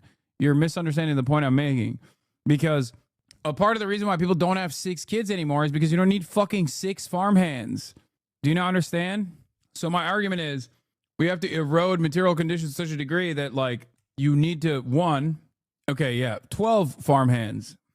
Well, I say 6 because you pop out 12 and then infant mortality rates take like half of those, right? So then you end up with like 6. Then I'm assuming there's a little bit of back and forth, like a little bit of drama amongst like who gets to retain ownership over the farm, and then there's like a little bit of a knife fight. So by the end of the process, you're left with like 4. Okay, one of them is too physically disabled from working on the farm for years and years, and the other one there's always a very strong boy who also is, not all there in the head, right? So then that eliminates it down to 2, okay? And, they maybe split the farm 50-50. Oddly specific there. I'm just saying, like, we must return to tradition. What about the mother survival rate? Nobody cares about that. Don't be crazy. Mother survival rate. You can always just swap out the broodmare for another one. Hello? Does that seem like a society that is good to live in, by the way? Because I don't think that this is the best way to exist. Yeah, it is happening, though. That's true. West Virginia couple charged with trafficking their adopted black children but used as slaves, authorities allege. This is from June 27, 2024. Also, child labor laws are, Florida, Arkansas was like one of the pioneers in the child labor laws movement, where they are loosening up the pesky nanny state regulations surrounding such things. Child labor. Someone's got to fucking work in the factory. You know what I'm saying? Someone's got to pick these goddamn crops. Eliminate matrilineal marriages so all lands and titles pass through the male line. People will be happy. People will be having boys off the chain so we have more soldiers. Yeah, so great stuff overall. Pro-natalist stuff across the board. Let's take a look at how they're covering it in the New media. York Times reports the Trump administration is considering proposals to encourage more American women to get married and have babies. The incentives would potentially include giving $5,000 in cash to American mothers after delivery and funding programs to educate women on their menstrual cycles. The administration officials have publicly promoted the pro-natalist movement on several occasions. I want more babies in the United States of America, and I want beautiful. Ew. I feel like every time we show JD Vance saying that, or Elon Musk saying that, there's like at least 1,000 women that decided to never have children. Like, I feel like it just shuts off. Like, if I was a lady with a vagina, my pussy would just close off at the mere thought of following the commands of this fucking loser, okay? There's just 0% chance. Ain't nobody's fucking after this. beautiful young men and women who are eager to welcome them into the world and eager to raise them. The birth rate is very low in almost. Ooh, back to back. That's not good. Back to back. Oh my God. I'm sorry for doing this to the ladies in the chat. Your ovaries are officially dry right now. It's over. You're skipping your period this month, but that's only because this was automatic birth control. Every country. And it's something. Unless Don't that worry, changes, you're not pregnant. Civilization will disappear. America had the lowest birth rate, I believe, ever. That was last year. I'll be known as the fertilization president. That's okay. Oh my God. Barren wasteland down there, dude. Nothing. Oh, the fucking trifecta. All of the grossest losers being like, you're gonna fuck so hard. You're gonna be having so much sex, nutting only. We're putting together a group of police that are gonna monitor through your laptop camera. They're gonna monitor your strokes. And if you pull out, we will arrest you. No more pulling out. Not bad. And New York Times reporter Caroline Kitchener joins me now to talk more about this. Caroline, thanks for coming on. I know you did a deep dive on this topic. So what else can you tell us about these potential incentives and the overall goal here? Well, we don't know. Also, before we get into this, the ethical way to do this is unironically to pay people not $5,000, but basically to treat it as like, if you have a child, it's like a job, a well-paying job. Like if you really, really, really want to fucking improve birth rates, and that's what you got to do. You got to, on the one hand, reduce work hours and improve wages in general so that a single earner can at least make up for the lack of having two earners in a household. Okay. And child rearing is a fucking job. You have to also make it so that there's universal child care, and you have to pay people. You have to literally either have government babysitters, universal child care, and on top of that, if people don't want to opt into that program and they want to take care of their own children, you have to just pay them like it's a fucking job. Know what the Trump administration is going to do yet, but I had started hearing from sources that they were. Sky's the limit, on the other hand, for the depravity of this administration. Maybe they just like fucking create rape brigades. I don't know. They're so psychotic. Like I don't know where this goes at all. It's very, very scary that this is literally their fucking this is what they are trying to do though. Like it is so terrifying that this is unironically something that they are really, really focused on. Were taking these meetings and they were having these conversations, and they were saying to advocates who care very deeply about the declining birth rate, here, come to us, bring us your proposals. And so that's what they did. And they've really been hearing them out in recent weeks. So I think it's anybody's guess what they're going to do, but I think it's fair to expect them to do something. As we're talking about this, the national birth rate has declined since 2007. Last year, the CDC reported birth rates are at a historic low. So why are Americans having fewer children, and why is that so significant? I think there are a lot of reasons for it, and different parts of this movement highlight different reasons in line with their goals. So from social conservatives, from Christian conservatives, I will say it is kind of illuminating when you consider who are the major people making this advocacy to get women to have more children, because ultimately you got to have a lady there, right? And it's all dudes. It's all guys. I assume there's some rabid, psychotic Christian women out there that are a part of this process too. But like most of the people who are like, you need to fuck, ladies, you need to fuck, are all dudes. So wonder what kind of cool ideas they will cook up. About, the crisis of the traditional family and how media and politics is giving women kind of a different idea of what they should value, that they should value work over family. You hear them talk a lot about how people are having babies later, getting married later, or not getting married at all. Yeah, look at this. $5,000 won't even pay for 3 months of daycare. This baby bonus is going to incentivize the wrong people. Ooh. A little bit of racialized element there, you know what I mean? I thought you just wanted to improve birth rates. Why are you fantasizing about who is giving birth now? Interesting. We have Gog, Groyper occupied government. Yeah, it's not what David Duke thinks. It's not. All the white supremacists that said it was Zog, Zionist occupied government, were wrong. We have Groyper occupied government. It's true. It really is true, which is so fucking gross. Like, JD Vance is as close. JD Vance is a Groyper, and he is one heart attack away from being the president. Words cannot describe how bad of an idea this is. This is an absolutely horrible idea. Anybody that broke doesn't need a child. Average people don't want kids because it's too expensive. This feels like it just encourages bad parents to have more kids. How do you encourage awesome people to have more kids? I like that everyone's main concern here is eugenics. Like, we're going to... Also, you're in the comments of a Fox News YouTube video, okay? If you are a commenter on a Fox News YouTube video, you are the bad person to have children, okay? By your estimation, in your mind, you're thinking black and brown people are just going to have kids to get more money from the government. But it's actually you that is the bad person that shouldn't be having children then, okay?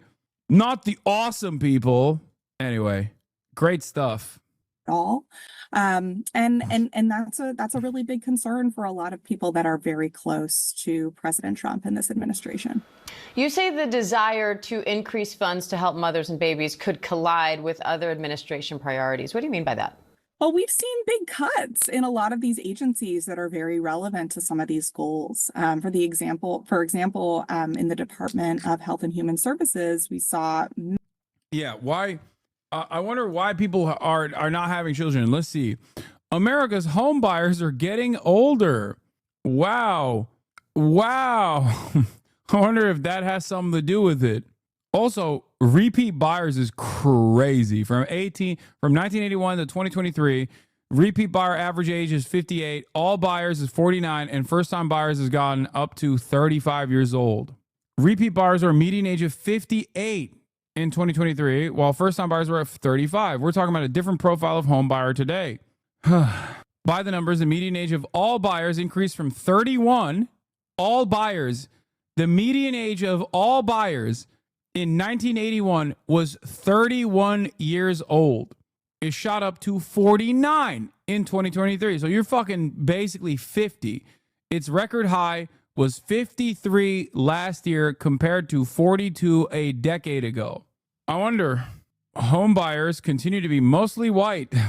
Massive cuts to the Division of Reproductive Health. Now, that's something that's the IVF division was within that part of the department, and yet you've heard Donald Trump say, I am the fertilization. Yeah, the irony is that if the average age of all home buyers was 31 and now it's like 50, that means it's the same people buying homes. That means the repeat buyers are the first-time home buyers fucking 30 years ago. So it's just... So it's basically just the same people that keep buying and selling homes. President, I am the father of IVF, and making really big promises in that area. Oh yeah, he said he's the father of IVF and he's gonna be the fertilization president. Gross. But yet you see these cuts. So I think, we have to see how, these priorities align with DOGE and potential cuts that we have seen and that we could see going forward. All right. New York Times reporter Caroline Kitchener, we appreciate. Let's take a look at how Fox News is covering President it. Trump endorsing the idea of giving up to $5,000 to mothers to help increase birth rates. Yeah. Right-wingers are not going to like this because they're going to fantasize about black people having children specifically so they can get government paychecks, which is ironically what they said about welfare in general, okay? And how welfare destroyed the black community.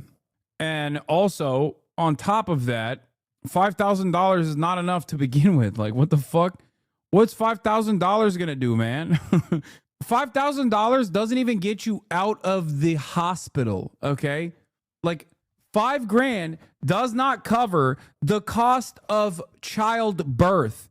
It's a quarter. It covers a quarter of childbirth. Not child rearing, just birth. Think about that. Mr. President, there are reports that you're considering doing something for moms across the country, giving them some type of bonus so that they have. Were you considering that? Or? Sounds like a good idea to me.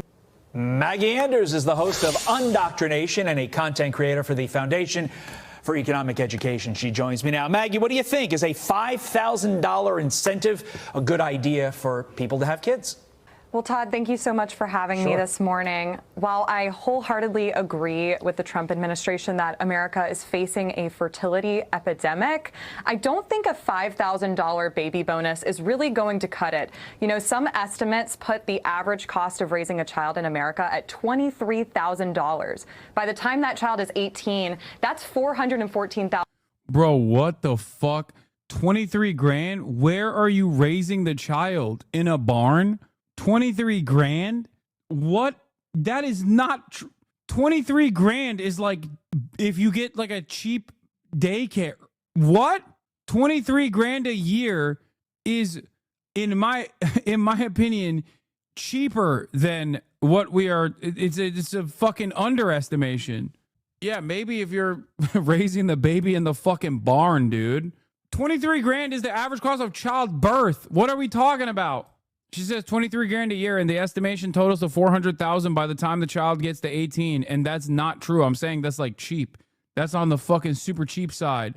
$1,000, not accounting for inflation or the cost of college tuition. Americans are facing a cost of living crisis. We're tired of being taxed to death, and we're tired of our dollar being devalued through wasteful government spending programs and Federal Reserve money printing.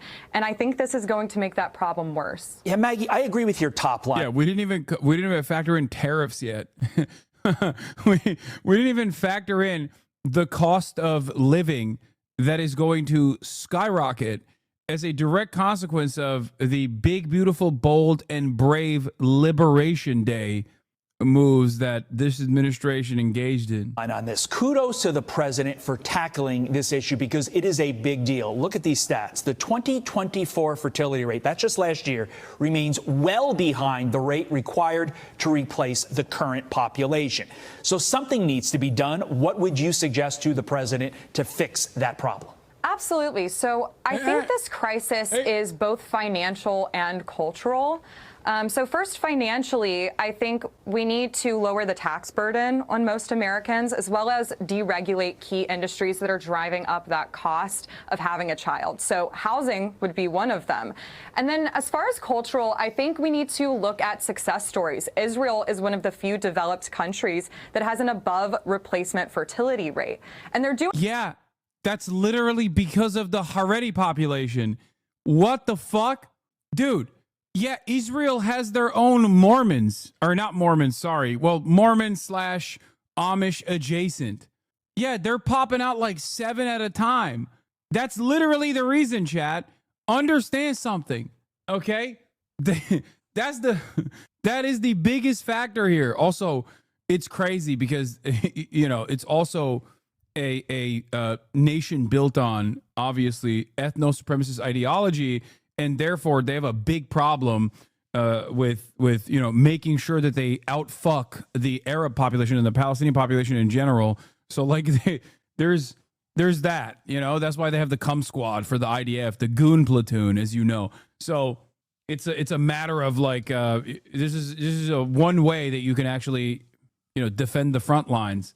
Having said that, a big part of the reason, like I said, the big part of the reason why Israel has overcome this problem is because of the Haredi population. The religion is highly eugenicist, speaking from my own personal experience as a Jew. I mean, that's part of it, but like I said, it's mostly because of the Haredi population.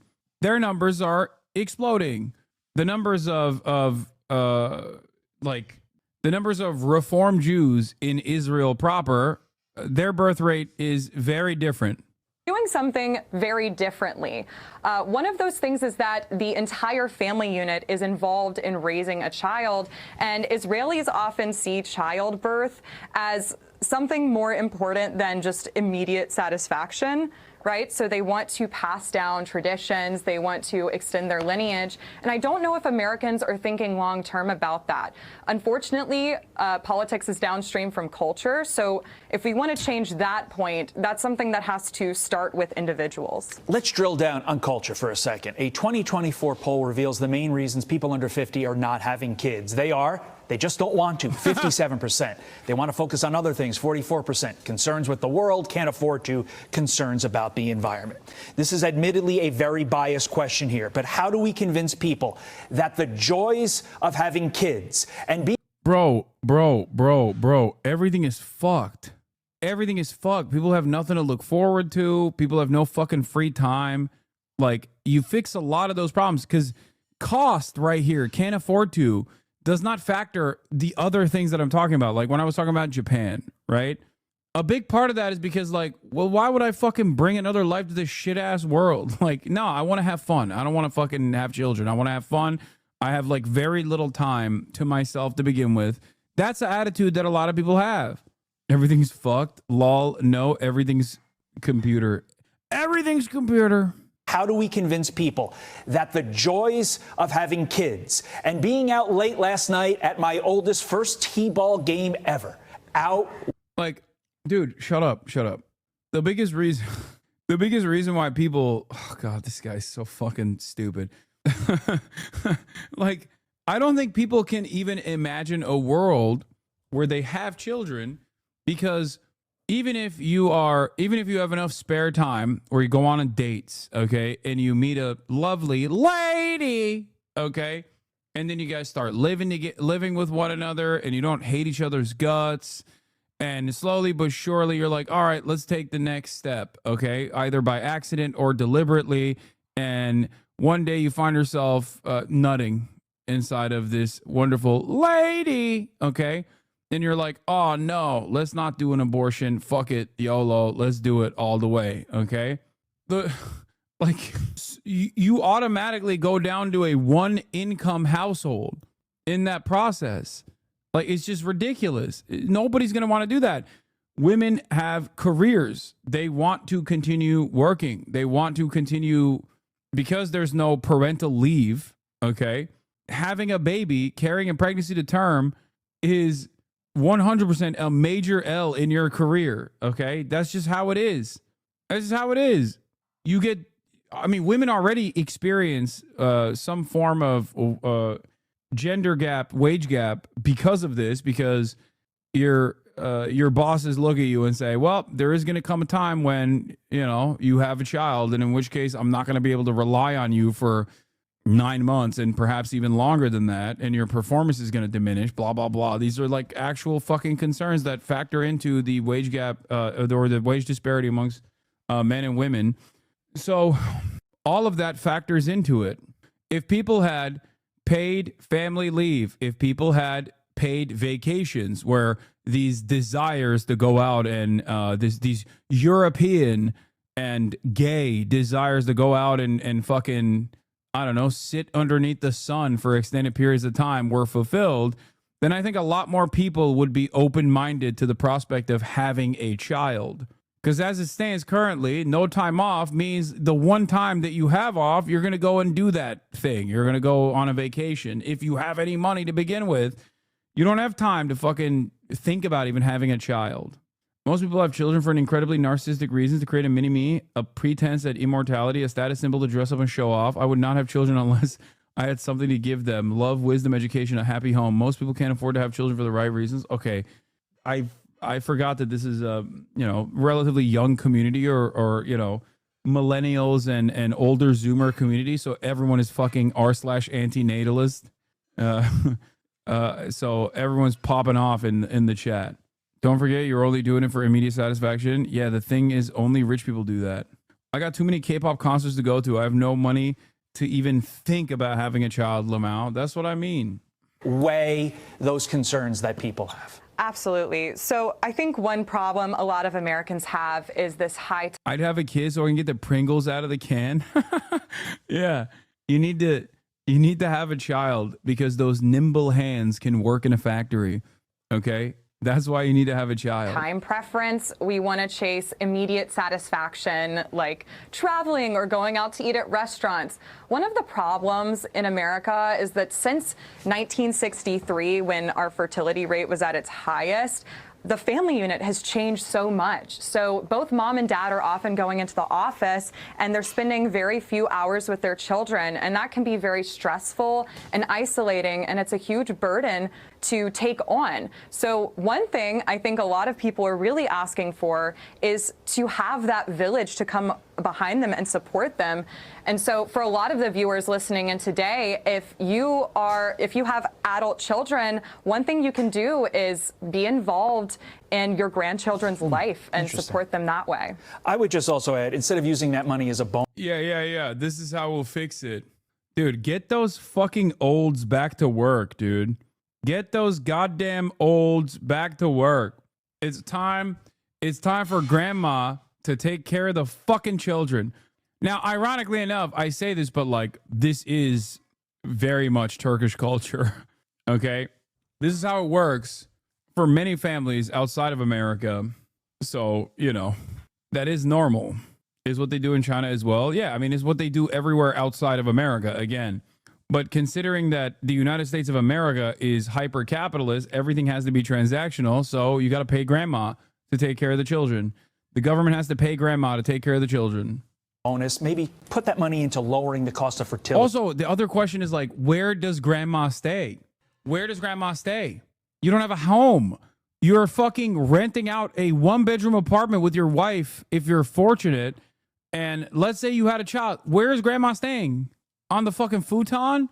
Like, you don't have anything. Nobody has anything. The fuck are they supposed to do? It makes no goddamn sense. Because there are people out there who desperately want children, who are having trouble. That money could help them. Yeah, this is exactly like the Fox News take on factory jobs.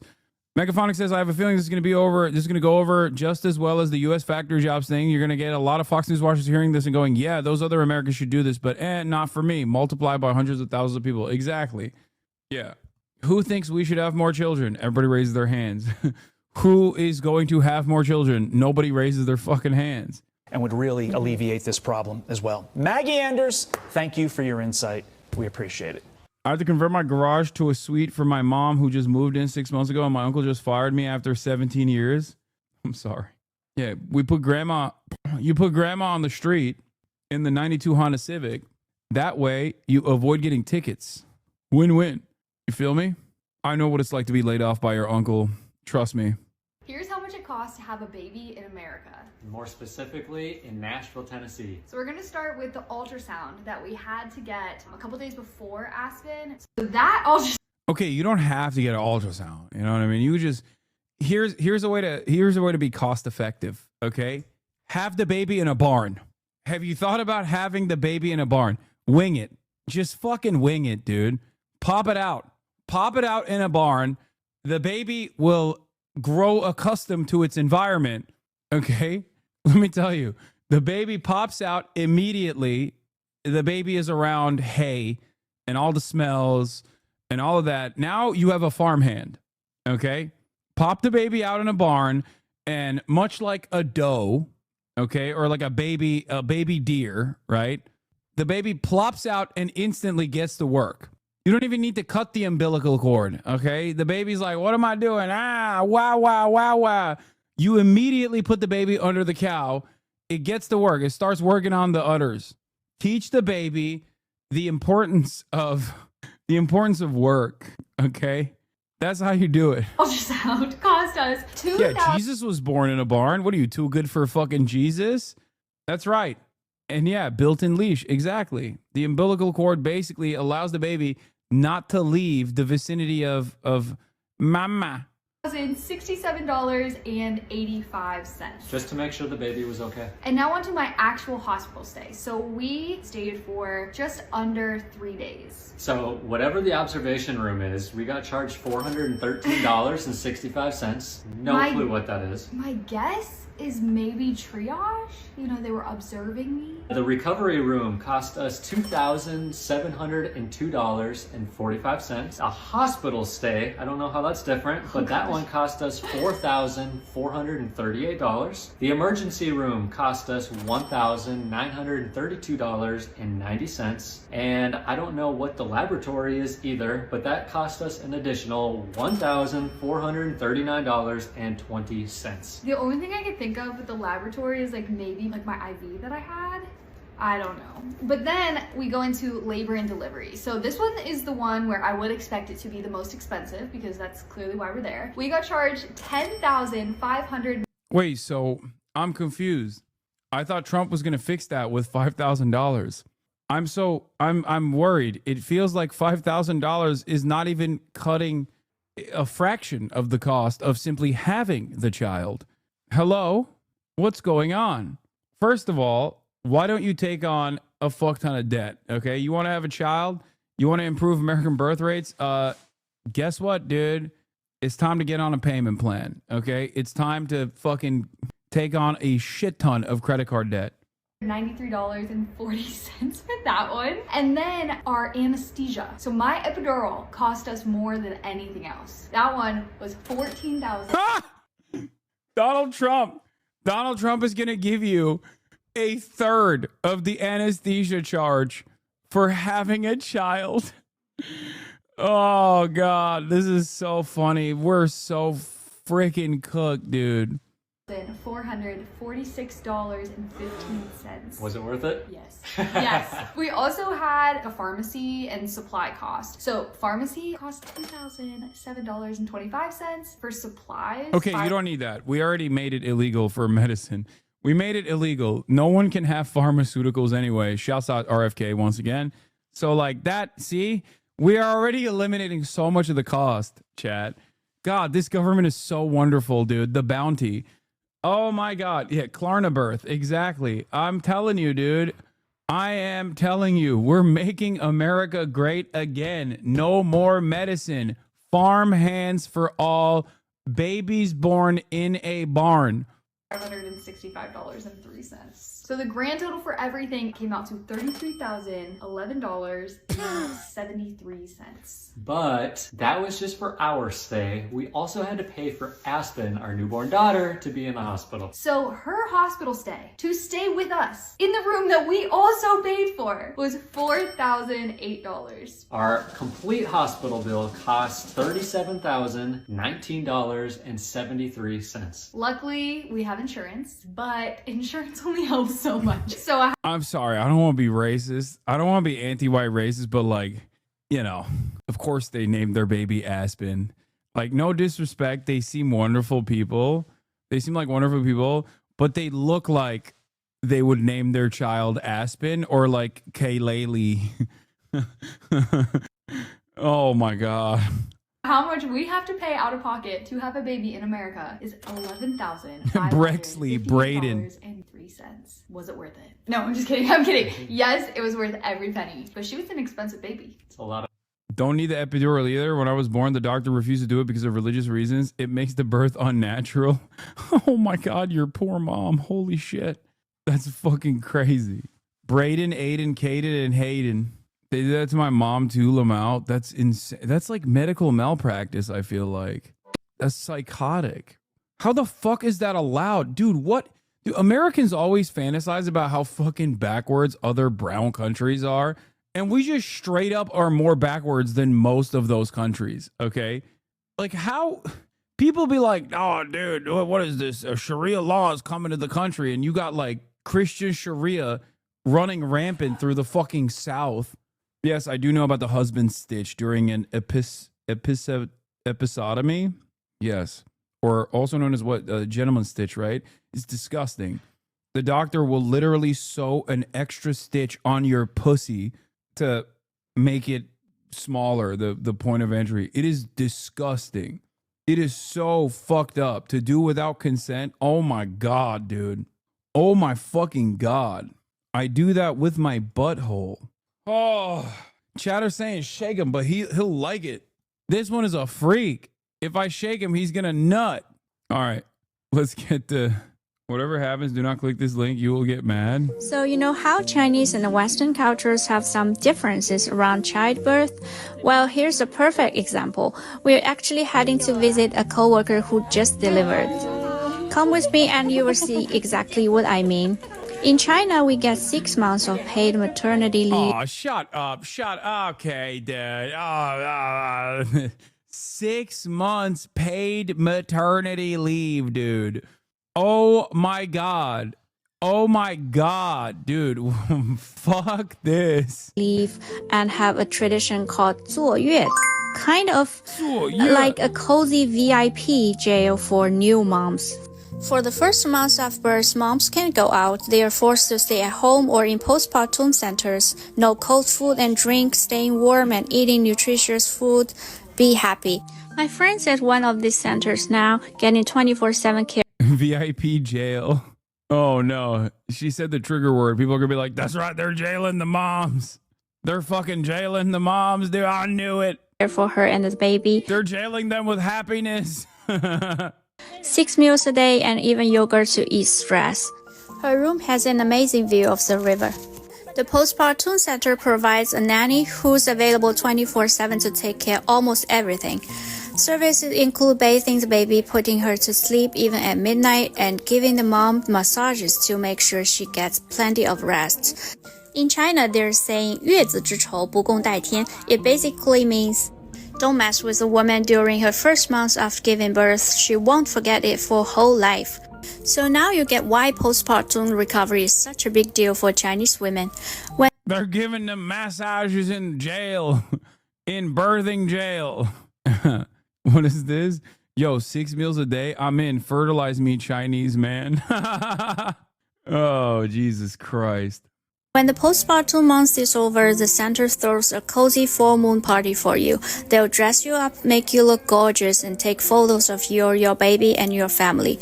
All right, now take a guess. How much does it cost to stay here for a month? So you know how How much? Another example of how mistreated women are in the U.S. 20 grand USD. It's for the elite.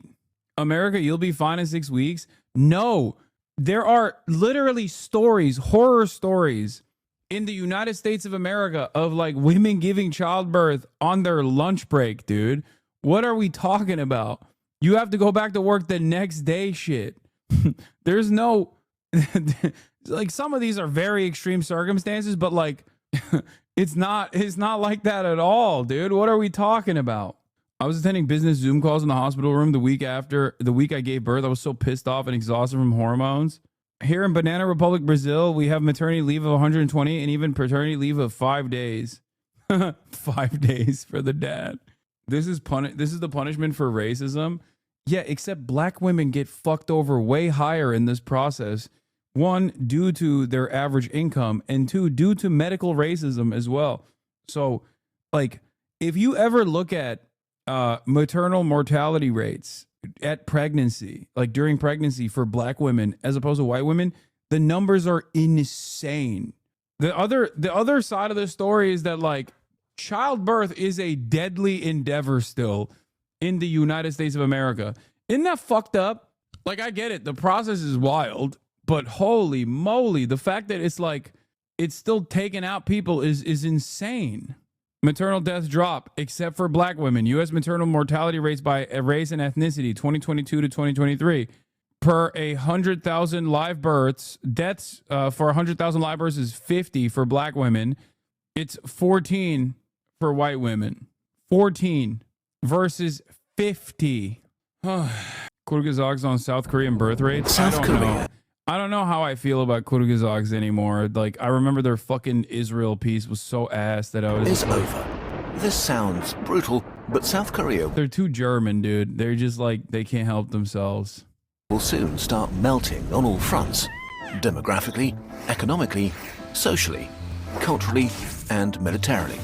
Because for decades, the country has been experiencing a fertility crisis unprecedented in human history. And we've probably reached a point of no return. By 2060, the South Korea we know and love today will no longer exist. What will the collapse look like? And why is it now almost impossible to stop? The real population bomb. To have a stable population, you need a fertility rate of about 2.1 children per woman. In the 1950s, South Koreans used to have 6 children on average. In the 1980s, the rate fell below 2. And in 2023, it was 0.72 kids per woman, the lowest ever recorded in history. In Seoul, fertility is even lower, around 0.55. On average, about half of the women here won't have any kids, and the other half just one. What do these numbers actually mean in the real world? If fertility stays as it is, then 100 South Koreans will have 36 kids. When they grow up, they will have 13 kids, who will then have 5. Within 4 generations, 100 South Koreans will turn into 5. If we look at today's South Korean population pyramid, we see this is pretty real. There's only one 1-year-old for 4 50-year-olds. After 4 decades below the replacement level, the consequences were still largely invisible. Today, South Korea's population is at an all-time high, as are its workforce and its GDP, which is still growing. But demographics hits you like a freight train. You hear it vaguely in the distance, and then it runs you over. South Korea is about to be hit. Let's time travel 35 years into the future to 2060 and see what the country will look like then. When it comes to demographics, the most commonly used projections are those put together by the UN. They envisage 3 scenarios: low fertility, medium, and high. But in the past, all medium UN projections for South Korea have consistently been too positive. Between 2022 and 2023 alone, fertility in South Korea dropped by another 8%. So we're going to use the latest low fertility scenario, which has been the most accurate in the last few years. Keep in mind that we're still talking about projections, and the future is a faraway land. Okay, let's do it. In 2060, South Korea's population pyramid will look like this. The population will have shrunk by 30%. 16 million South Koreans will have disappeared in just 35 years. And it'll be the oldest country in human history. 1 in 2 South Koreans will be over the age of 65. Less than 1 in 10 will be under 25. And only 1 in 100 will be small children. Imagine waking up in a country where the streets are strangely quiet with no children playing on them. Entire cities have been abandoned. Half of the population is elderly and living either alone or in overcrowded retirement homes, with a minority of people desperately trying to keep society running. There will be a few major consequences. Economic collapse. In 2023, a breathtaking 40% of South Koreans over 65 lived below the poverty line. But in 2060, this number may seem lovely in comparison. Today, South Korea has one of the largest pension funds in the world, worth about 730 billion US dollars. But it's projected to stop growing in the 2040s and be completely depleted by the 2050s. So in 2060, pensions will have to be paid by the working population. Estimates vary, but for a pension system to work, the minimum a society needs is between 2 to 3 workers per retiree paying for them with their taxes. But even if we assume that all South Koreans over 15 will be working in 2060, the country will have less than 1 worker per senior. Workers will be unable to stem the incredible costs. So not only will poverty among the elderly be common, but a big chunk will be forced to work. Except they may not be able to find jobs because by 2060, the South Korean economy may have collapsed. Broadly speaking, the size of an economy is linked to the size of its workforce. To have a big economy, you need a lot of workers to produce a lot of things and a lot more people to buy them. Today, South Korea has about 37 million people of working age, generating a GDP of about 1.7 trillion US dollars. But by 2060, its workforce would have shrunk to less than half, to about 17 million. Of course, technological progress means that productivity will be higher and each individual will probably produce more than today. But even if productivity keeps growing at the same rate or more than we've seen in the last decades, South Korea's GDP could... Turns out all DPRK had to do was wait. Just wait it out. That's all they had to do, you know? Yeah, do nothing, win. ...peak in the 2040s. In other words, South Korea... This is the biggest reason why welfare/subsidies have increased here in Japan in recent years. My city, Nagareyama, has become famous as encouraging families the most with welfare. The problem is that even with all the subsidies, if you don't have time, then child raising seen is too stressful. Yeah. As long as welfare does not replace one fucking salary. It's virtually impossible. Welfare needs to replace at least one person's income in its entirety. $5,000 is not going to do that. $5,000 a year is not going to do that. But also on top of that, we should go extinct. We are. If we just keep doing what we've been doing, we inevitably will become extinct, either by way of nuclear annihilation or because of climate change. Just all of these things have accelerated under capitalism, and we seemingly have no solution because we just increasingly look at short-term goals and short-term gains. It is kind of shocking how much people just go, how do we fix this? I don't know. Just got to get back to work, I guess. Will enter a permanent economic recession. There are more optimistic projections that see the recession begin as late. It's crazy how South Korea, as an example, would rather be extinct than change their system. I mean, same with Japan. And also, both of these are vassal states of U.S. empire. So perhaps that's part of the reason why they're having these issues, don't you think? As 2050, but they're based on the medium UN demographic scenario, and there are no signs that we're heading there. Another factor in the economy is science, technology, and innovation, areas in which big leaps are typically made by young adults and the middle-aged. Young people have fresh ideas that contribute to the wealth of society. Significantly fewer people working also means way less tax for the government, which will be trapped between a rock and a hard place. On the one hand, having to provide for half the population that are seniors, on the other... They just arrested a former judge for housing a Tren-Daragua member. See, when I hear stuff like this, I'm like, maybe global population collapse isn't so bad. You know what I mean? It's just like, what are we doing, man? What the fuck are we doing? Seeing its income diminish. It will be forced to shut down or cut essential services like hospitals or social benefits. Since infrastructure only works at scale, smaller communities may be abandoned as the country contracts into its metropolitan areas. And of course, there won't be enough money to invest in the future. This is bad. But what will happen to South Korean society and culture may be worse. Societal and cultural collapse. Speculating on how society... No more K-pop. No more K-pop. That's the... Here, I'll tell you, I'll summarize the worst impacts for people that care, okay? No more K-pop. No more Lisa. No more Ruby. No more Blackpink in general. Do you understand? It's going to ruin... First of all, I'm sad because... You know, I just got into manhwas, right? I just got into fucking, what's the name of the show? God damn it. A Solo Leveling, yeah. And it's like, I don't really listen to K-pop that much, even though I've been on a Lisa kick, you know? But it's just, it's over, you know? No more Solo Leveling, dude. No more Faker. No more esports. No more professional league players. Societies will develop is extra hard, but there are a few pretty unavoidable trends. Today, already about 20% of Koreans live alone. Also, 20% report having no close friends or relatives.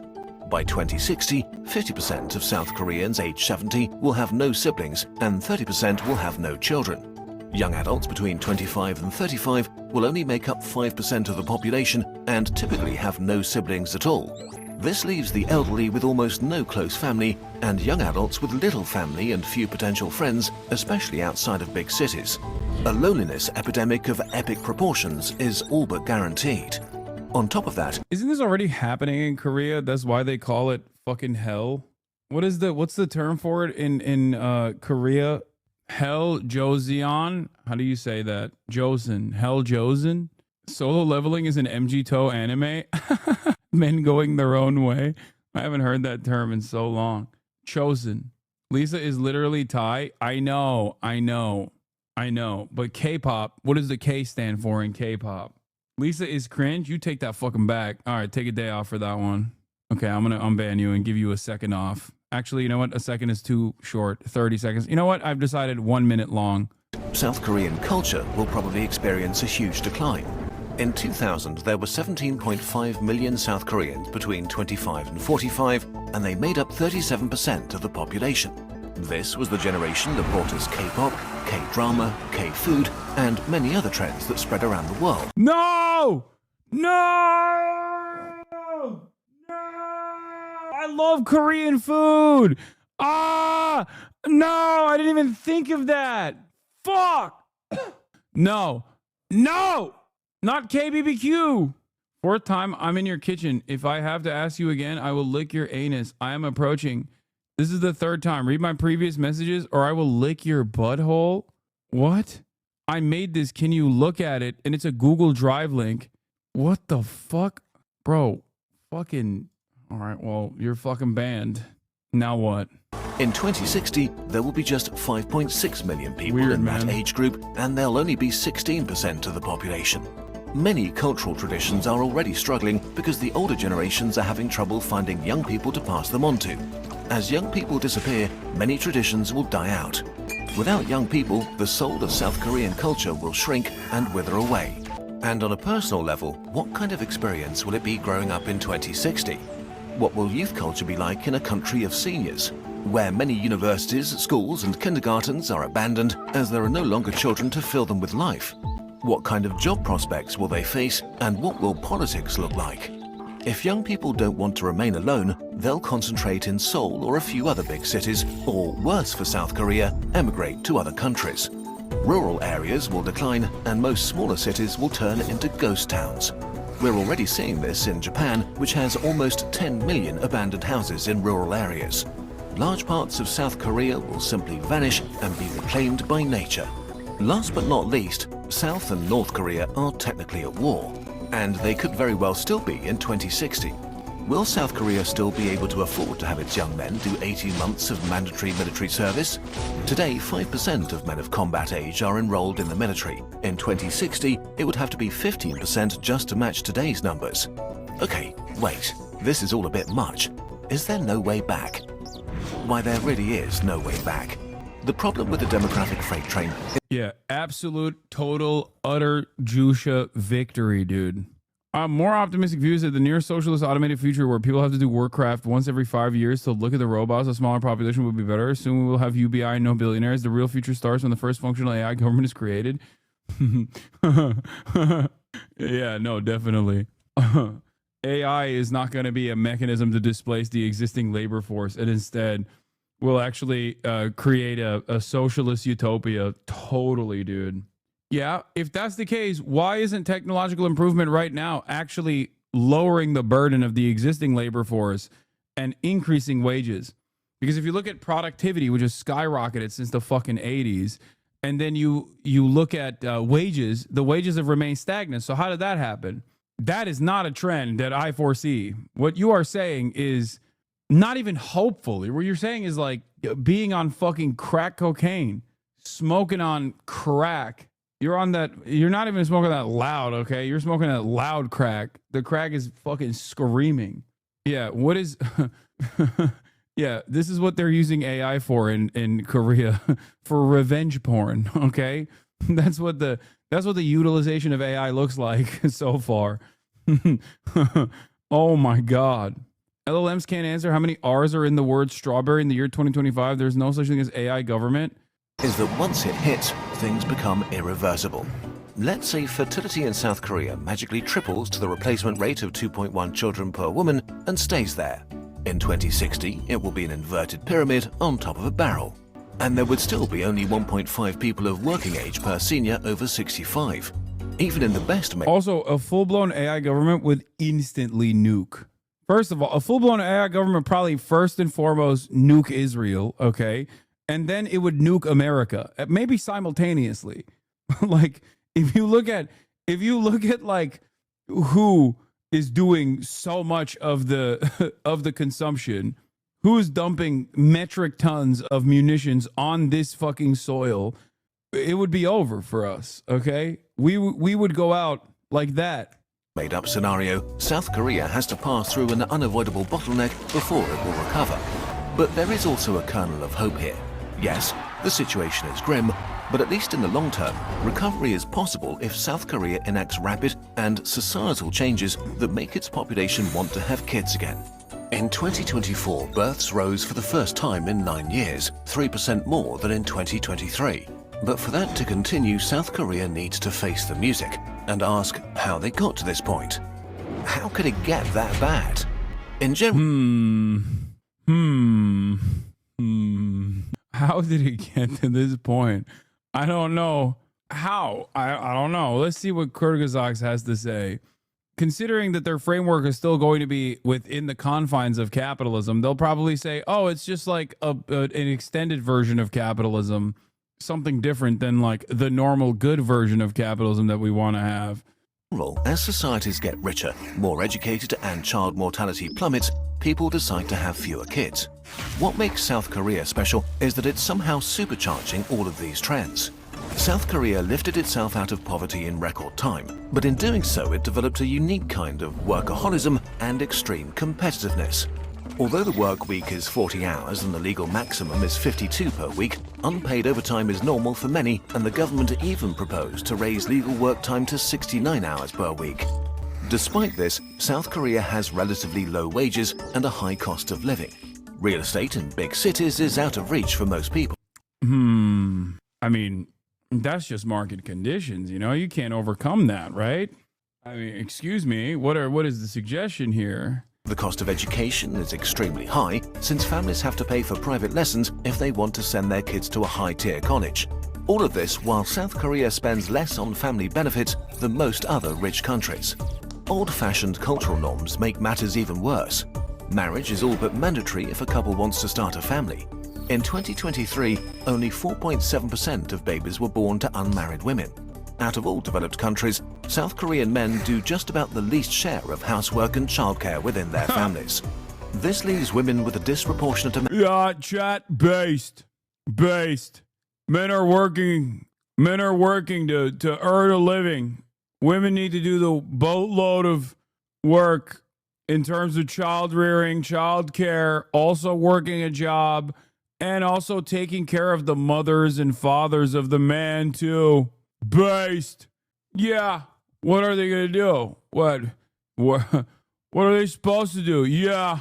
Amount of work if they want to keep their jobs after a pregnancy, while many men are overwhelmed by the societal expectation to be the main breadwinner and have successful careers.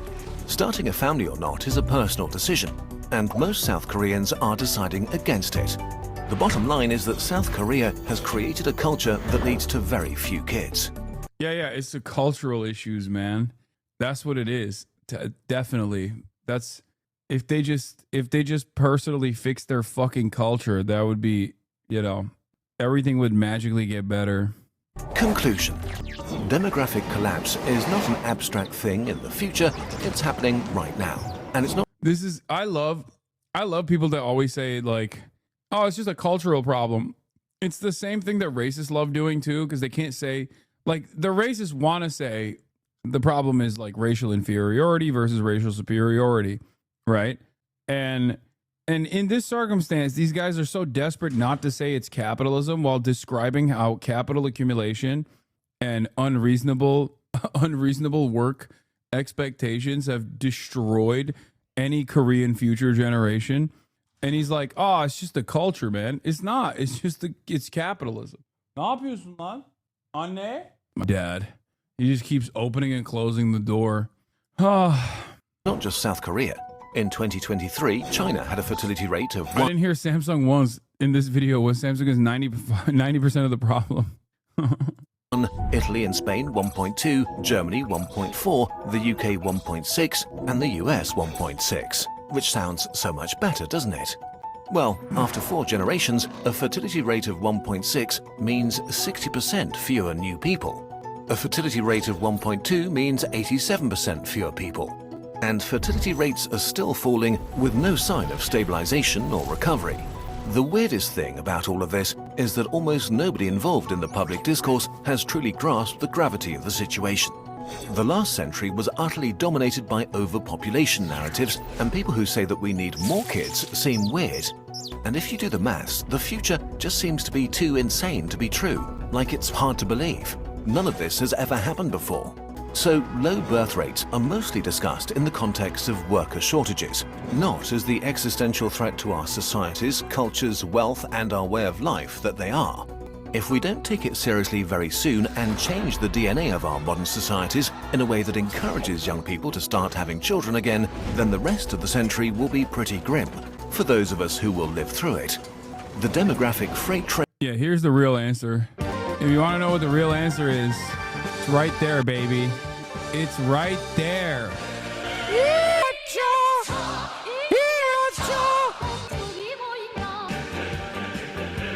Yeah, they're fucking out there, dude.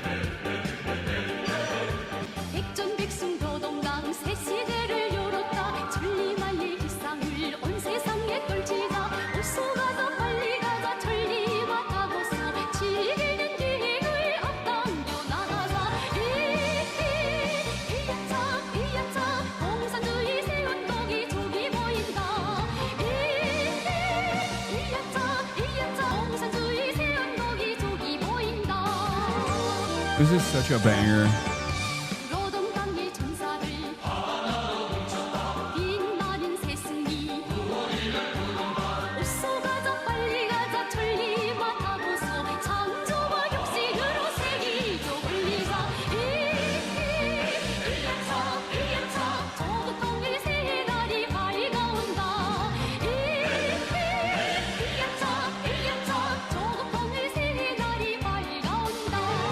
To the people that are saying DPRK birth rates are also not above replacement levels, to them I say it's still higher than second best Korea.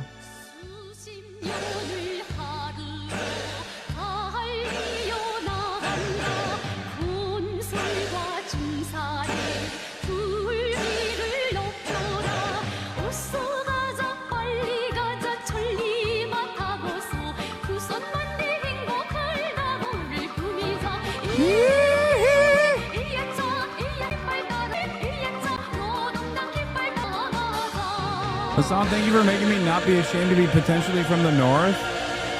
Why would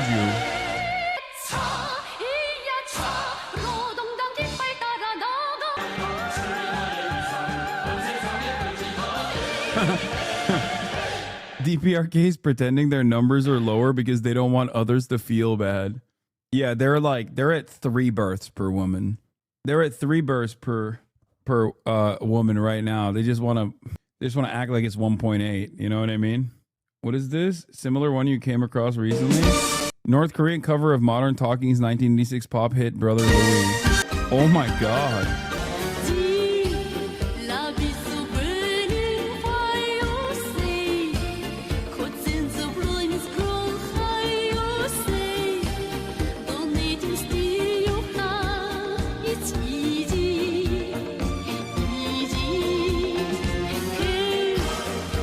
Dies with another 25 gifted, totaling 50 gifted.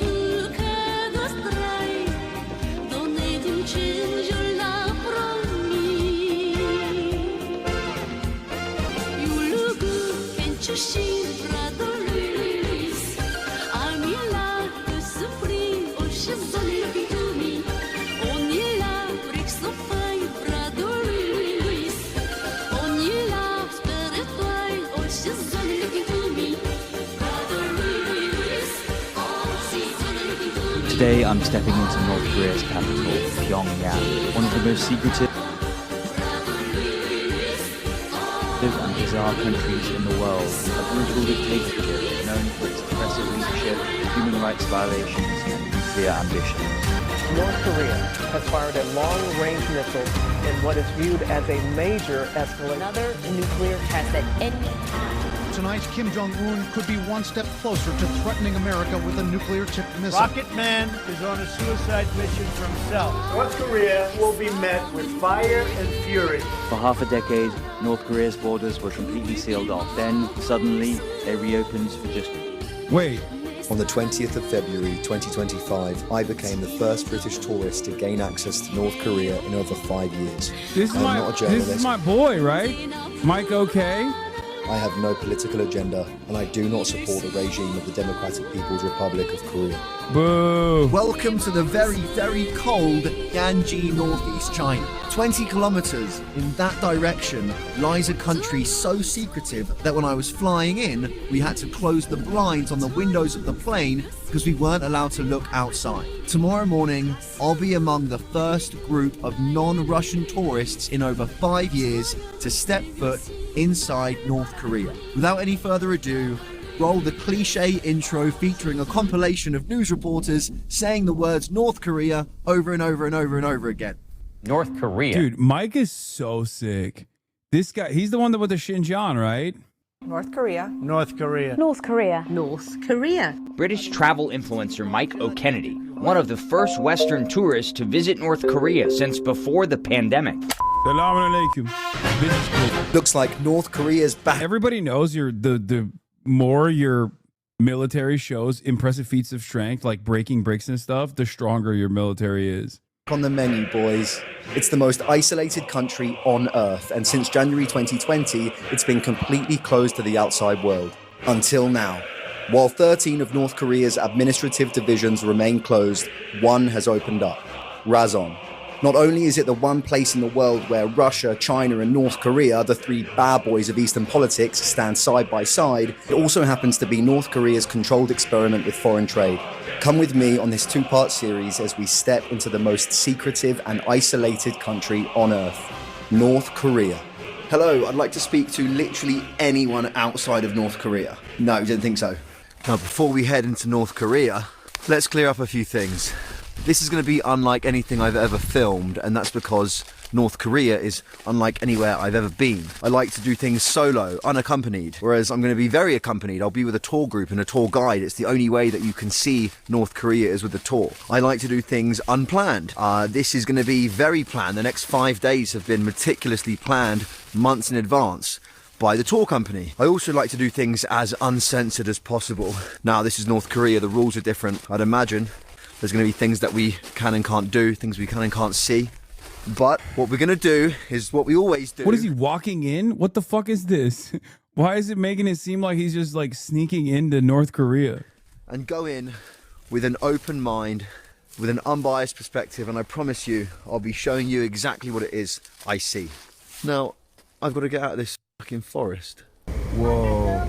This is the Chinese border going into North Korea, and it's a border that quite literally hasn't been used in over 5 years by a tourist.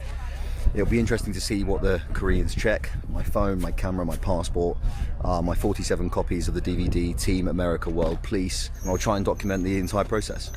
After crossing the bridge over the Tumen River, the body of water separating China and North Korea, our passports were checked, stamped, and then we were instructed to list every electronic device in our possession. That list had to match our items on the way out, not because they're worried about what we might take with us, but because they're concerned about what we might leave behind. You're not allowed to bring anything that could be considered politically sensitive, such as a book about North Korea or a USB containing external political content. And just like that, we're in North Korea. Let's see what planned adventures there are for us over the next 5 days. Starting with a bus through the countryside, let's see what we can see.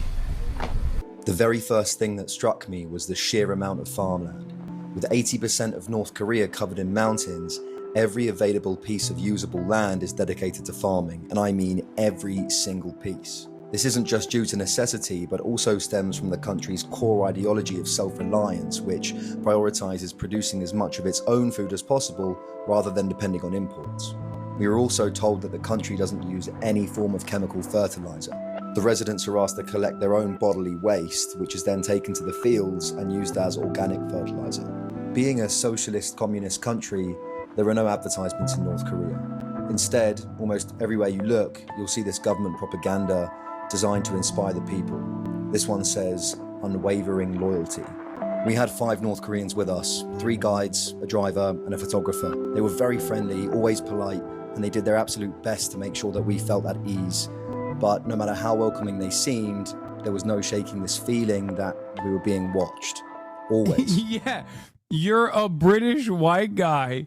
The first British white guy inside of North Korea post-COVID. No shit, dude. Yeah, even if it wasn't like, it's partially because, yes, you're surrounded by government handlers, but it's also partially because half of these motherfuckers have never seen a swagged out white boy like you before. You know what I mean? So walking into the For those of you who don't know, I have a poster from North Korea right there. That one right next to, like right above the Luffy hat, that the boys brought back from Democratic People's Republic of Korea, boy. And I did a thing when they went. Now, as much as I love, this is where this trip's going to be really tough for me, because as much as I love going around and seeing the things that they want you to see, the deer park, and we're going to visit a bank, which is going to be very interesting, What I'm interested in is what's going on beyond those mountains. And beyond those mountains and in these villages. I've got a feeling there's not going to be a lot of human interaction on this trip, which makes me very sad. I know you say that the DPRK are victims, but like surely they don't have to engage in this cruel and insane censorship and surveillance regime. Like that isn't exactly helping their image worldwide. I mean, there's no helping the image of North Korea worldwide. It's like helping the Cuban image worldwide. I think like government censorship of this sort is obviously totally unreasonable, but the only countries where I think it's like more reasonable than, I don't know, the Western world, because I have way more smoke for Chinese censorship and Chinese government control than I do for North Korea or Cuba. These are countries that have been, these are countries that have been completely dominated by Western powers. I think it's a little bit more understandable for them to be paranoid about it. You know what I mean? Yes, Unc does have a mythic item. Give me a bag of your finest. A bag of your finest carrots, please, sir. I'll take whatever you've got. I'll take some corn. Get some corn, thanks, dude. There you go, dude. Wait, they have a deer park? They raise them. One of the reasons they raise them for meat is one of them, and also they cut off the antlers every couple of years, and they use the antlers to make some kind of medicine. Go away. Oh, fucking hell, go on, mate. Oh, fuck's sake. Yeah. Oh, you're scaring him off. You were scaring him off. Oh, fucking hell. I'm getting attacked by North Korean deers. Don't worry, I'm not from America. I'm not from fucking hell. I said the word America and they've all gone nuts. The fur changes colour. Yeah, completely different. Yeah? Very beautiful. Oh, wow. The thing is, because we're feeding them, every time they see a white dude now, they're going to get hungry. Oh my God, I watched this video yesterday. Austin, you're not watching my videos no more. You're watching these videos instead. Come with me to visit a mineral water factory. Yay. Paranoid with foreigners, understandably, but with their own citizens, what is a poor person from Pyongyang gonna do? Dude, they think, you have to understand, it's like an entire nation and its governance operating like an abuse victim. Okay, like there's a lot. This is part of the mismanagement that I speak about when I say North Korea is not exactly the fucking, you know, beautiful socialist utopia that people present it as, because it is despotic 100%. Like they have lineage rulership on top of the democratic structure, the quote unquote democratic structure that they have, similar to the one party rule that you see in places like Cuba or you see in places like China. But at the end of the day, the Kim dynasty rules all. That's it. I wouldn't consider it to be a communist or socialist form of governance, because there is still a complete control over it's a dynasty, not a central committee. I mean, there is, like, from what I understand, their electoral structure is similar, and there's not a lot of great information on this stuff. So, you know, don't get mad at me, don't yell at me, but their electoral structure is similar to Cuba's. Like they don't have a people's committee. They don't have like a central committee structure, but they still have like localities, and there is some semblance of an election in localities. But like even then, those aren't real elections. You know what I mean? They get 100% of the vote. Like the people that are voted into office within the party structure are winning by like 100%. Like not even Bashar al-Assad margins. I'm talking 100%.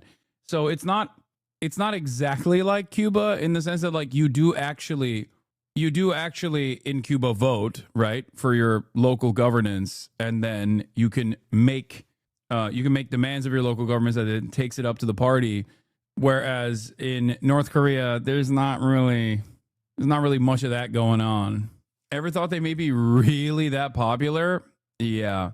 I guess the major difference is, of course, that they have been fucked over harder than Cuba, and certainly harder than China as well, especially after their main economic partner and their entry point into the global economy was dissolved, the USSR, and then they were hit with a ginormous famine.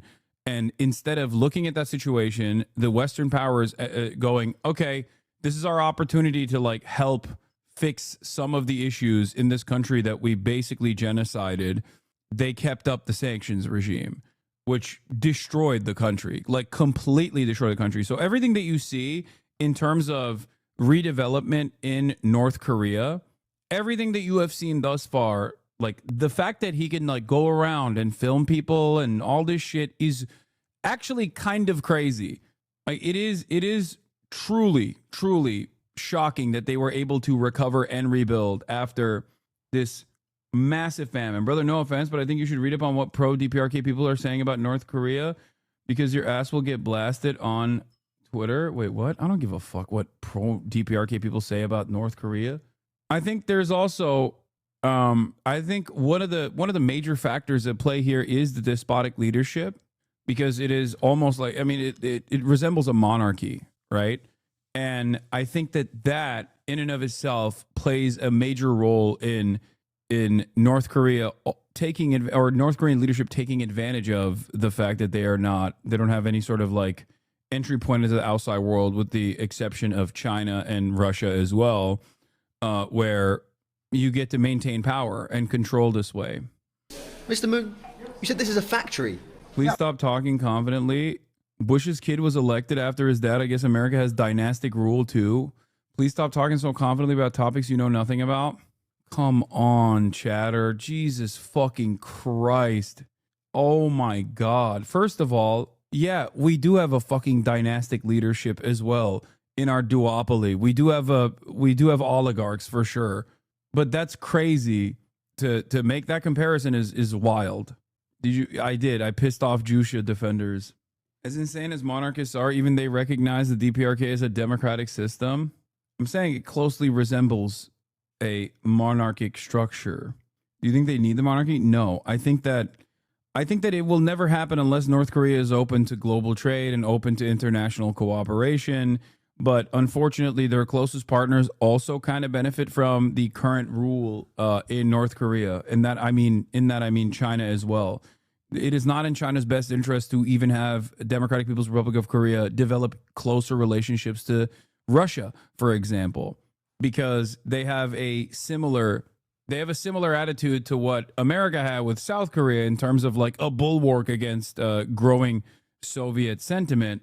And for China, it's a protective barrier as well. An ally that is reliable because it's reliant on China. This is a factory. Where are the factory workers? The people working here? What's the day today? The day today is Saturday? Thursday. Thursday? Yeah. What I've just noticed, this is a mineral water factory. The water runs straight from the mountain into this building, and there is kind of like a grotto. I'll get some more videos with my phone. Kind of like a grotto where there's just water pouring out and a cup where you can go and drink the water, and nothing else here, and no one else here. Also, this is why I say like it's nowhere near as bad as the way that Americans present it. But it's also it's not as good as the way that socialists presented either. I guess I'm a North Korean centrist in that regard. And I still obviously say, which, you know, many people yell at me for saying the truth, but especially post-dissolution of the USSR, the conditions, even then, the conditions of North Korea are still mostly a direct consequence of being shut out from global trade and being under one of the worst sanctions regimes of all time. It's just that it's the truth, not centrist. Yeah.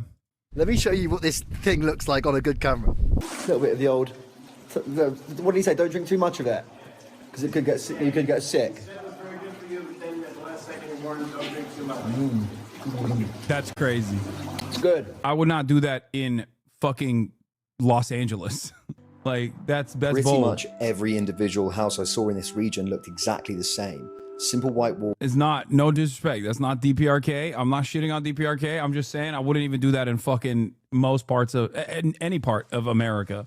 Walls with blue roofs. In North Korea, all property is owned by the state and the people don't get to choose where they live. Housing and living arrangements are largely influenced by a family's political, social, and economic background. However, many believe that this traditional system is becoming outdated, with financial wealth playing an increasingly dominant role over social status. One thing that really impressed me were these new rural housing developments. My guide told me the government is currently building 500 high-quality homes in every county per year. With 145 counties across the country, that's a huge number of houses being put up. Hi, how are you? Let's see what a North Korean hotel room looks like in 2025. What do we have? Coffee, tea, water. I think this is a heated bed scenario. That'd be fun. That'd be nice. We've got a phone. Let's try and call someone. Hello, I'd like to speak to literally anyone outside of North Korea. No, you don't think so? Oh, the windows have been sealed shut. We love that. We do love that. Good for fire emergencies. First impressions of North Korea. We spent 2 hours traveling on a bus from the border of China. I reckon I saw about 20 people in that time. Not a lot of people, no cars, maybe like 1 or 2 taxis in that whole journey. People on bicycles, the people that I did see were on bicycles. They're out on the farm. I didn't see any farming equipment, didn't see any, considering the amount of... Okay, also the place that he went to is not Pyongyang, where most of the economic activity exists. Like, this is a totally separate part of the country that has opened for tourism. It's going to be an incredibly controlled experience in general. Farming equipment there is here. No tractors, no harvesting crap, you know? Where I am now, Rason, is an incredibly unique and a very, very unvisited part of North Korea, even before COVID. And it's very, very interesting. A lot of foreign investment. Think of it as a kind of experiment. Yeah, it's also winter on farmlands. Like, obviously, there's not a lot to harvest. By the North Koreans to introduce some form of capitalism into the country. I'm going to learn about it. We're going to look around. We're here for 5 days, man. This man would be horrified by Arkansas. Yeah. Forget about it. Chill out, man. Chill out. I'm going to bed. I'm going to bed. Ugh. This. Okay, I guess I'm buying a whole deck of ciggies then. So those are 727s. Yeah. 727 stands for 7/27/1953, the day of the end of the Korean War. The most expensive one and the most nationalistic one, and the one smoked by Chairman Kim. Thank you, madam. So the cigarettes I bought back there in the souvenir shop, I used Chinese money for. Now you might be thinking, Mike, you're in North Korea. What are you doing using Chinese money? Rason, the district I'm in at the moment, is a special 15 generations since the death for attempted tree stealery.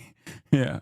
Economic zone, which means that its economic policies differ from the rest of the country. Now, let's speak to someone who actually knows what the fuck they're talking about, because I don't. Justin, what makes Rason different, and why is it a special economic zone? So a special economic zone, such as Rason, invites foreign investment. So we have a lot of... I don't like that his guide here, his knowledgeable party is an American guy. Russian and Chinese companies that are doing business here. It gives Northeast China easy access to the Rajin port. Also, Vladivostok, the port there, freezes over for about half the year, so it gives the Russians access to a port that isn't frozen in the region. Yeah. And it also gives the DPRK the opportunity to earn hard foreign currency, which they can then put into social programs that are used to prop up the rest of the country. And Justin was my Western guide in North Korea. He's cool as fuck. I got a chatter in here that actually went to North Korea as well. And the social programs on which the DPRK exists. At least he's calling it the appropriate name. He's not calling it the dead name. He's not saying North Korea. He's saying DPRK. Yeah, I don't see any children eating rats in this video, which I think is fucked up. Lee staged Hasanabe DPRK propaganda. Dude, I didn't even do this. This is some whole ass random British guy. This is the Golden Triangle Bank in Rajin, and I've just gone and opened up my own North Korean bank account. I'm supposed to say cash card, but it's a North Korean bank account and North Korean DPRK money. Oh, that's sick. Which you can not spend, really. This is primarily used by locals to pay their monthly electricity and water bills, which comes to a whopping 5 US cents per month. And this is about £1, and I've got about 13,000 DPRK money. Big TV screen out on the street playing a children's cartoon, and it looks like locals have gathered around to watch it. Let's go and take a look. Hello, sir. Ayong, ayong. How are you?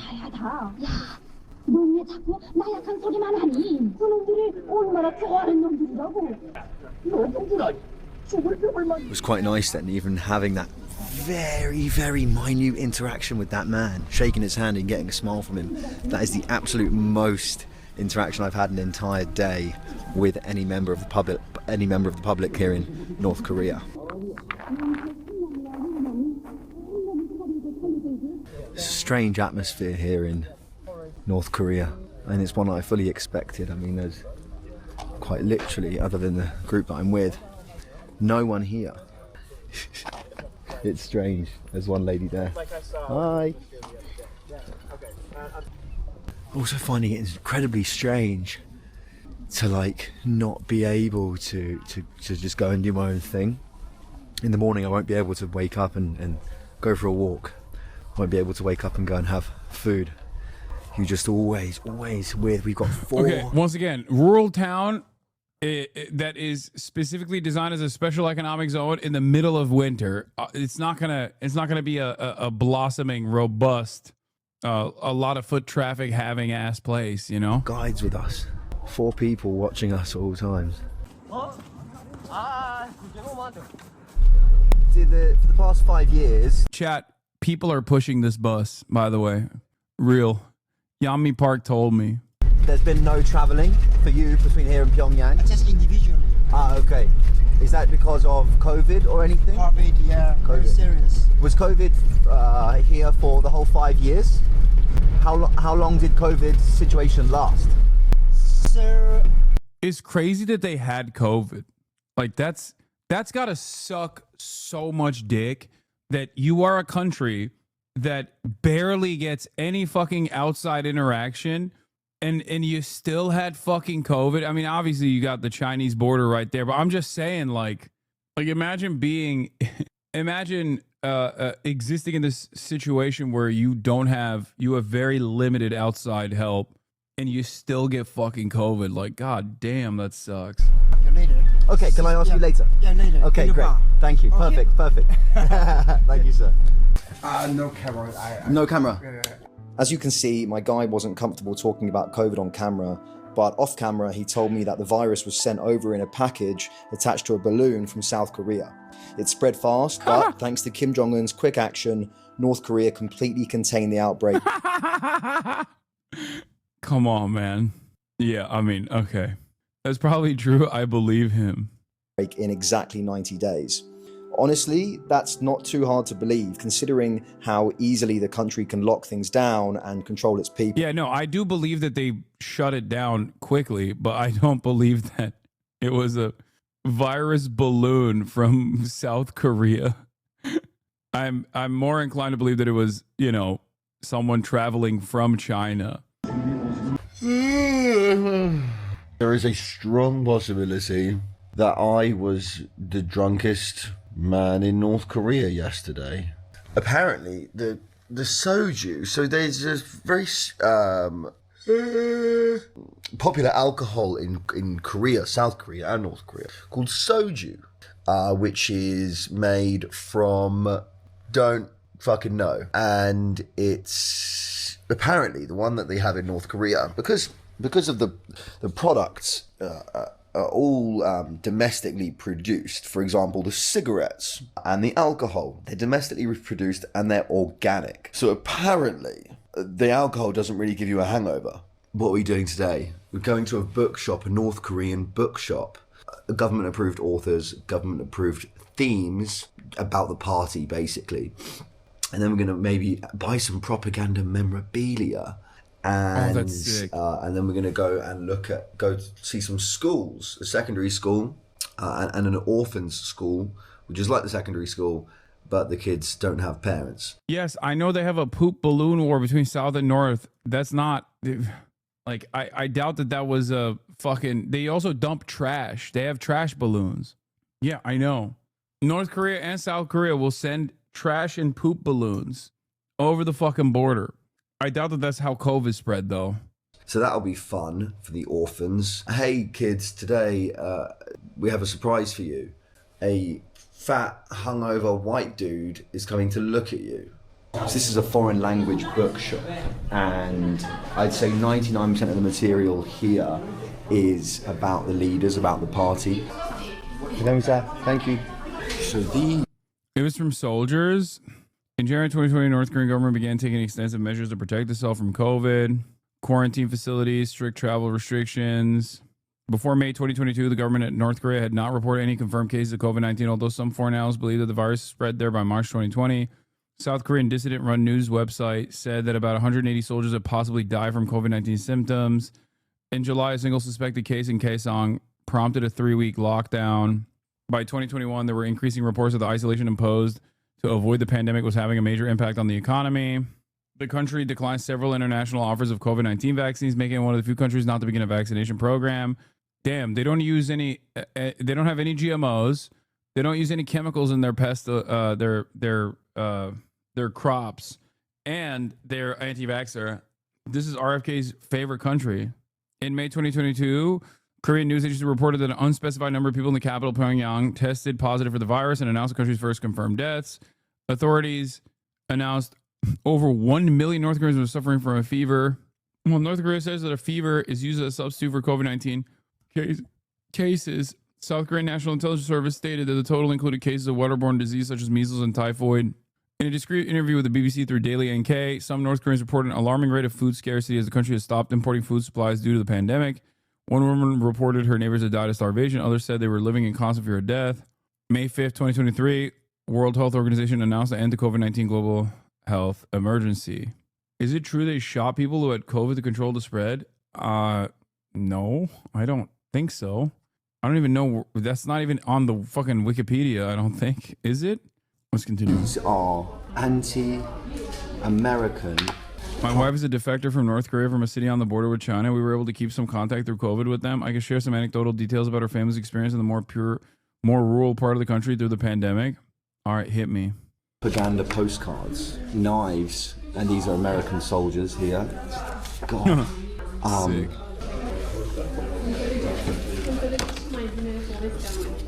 I'm actually running a giveaway where I'll be personally writing and sending these postcards to 5 people. All you have to do is follow me on Instagram and message me telling me one thing that you learned from this video. Warning, if you're from the US and you get one, it might come with a visit from the National Security Agency. Big North Korean soldier, lots of American soldiers in a crash plane down here. Dude. This is a bottle of North Korean rattlesnake brandy, and it's supposedly a classic drink here in DPRK. Oh, that's nasty. I'm gonna get a bottle of it, and I'll update you. I had it in Japan. Oh, that shit tastes like broth, dude. It tastes like alcoholic broth. It's terrible. Snake whiskey tastes just like you would think it would. Yeah, I will tell you, it did. It did taste exactly like it wasn't even salty too, which makes it even weirder, I guess. It basically tasted like alcoholic broth, but with no salt. And no, not chicken or beef broth, like a weird, like snake broth, okay? What I assume snake broth would taste like, because that's what I drank. On whether or not I can actually leave not just DPRK but get out of China with this thing. One of the guys picked up this book on Juche, North Korea's core ideology. In simple terms, it promotes total self-reliance, politically, economically, and militarily, rejecting any dependence on foreign powers. The irony is, I'm in Razon, a region actively experimenting with foreign trade and investment. It seems like we're living in a world where even North Korea can't survive without outside support. Can you explain to me what these big circles on the floor are? A mass dancing point.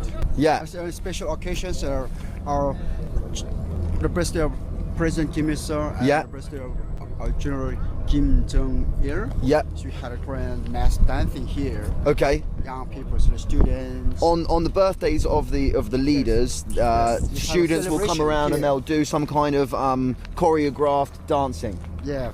Very interesting. And what does this say over here? This big sign? Yeah. Long live the revolutionary idea of the great comrade Kim Jong-un. Korea is a socialist country.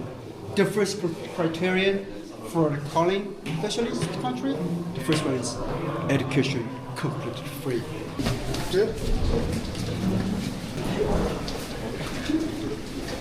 It's also very easy to hang the bag.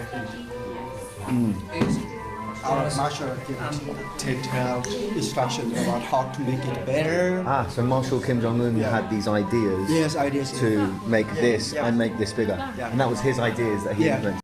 Yeah, this is the type of shit as to why I say like it's not like, come on, dude. This is why I say like it's not exactly the most revolutionary socialist leadership, if you know what I'm saying. Okay, there's some goofy ass shit that I would go so far as to say is like definitely beneficial for the dynastic rule that they have as well, in terms of like Jusha being a benefit for the continuation of this dynastic rulership.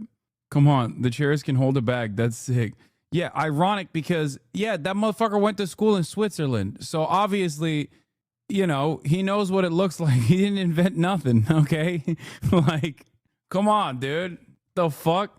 I think a lot of you forget that, you know, the Kim family does, like, they grow up outside of DPRK as well. Interesting.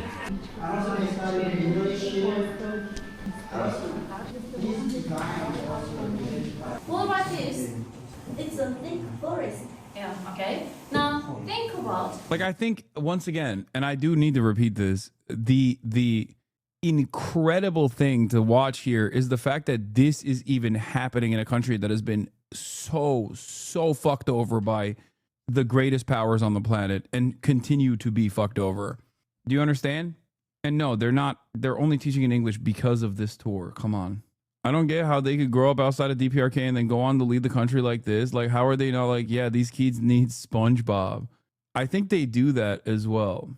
They do that. They do steal a lot of shit and teach children. Or I mean they play movies and shit. They have that. It's not. I guess this is an English class. Why the rainforests are in danger and what you have to do to protect them, okay? Yes. Discuss in groups and play some roles. Hey. Oh, hi, Soda. Hi.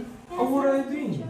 And you see, we are picking up the flowers. Yes. Look at me, I'm very beautiful, right? Yes, I see the too. Oh my God, good heavens. Oh, what's the matter? Oh, it's not right. Yes. This is amazing. Just get wrong because you just get wrong. Hello, my name is Michael. Can you say Michael? Perfect, perfect. I'm from, can anyone guess what country? England, fantastic, well done. My name is Kim Kyung-yeon. Wow, and what's your name? My name is Kim Jin-hyun. Put your hands up if your favourite subject is English. You like English? Cool. What's your favourite thing about English? My favorite thing is conversation. Conversation, me too. I love conversation. You're the English teacher. Nice to meet you. Michael, nice to meet you. What do you like about the countryside? Beautiful? Now, under the wise leadership of our family, Marshal Kim Jong-un, the countryside has been changing. Yes. Do you know? I don't know. No, how has it been changing?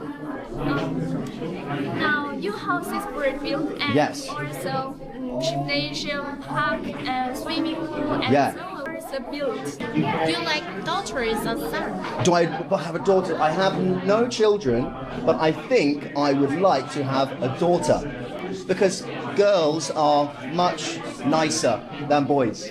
Do you think so? Yes. I think girls are more. Is this staged? I mean, everything he's doing is staged. Yes. I mean, but they obviously have some of the best students in the class speak to him. What they say when they are speaking to him is still very cringe and, you know, a byproduct of what I guess they thought would be the best thing to show to Westerners. You know what I mean? Guess which little girls actually government agents? Not government agents. But they are saying things that they think would make the country look good to the outside world, which is still kind of sad. Polite. Boys are not polite. What do you think? I think so, but it's very different on every person. Some boys are more polite than some girls. Okay, I agree. I think you are. Thank you so much. One day, would you like to visit any other countries? Yeah? What countries would you like to visit? Of course, England, because I'm learning English. Yeah. And then Chinese and so on. Very cool. I've been to China. Very nice, very beautiful country. How many times have you been to China? I've been to China 3 times. Yeah.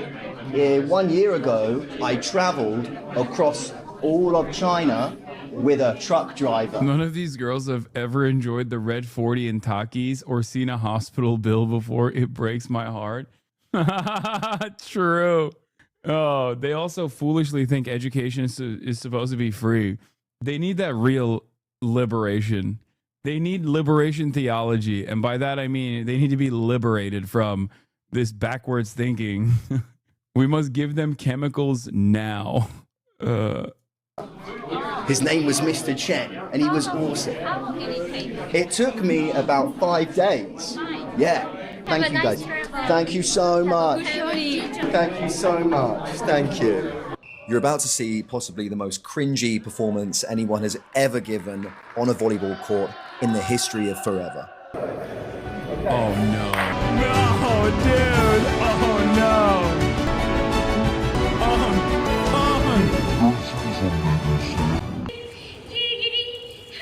What you're about to see is the very latest #1 chart-topping single released by the DPRK, performed by the Children's Academy of Rajin. It's called Friendly Father. Yeah, this shit's awesome. I know everyone's gonna be like, oh my god, only propaganda music, but I fucking think it's dope. Like, think about the coordination here, and then think about like the I'm reminded of the Trump choir. What was it? The ladies who did the Trump song? This. Wait, hold on. Deplorable choir. Hold on. Fuck. Oh, here it is. I found it. We're the Deplorable Choir. We don't care if you're white. Don't care if you're black. We don't care if you're gay. We're all under attack. We don't care if you're rich. Don't care if you're poor. Come on, dude. We just know what we're fighting for. Sing it. Real women vote for Trump. We don't need no liberal chump. Like, come on. And then compare that to this.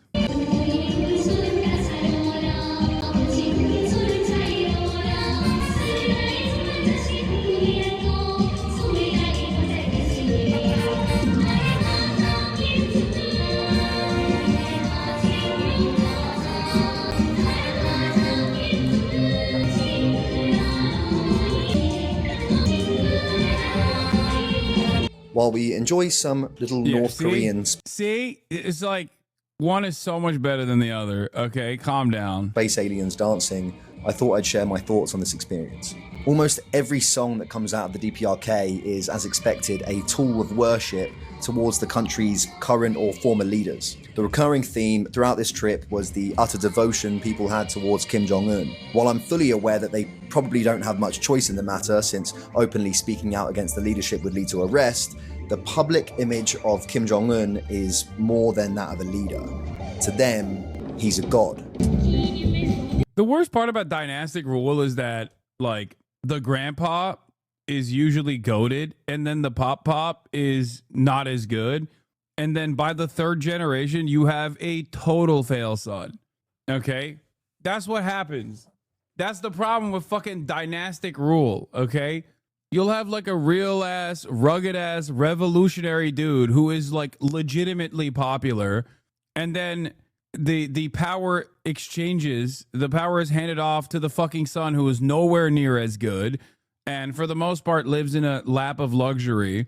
And then basically by the third generation, you have the worst. Just an absolute complete fucking failure of a fail son. There's a succession for every Logan Roy of the world. Exactly.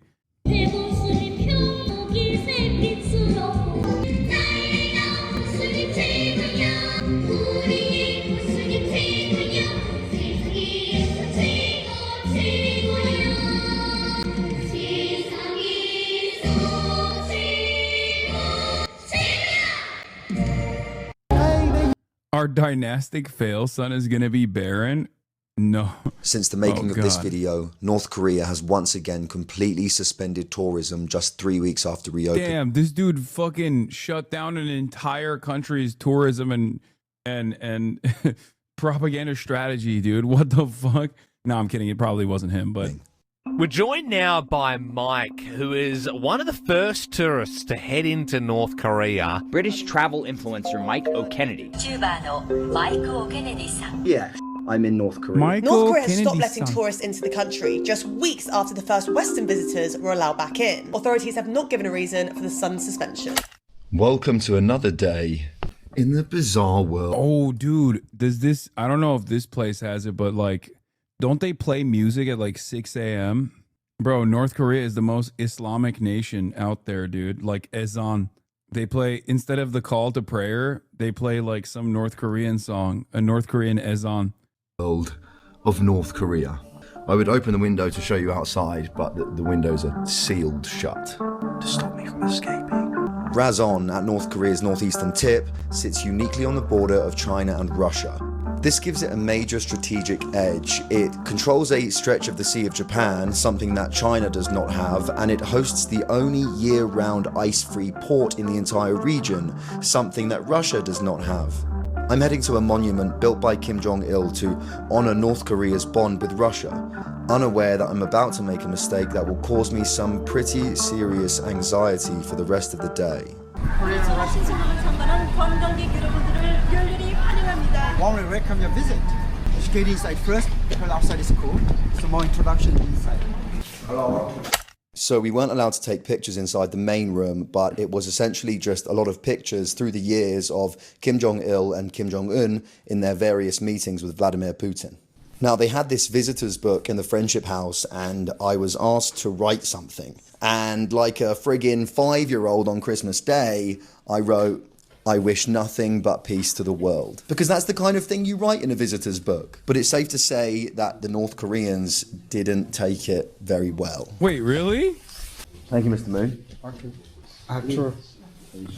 Oh, What do you no. think? Do you think this is the suitable writing here? Well, it's like, It's like I thought you just. it's like because there's people. Oh my God. What? That's so awkward. That's so, dude, this is oh God. I feel like I'm in trouble just simply watching this. Oh, that's awkward. Maybe suitable as in you need to write more? Yeah. Is that what he's saying? Like, look at all the writing that people wrote here. Peace between Korea and Russia. It's like peace. What do you think? Peace between countries, because this is a friendship house. If not, we can get rid of it. Oh no. So behind me is the Russian, Korean, North Korean friendship. Oh no, dude. Look, that's not even, he tried his best. That's so sad. That's so fucking, that's so awkward. He didn't even say nothing bad. Like he tried to do his very best. Oh, they think it's a Ukraine protest. He ruined the friendship book. Dude, I would be writing so many crazy fucking things in there. I'd be like, one day the entire world will understand the importance of the immortal science of Marxist-Leninist Judaist principles, except they also fucking abolished Marxist-Leninism, I think. So they would probably get mad at that too. And I would say that I wish for a day for a unified Korea led by the glorious Kim dynasty. This is how you will eradicate the incels. This is how you eradicate the incels. He failed the QTE? Yeah. Tainted the friendship book. He tainted the friendship book. No. No more friendship. Why is this fucking thing broken? Oh, there it is. It's fixed now. Even Kaya's looking at you. Yeah, she's disappointed. House built in 2002 after one of Kim Jong-il's meetings in Russia. He came back and he said, I order the construction of a house to represent the friendship that we have between Russia. Now, I just got in trouble because they asked me to write a thing on a piece, on the, like a visitor's book. They said, can you write a message on the visitor's book? And I said, I wish nothing but peace to the world.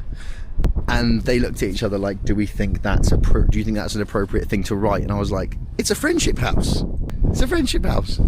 In hindsight, writing about world peace in a country that just a day earlier staged a spectacle with children dancing before thousands of intercontinental ballistic missiles was probably a bad idea. My guides likely saw this comment as a veiled critique of North Korea.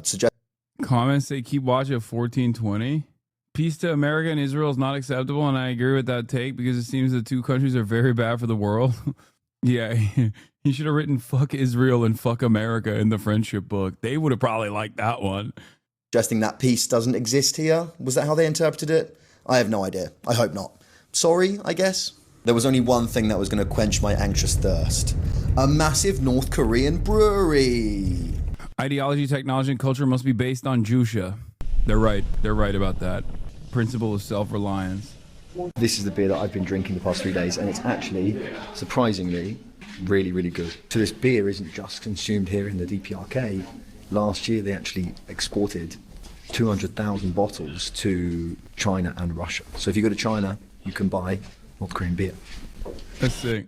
I would write in the friendship book, one day America will be punished for all of its crimes against humanity. That's what I would write. I've decided. After my 8th try, I think they would like that.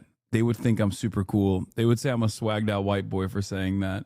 This is the most extreme delusional echo chamber I've ever witnessed. Why? We're not even saying nothing, dude. Scratchy had a whole page first. Yeah. What the fuck?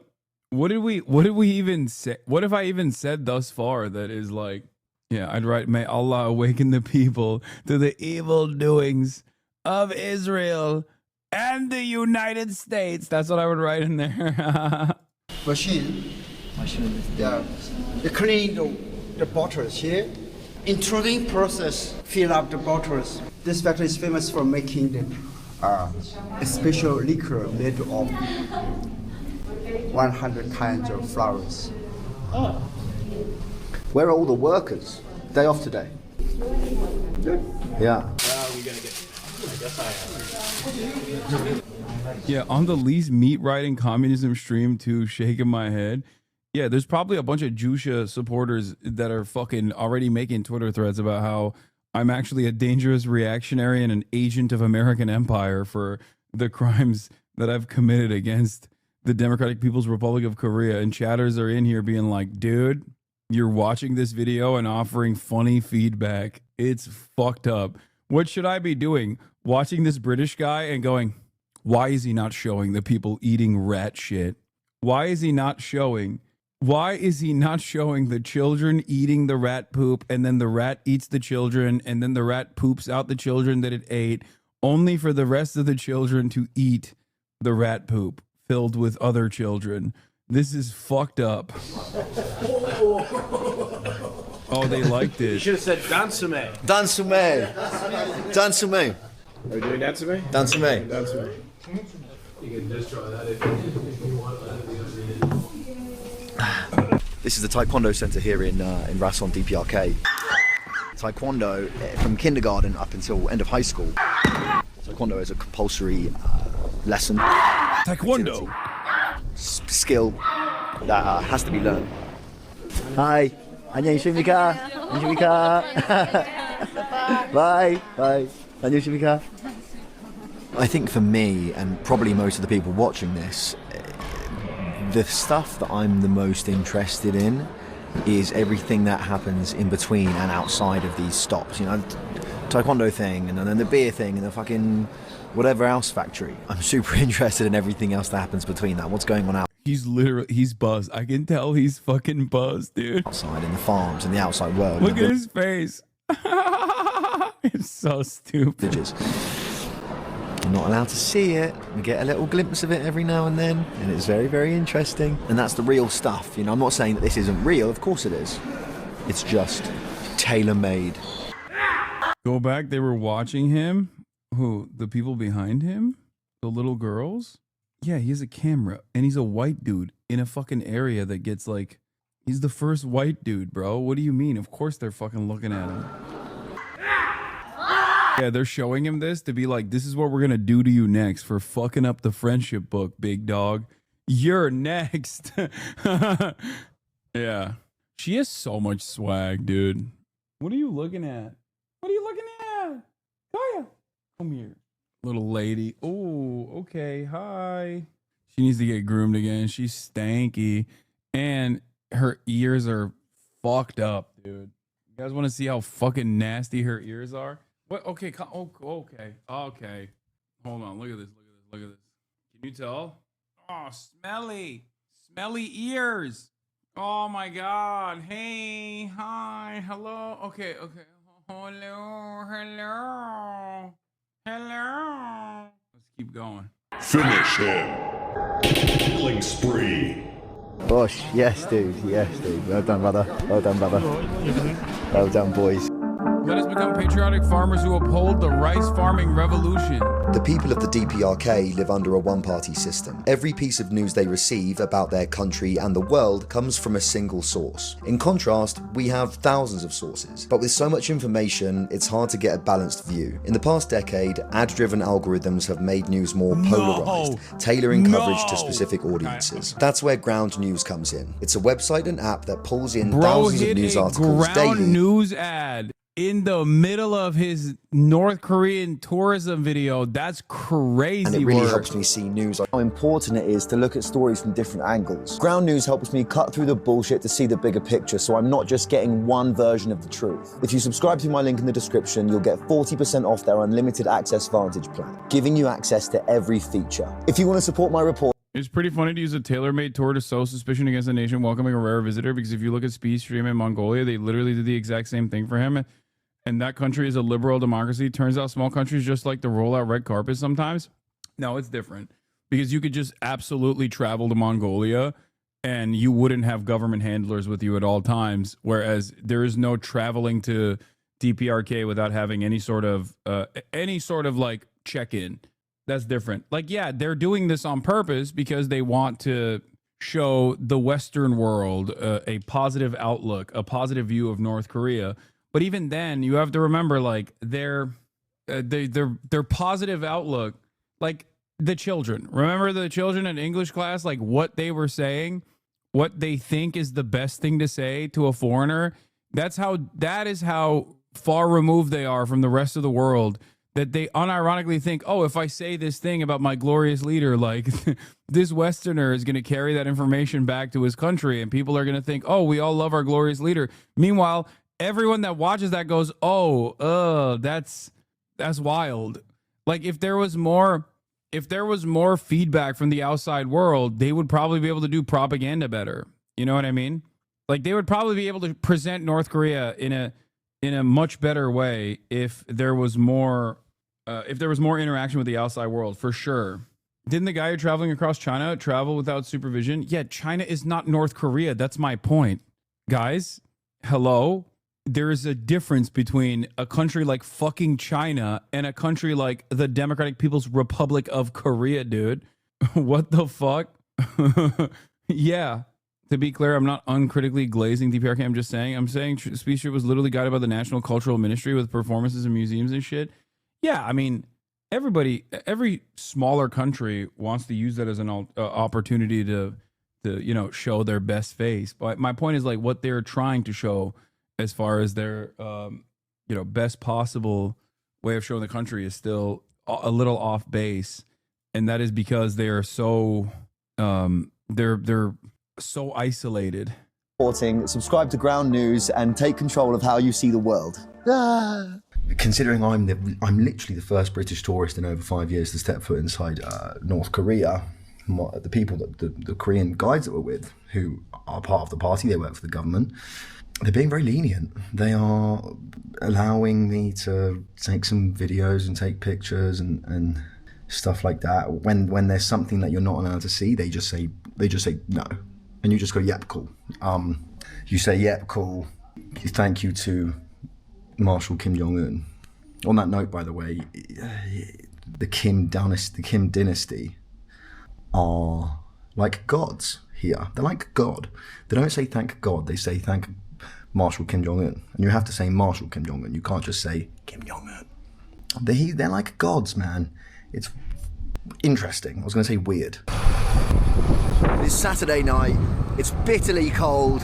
I also trust this guy to be the least biased out of everything I've seen thus far from him.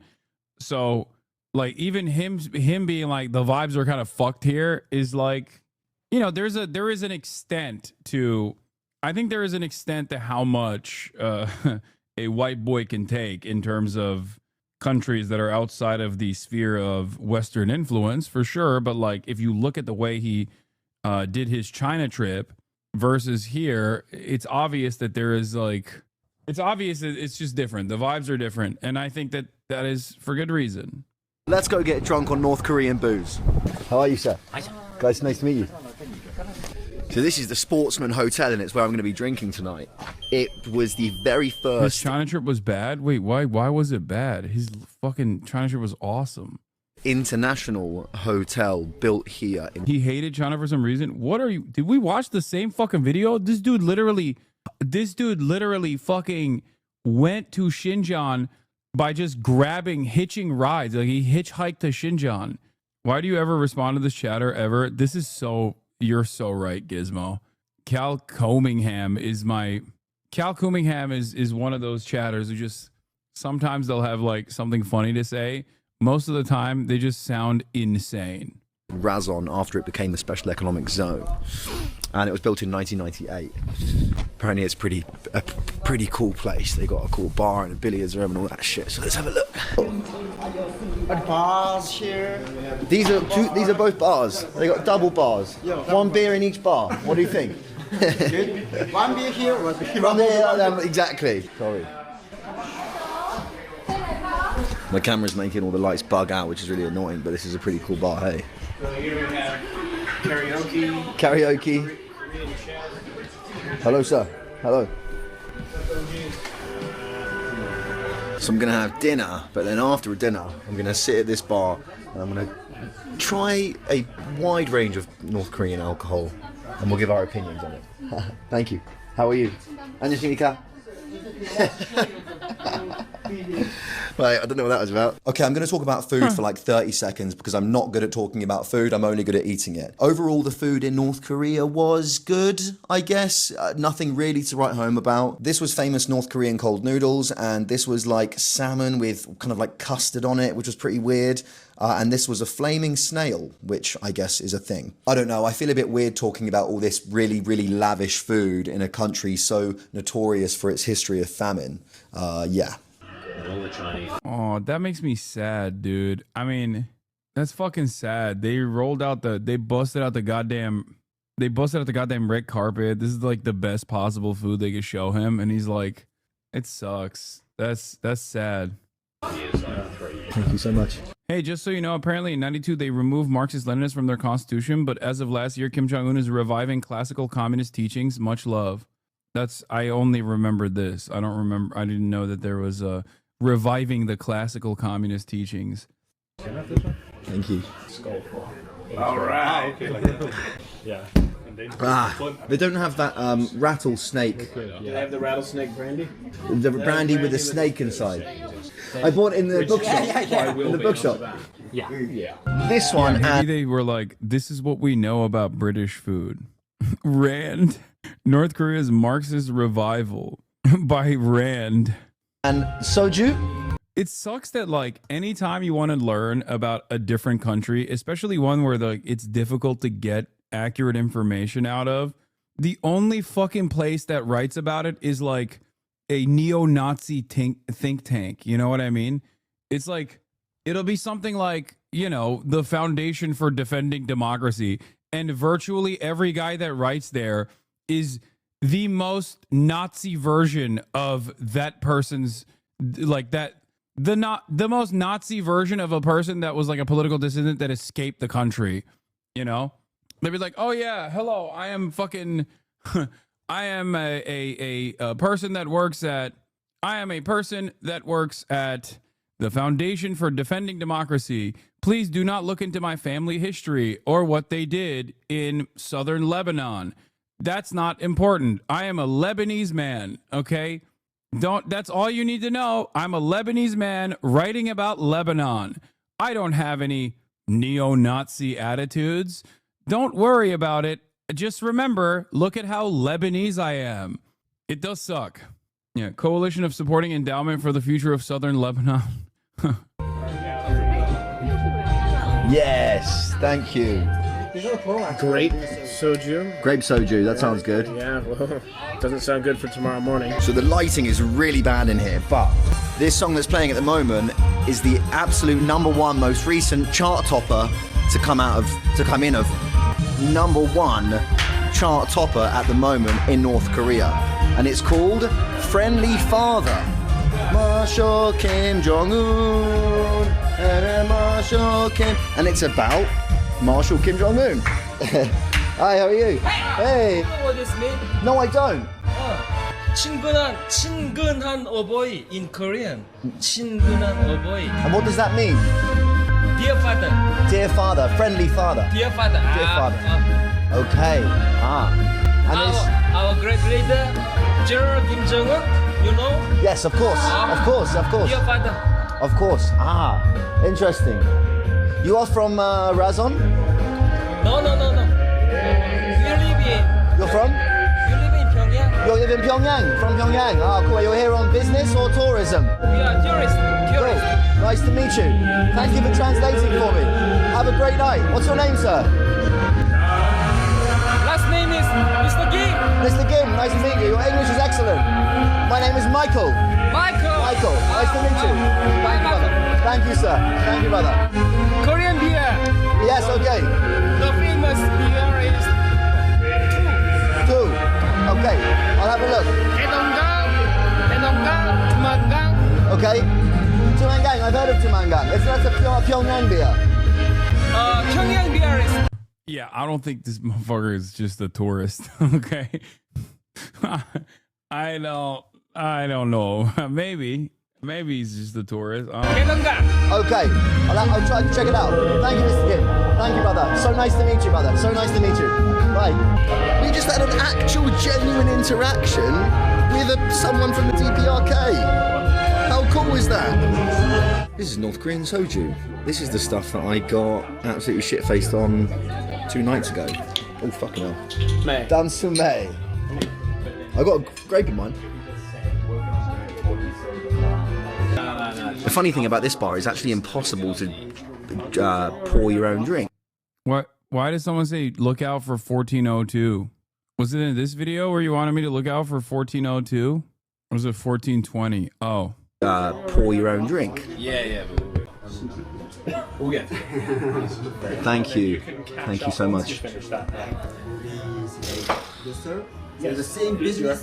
Yes, sir. Okay, what is it? Isn't this video part 2? It is part 2. Is it this guy in the background? Let's drink for a peace. To peace. Yeah. Oh shit. He said for peace. Yes, Mr. Kim.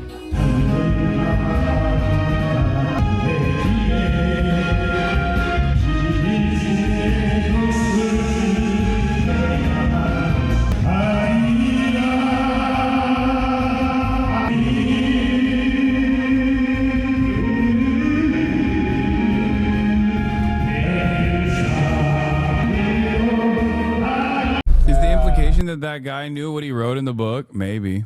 That was a fun night. Long before North Korea became what it is today, it was a fierce defender of its people's freedom. In 1910, after just 13 years of full independence from China, Korea was annexed by Japan and turned into a colony. This sparked a wave of resistance movements across the country, with guerrilla fighters taking up arms against Japanese rule.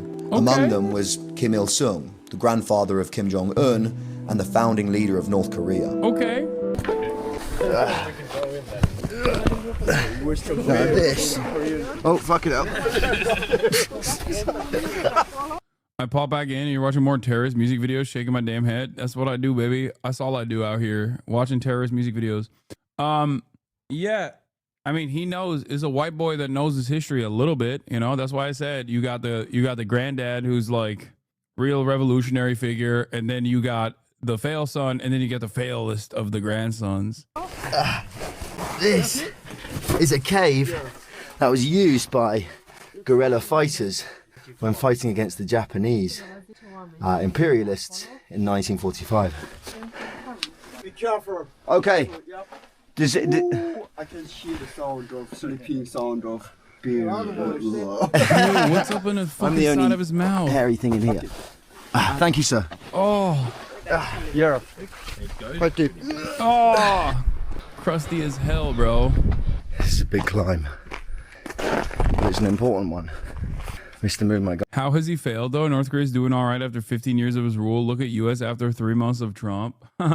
True. Guide says this path has its ups and downs, has its struggles, much like the road to revolution. You see here the harbor, the bay.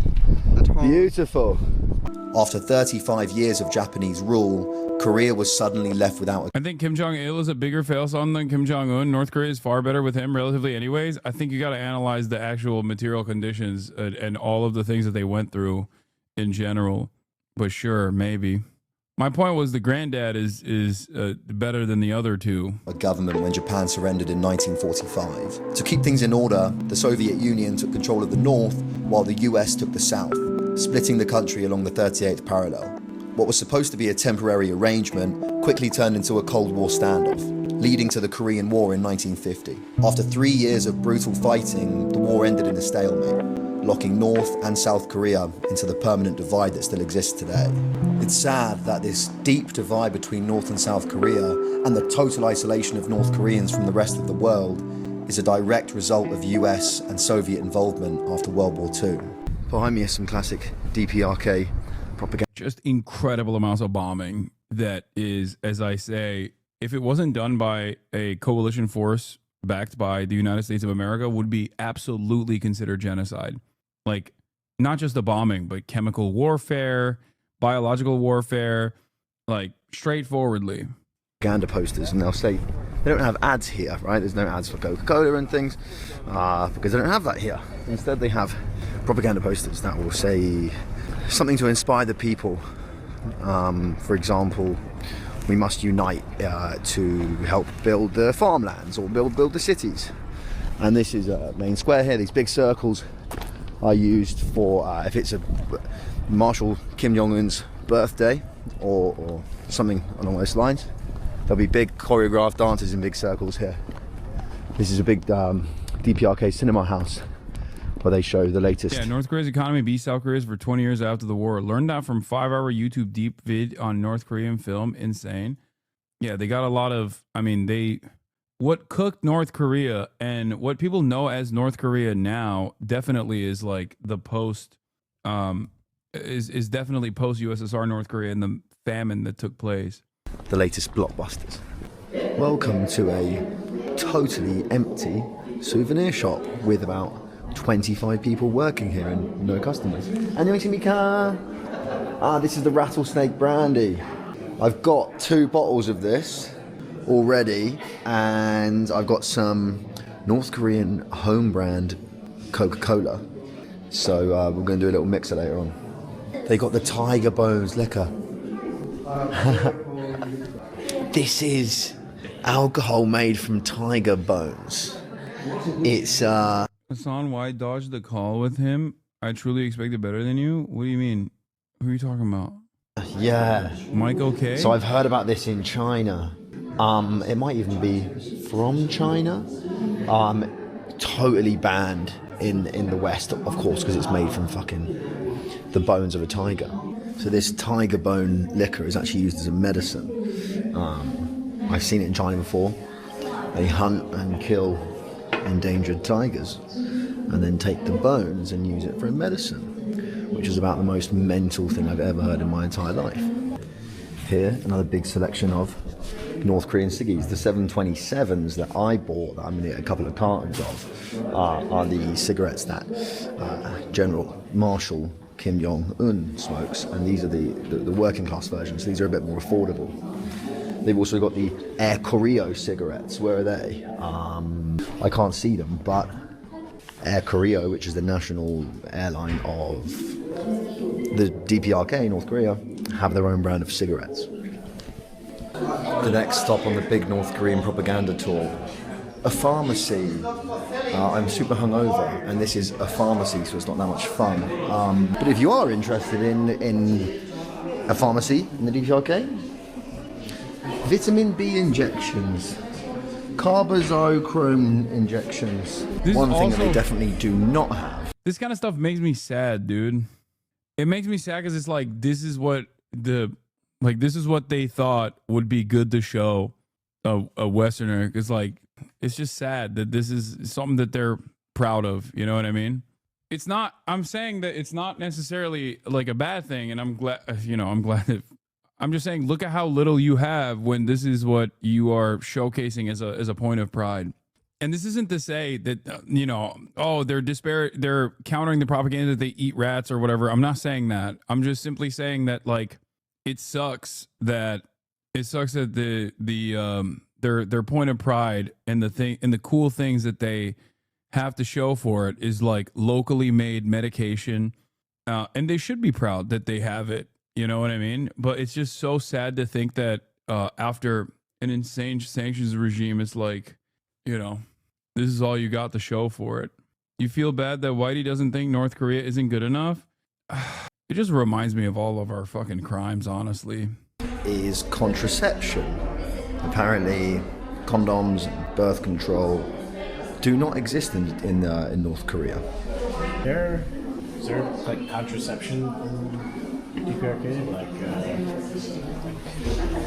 This is a bottle of rattlesnake, a bottle of North. Bro, this guy is a fucking severe alcoholic, I think. No disrespect, but goddamn. Everything is just like, now we're going to drink beers. 100,000 beers. Now we're going to drink a rattlesnake alcohol. Very nice. Tonight we're drinking soju. Korean rattlesnake whiskey. God. And I'm going to do a shot of it. I can't drink that. There's stuff. There's like mud in the lid. Oh my God, its tongue is stuck to the end. I know it's a piece of string. What? That is a rattlesnake. Oh God, I can't believe I'm about to drink this. Oh God. Oh God. Oh God. Oh dear God. Oh God. Oh no. Oh no. Oh, I'm out at that there's point. Little bits in it. What are they? If you've made it to the end of this video and the end of this series, you deserve to see me suffer. That was one of the most disgusting things I've ever drank in my entire life. I did try it in Japan. I didn't fucking touch the snake though. Also, it tasted like shit. As I made my way back to China, a place so many people see as strict and oppressive but now felt like the freest place on earth, I couldn't help but reflect on the past 4 days. I only caught a small glimpse of North Korea, and that glimpse was controlled, carefully curated to show me the best of what the country has to offer, so I cannot claim to speak for the entire country. But before coming here, I had a preconception that this was a dark place, an evil place, an oppressive place. And politics aside, what I actually saw was something different. I saw a developing country. I saw a country decades behind the rest of the world, where people don't share the same freedoms that we take for granted. But I also saw people simply trying to live their lives. It's easy to paint a country with a broad brush, to define it by its government, its policies, or its place in history. But behind all of that are individuals, people with hopes, struggles, and families just like anywhere else. And if there's one thing I'm taking away from this experience, it's that the people of North Korea are not their government. They are not the system they live under. They are just people living in a country that is so incomprehensibly different from anything you and I can imagine. This video makes me feel sad because I see the U.S. being like this in the next couple of years, having statues of Trump everywhere and revering him as God, as teaching that in school. Okay, dude, calm down. Okay, you're a little bit too libbed up if you think that that's what's going on here. I mean, we're moving in a very illiberal way for sure, but you know that's not gonna happen in 2 years. Okay, like yeah, the country is certainly becoming more authoritarian than it has in quite some time. But Ukraine moment for Hassan. I mean, brother, we don't have the eternal science of Marxist-Leninist Jewish principles guiding a competent enough administration to be able to whip this country into that level of authoritarian control over the course of 2 years. Okay, we're not organized enough. Our fascists are not organized enough. It's not happening. Also, in spite of all of its troubles and its inherently undemocratic, dynastic, dare I say, despotic rulership, they do have, government housing. We don't. They're making the most of the limited resources that they have. We don't have any of that shit. We have all of the resources and none to show for it. None of the freedoms to show for it. Yeah.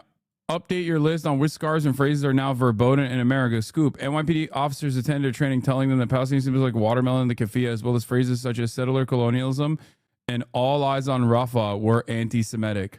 Training for NYPD officers categorized the keffiyeh and watermelon as anti-Semitic symbols. I'm going to have the fattest, most Italian high school dropout come up to me to be like, hey, you're doing a fucking anti-Semitism over here. You want to go to jail, huh? What are you doing? What the fuck are you doing? Oh, fuck. It's semantic. Anti-Semitic. I don't fucking know. Time to throw you in jail, douchebag. This guy was farming Fox News clips. Oh, yeah. I want to also show the Yale protests. Here is Shael Ben Ephraim, Zionist against occupation and for 2 states. Hosting Israel explain history of the land of Israel. This guy is a two-stater, okay? A liberal, why Sydney order aristocracy who is both South African and also, whoa, my internet is dropping over here. What the fuck is going on? NYPD's after me. The NYPD's coming after me. Frame rates are dropping at an alarming rate. Don't know what that's about. Hello? Is there major stuttering? I don't know what the output looks like. Your audio is warbling like crazy. What the fuck is going on, dude? Shit is laggy as a motherfucker. God, Spectrum, why I oughta fix it. All right, it's fixed. We're good. Hiya. All right, I'm back. I just got throttled for a brief moment. Okay. I was going to briefly talk about Yale. As you guys might have heard, Yale hosted a speaker from the Israeli government, their national security minister, as a matter of fact. Real bad dude. Not a good guy. Okay? Not a good guy at all. You should probably refresh, by the way. And everyone threw a bitch fit about it, including this Daily Wire reporter. Jewish students being screamed at for attending lecture at Yale. Gross. Scumbags. Nazis. Yeah, I can't believe these students are protesting. These Jewish students going to a lecture is what you would think if you were the dumbest person on the planet. Of course, this porky little Nazi pig was the lecturer that these Nazis were salivating to attend. Itamar Ben-Gvir, Jewish supremacist, Kahanist terrorist of the Jewish Power Party. Here's here's some of his actions here as he's doing a little baby pogrom against Arab shopkeepers.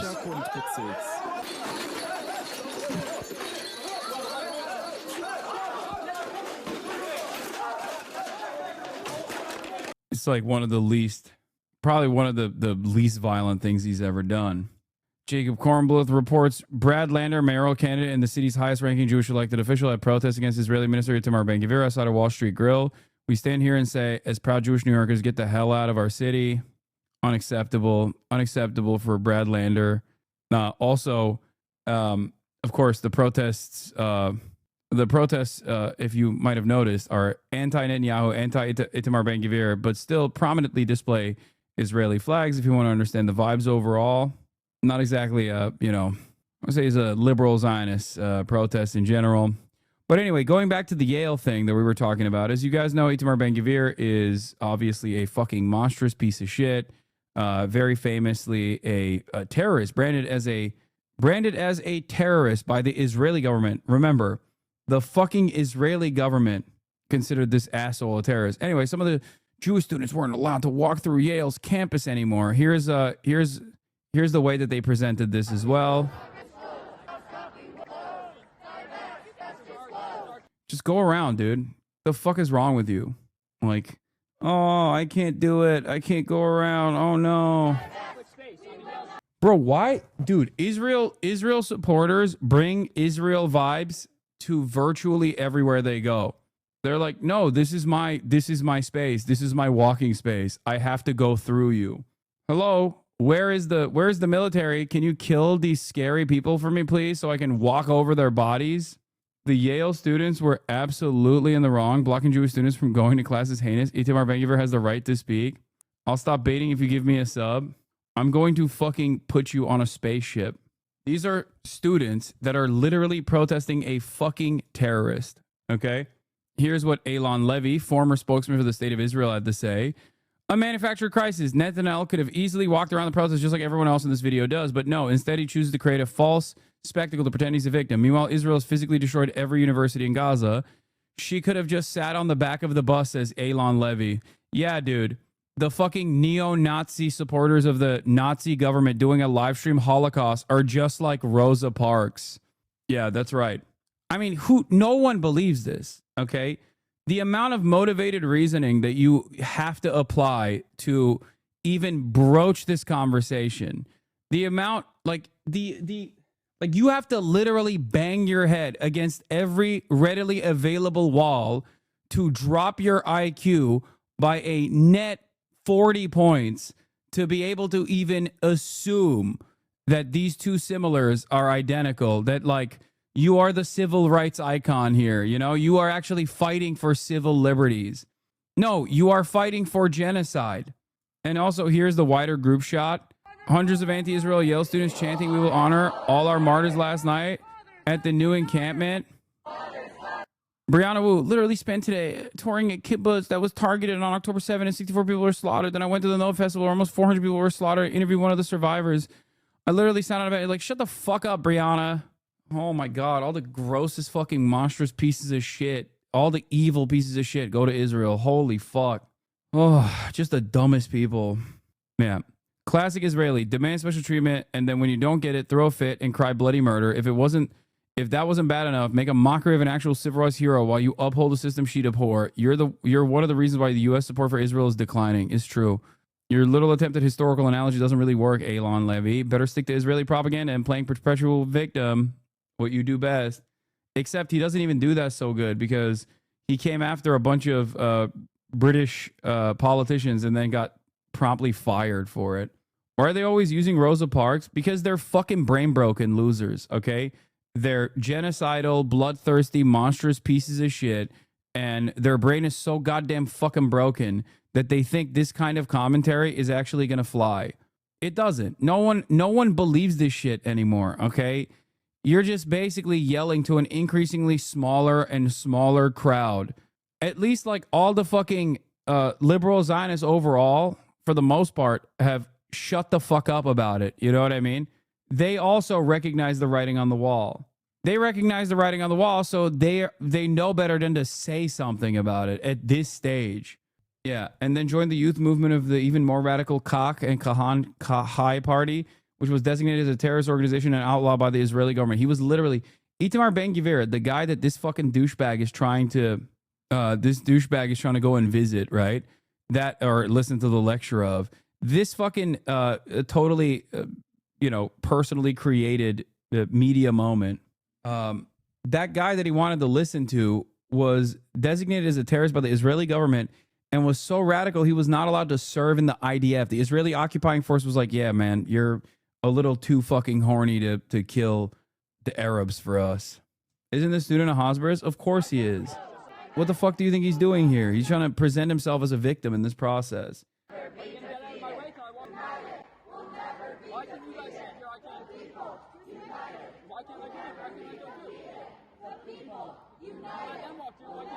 The equivalent to Israel supporters at least would be like if Yahya Sinwar came to speak in an SJP event. To be clear, all I'm saying is that the outrage on the other side would be completely equal or worse, more violent.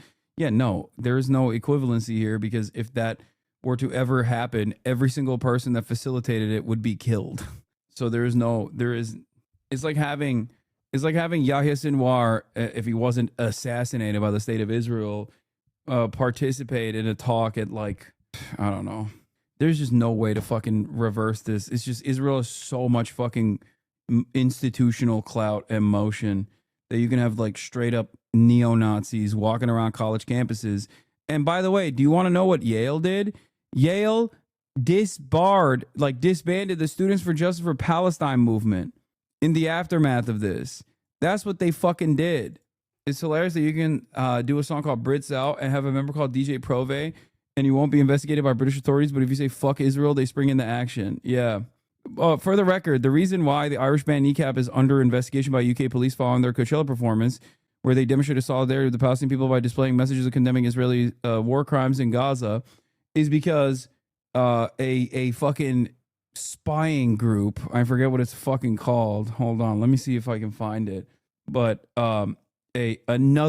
yet another one of these fucking like Jewish advocacy groups that actually is just like a Israeli Knesset grant funded fucking front for Mossad, turned around and went to the British authorities and sent them footage from a previous concert from a couple months back where they were saying like up Hamas, up Hezbollah. Okay. And so now they're like, oh dude, you're what do you call it? These guys it's illegal. Like, this is a crime. Called CSD Community Service Trust, and Novara Media donated to them. Yeah, I saw that too. I don't know what the fuck they were thinking. Yeah, 18 months of genocide, and 18 months of genocide footage not under investigation by UK counter-terror police. Kneecap are being investigated by the counter-terror police for shouting up Hamas at a concert. Yeah. Metropolitan Police said it was made aware of the video. The investigation began after Mossad-trained Zionist agitation org, the Community Security Trust, supplied footage of the police.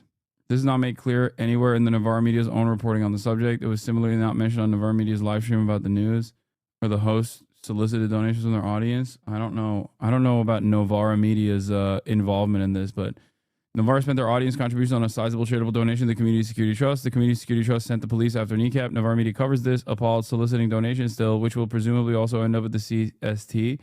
It has been known that the Community Security Trust received training from the Mossad since 2011.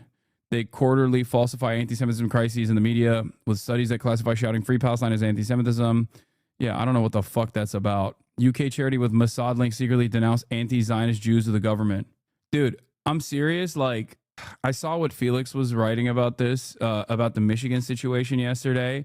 And I think, like, this will never happen, but in a totally just world, any kind of, regardless of your background, any kind of fucking Zionist tendency should be treated in the same way as being a fucking rabid neo-Nazi. And you shouldn't even let someone be the fucking local dog catcher, as Felix was posting, if they've ever exhibited any sort of like positive feelings about the state of Israel. I'm so serious about this, especially because, like, anyone with even a crumb of fucking allegiance to Israel will use their fucking influence and use whatever power that they have to basically fucking enforce whatever kind of positional power they have to just do the insane bidding. If it wasn't clear to you already, this should make it obvious. You can't elect the Zionists to be your the county's deputy dog corner and act surprised when they abuse their authority in order to punish Americans for Israel's cratering popularity. That's precisely what's fucking going on. Like, that's what it is. He also made a dual loyalty reference here, so he's Jewish.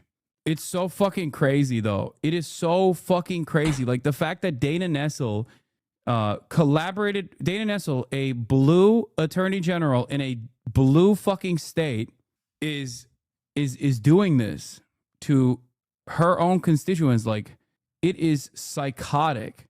like Bernie, you don't really believe that. No, I do believe that. Listen, I'm breaking into propass on homes of U of M and Arbor students. Let me tell you, this just reminds me of trying to assert dominance. You know, like when people have opinions. Wait, what? I'm so confused as to what you're saying. It is like, dude, it is fucking crazy, okay? It is so crazy where they're like, sorry, Israel's popularity is waning and you're going to have to get punished for it. Oh, you don't actually like that we're, you're watching live streamed Holocaust, like live streamed Holocaust of mostly children. You have an opinion on that, and that makes you feel like Israel is not great as a country. We're going to fucking arrest you. We're going to break into your home and we're going to arrest you. We're going to physically remove you from your house. It's like, it's insane. Like, this is so fucking insane.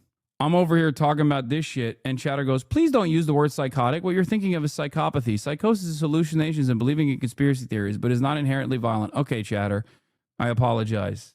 Jesus Christ. U.S. propped up a fascist apartheid in Israel, and then Israel exported those fascist tactics back to America, almost like a U.S. experiment in domestic brutality. Yeah, I mean, what were we expecting when post 9/11, so many of our fucking local law enforcement were directly trained by the Israeli occupying force? Jesus Christ. And yeah, here's the other Michigander, Elisa Slotkin, CIA agent. Slotkin tells me Democrats should stop using the term oligarchy. No one knows what it means. She also said that Democrats need to drop the woke and recognize their failures. And by that, she means drop the woke. What would you say to supposed leftists who claim all that is happening now under Trump would also happen under Kamala? I don't know to what degree this kind of suppression would exist under Kamala Harris, but one thing to remember is that this right here, first of all, the question I would ask is, how many fucking Democrats have you seen speak out against these atrocious behaviors of the Trump administration? They hate Orange Man, okay? They hate Orange Man, right? And yet they can't get one of the most severe anti-free speech actions taken by any contemporary administration. They can't get themselves to fucking speak out on it. Why? Because it is being used over the backdrop of Israel. Is being done at the behest of defending Israel. Do you understand? That's why. And that's that's precisely the reason why Democrats aren't saying shit about it. To be clear, Slotkin isn't worried what voters don't know what oligarchy is. She's worried that they do. Yeah. Slotkin wants Democrats to ditch wokeness and muscle up and be patriotic. She said that Democrats need to win back the flag. Lots of drooling stupidity here, but it's cool how the official conservative line is now just to remove Israel critics from society via deportation and prison. No pretense of winning hearts and minds or promoting a positive vision of Israel. Just disappear Zoomers till morale improves. That's precisely what the fuck's going on here. And it's not just going to stay at Israel. It's going to move on to other issues as well. Israel is simply, once again, the testing grounds for this kind of behavior. How much cruelty and how much authoritarianism will the American population take before they fucking start rioting in the goddamn streets? And if the answer is, oh, they'll perfectly take it, they will be perfectly fine. They'll sit around and watch as people get fucking destroyed and have their lives ruined as a consequence of saying the truth about Israel being an apartheid state, doing a fucking genocide, then, maybe we can move on to anti-Christian bias. DNC Chairman Ken Martin went on Fox News and issued a harsh rebuke of David Hogg after it was announced that his PAC would be participating in a primary challenge of ineffective Democrats. If you want to challenge incumbents, you're more than free to do that, but just not as an officer of the DNC, because our job is to be neutral arbiters. We can't be both, the referee and also the player at the same time. Yeah, except they fucking have never played the role of a neutral participant at all. The reason why the entry point to this conversation is Israel is because Israel and Israeli organizations, like pro-Israeli organizations, operate within the confines of the United States of America under the banner of a real bigotry, anti-Semitism. They operate directly in broad daylight as Jewish advocacy groups that have participated in that basically operate within all of our liberal institutions. It is the perfect way for the Republican Party to open up the floodgates of controlling speech. And this is precisely the reason why the Democrats aren't pushing back against it, because they too are also getting funded by the same fucking pro-Israel NGOs and shit. That's what it is. Israel is being used as a weapon to wield against free speech in this country, and Democrats are letting it fucking happen. Charlie Kirk is criticizing Trump admin for detaining tough students. What the fuck? Op-ed critical of Israel. I think that's probably in the gray area. So would you say that there's this guy's surprised that Charlie Kirk is, one, criticizing Donald Trump, two, criticizing Israel? Wow. Some things that the administration's done on immigration? I'm telling you right now, this shit's not gonna, dude, this shit is gonna create so much fucking resentment, and it already has. Like, it already has. It already has created so much resentment, and that's with the media not really covering it, okay? The media is not even fucking covering this shit, and people are still angry. Bro, that Knesset check bounce. Where you think they haven't been sufficiently respectful of First Amendment rights? Is that fair to say? No, I wouldn't even say that. I would say that okay. We run a little bit of a problem if we are going to say that the criteria to get your visa revoked is writing an op-ed. Now, that might be an exaggeration by somebody. It's not. That is precisely the fucking point. And the Trump administration is doing it. And even your dumbass recognizes how insane that is, how indecent that is, how un-American that is. But also, you are not an independent content creator. You are a party man. You are a regime propagandist. So you have to be very careful with the way that you make this criticism.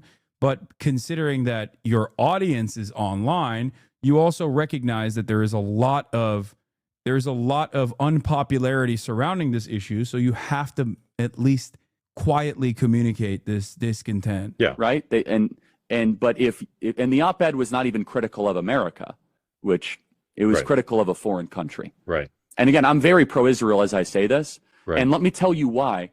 I actually think it creates more anti-Israel hostility and anti-Semitism when it looks.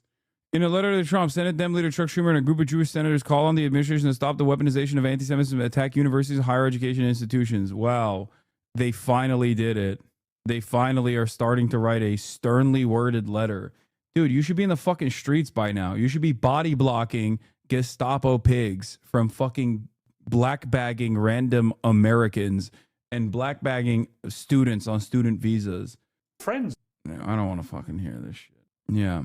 Chuck Schumer wrote a whole ass book about how, dangerous. The growing tide of anti-Semitism on the left is so dangerous. Mind you, Israeli universities have even emailed Trump before they did, citing the same reasons.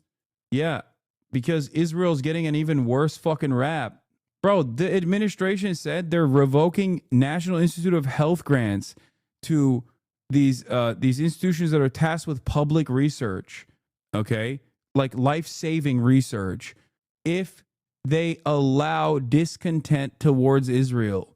How do you understand how fucking insane that is? I feel like I'm losing my mind. I talk about this virtually every day, but it is so psychotic. Yeah, I already covered this yesterday, but yeah, new NIH notice stating that scientist funding will be cut if they support BDS. Oh my, this can't go on, dude. The Pentagon claims that the Sunday blast at a Sanaa market that killed a dozen people was actually caused by a misdirected Houthi air defense missile. They mentioned local reports of a video showing a missile with Arabic writing. The video we found was not filmed in Sanaa. I'm reminded of the IDF's media strategy after the Al Ahli hospital was struck in October 2023, posting any footage they could find online, even if it depicted the wrong place and the wrong time frame, as long as it at least looked like it could support their narrative. That's precisely what's going on here. I get the whole unsinkable aircraft carrier thing. No, this is, okay. The more unreasonable our unconditional loyalty and support to Israel gets, okay, the more you have to recognize that it isn't just like America's material needs in the region and its colonial conquest in the region and how valuable of an ally Israel is. There's a secondary part of this as well, and that is the mistakes that the apartheid South African government made that Israel learned from. Israel made itself an invaluable part of daily American existence, not only by way of obviously supercharging Zionist propaganda to every young American Jew that's going to like Jewish camp and shit like that, but they also made themselves a prominent fixture of American politics through direct funding, through lobbying organizations, through Jewish advocacy organizations that do fundraisers, do events that, like, they're all over the fucking place, every college campus. Like, it's just, they recognize that there is far more if you make yourself inseparable from the United States of America by way of finance, but also by way of a lot of these advocacy groups. Yeah, a lot of people don't even think twice as they say unconditional loyalty across the board. And this isn't American Jews either. I'm not even saying like dual loyalty or single loyalty for American Jews. I'm talking about like fucking Christian Zionists. They are incredibly fucking aggro. Think about Joe Biden. Think about how insane Joe Biden is about Israel. Why? He's a Catholic. Where the fuck is this coming from? He doesn't even believe that like the chosen sons and daughters of God must populate Israel so that the rapture can happen. He just straight up is like, no, this is the most important thing I will ever do in my life. A lot of Radlib chatters in here like to imagine that Kamala would be doing what Trump is doing. Why can't they just acknowledge the harmful things she actually would do and how that laid the groundwork for this without claiming she would do white nationalist ethnic cleansing policies? No, I don't. I'm not going to sit here and say that Kamala Harris will do the exact same things as the Trump administration is doing. But I do think that these advocacy groups would still apply a shit ton of pressure in that process. Candyman, goodbye, chat. I'm done. What? 5-month subscriber became a pedophile Nazi supporter? How did this happen? You okay? The fuck? Chatter is indeed not okay. Is it the same relation for other countries like Canada, UK? Yes, it is. Israel needs to have unlimited Western support to exist. Okay? Israel needs to have unlimited Western support to exist in the violent ways that it does. And in order to maintain that unlimited Western support, in spite of its popularity waning over time, it's not happening. All right. It depends on how many times I open Twitter that day. Oh, wait, I just grasped your tone. I guess I'll have to count this as an incident as well. Guy who eats a pound of bacon on YouTube for money. I'm the victim of 25 anti-Semitic episodes per day. Yeah. Any gaming lineup tonight? We're 8 hours in. What do you fucking think? No. Anyway, that's it for me for today. Love you guys. I will see you tomorrow. Harley hates you, by the way, because he's buddies with E. Yeah, I know. He once told me... Never mind. I'm not even gonna fucking get into it. Who cares? Whatever, dude. Love you guys. See you tomorrow. Bye-bye.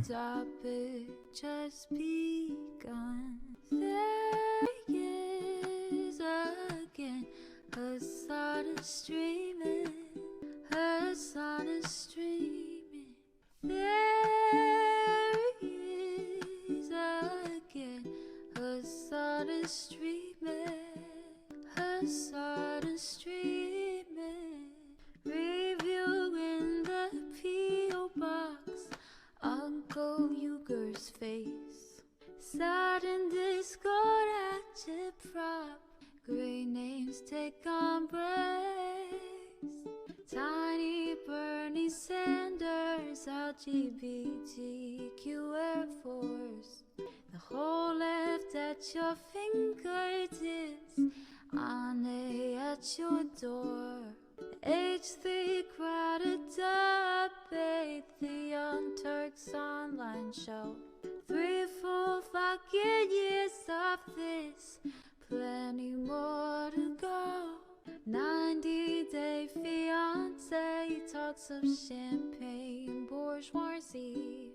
A Trump rally live reaction, a mass riot at DC. There he is again, her son is streaming, her son is streaming. There he is again, her son is streaming, her son is streaming. Reading live stream fair comments, Austin show chat advice, and all the ways the right-wing pipeline can suck you in online. JCS react, Lord frame gets broken, cover blown. A full-blown mass pandemic, monster streaming at your home. Total radicalization coming out to find. The system you were taught to trust in was broken the whole time.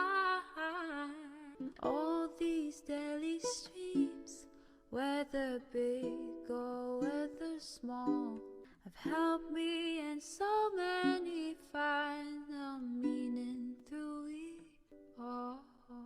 There is again, her sun is streaming, her sun is streaming.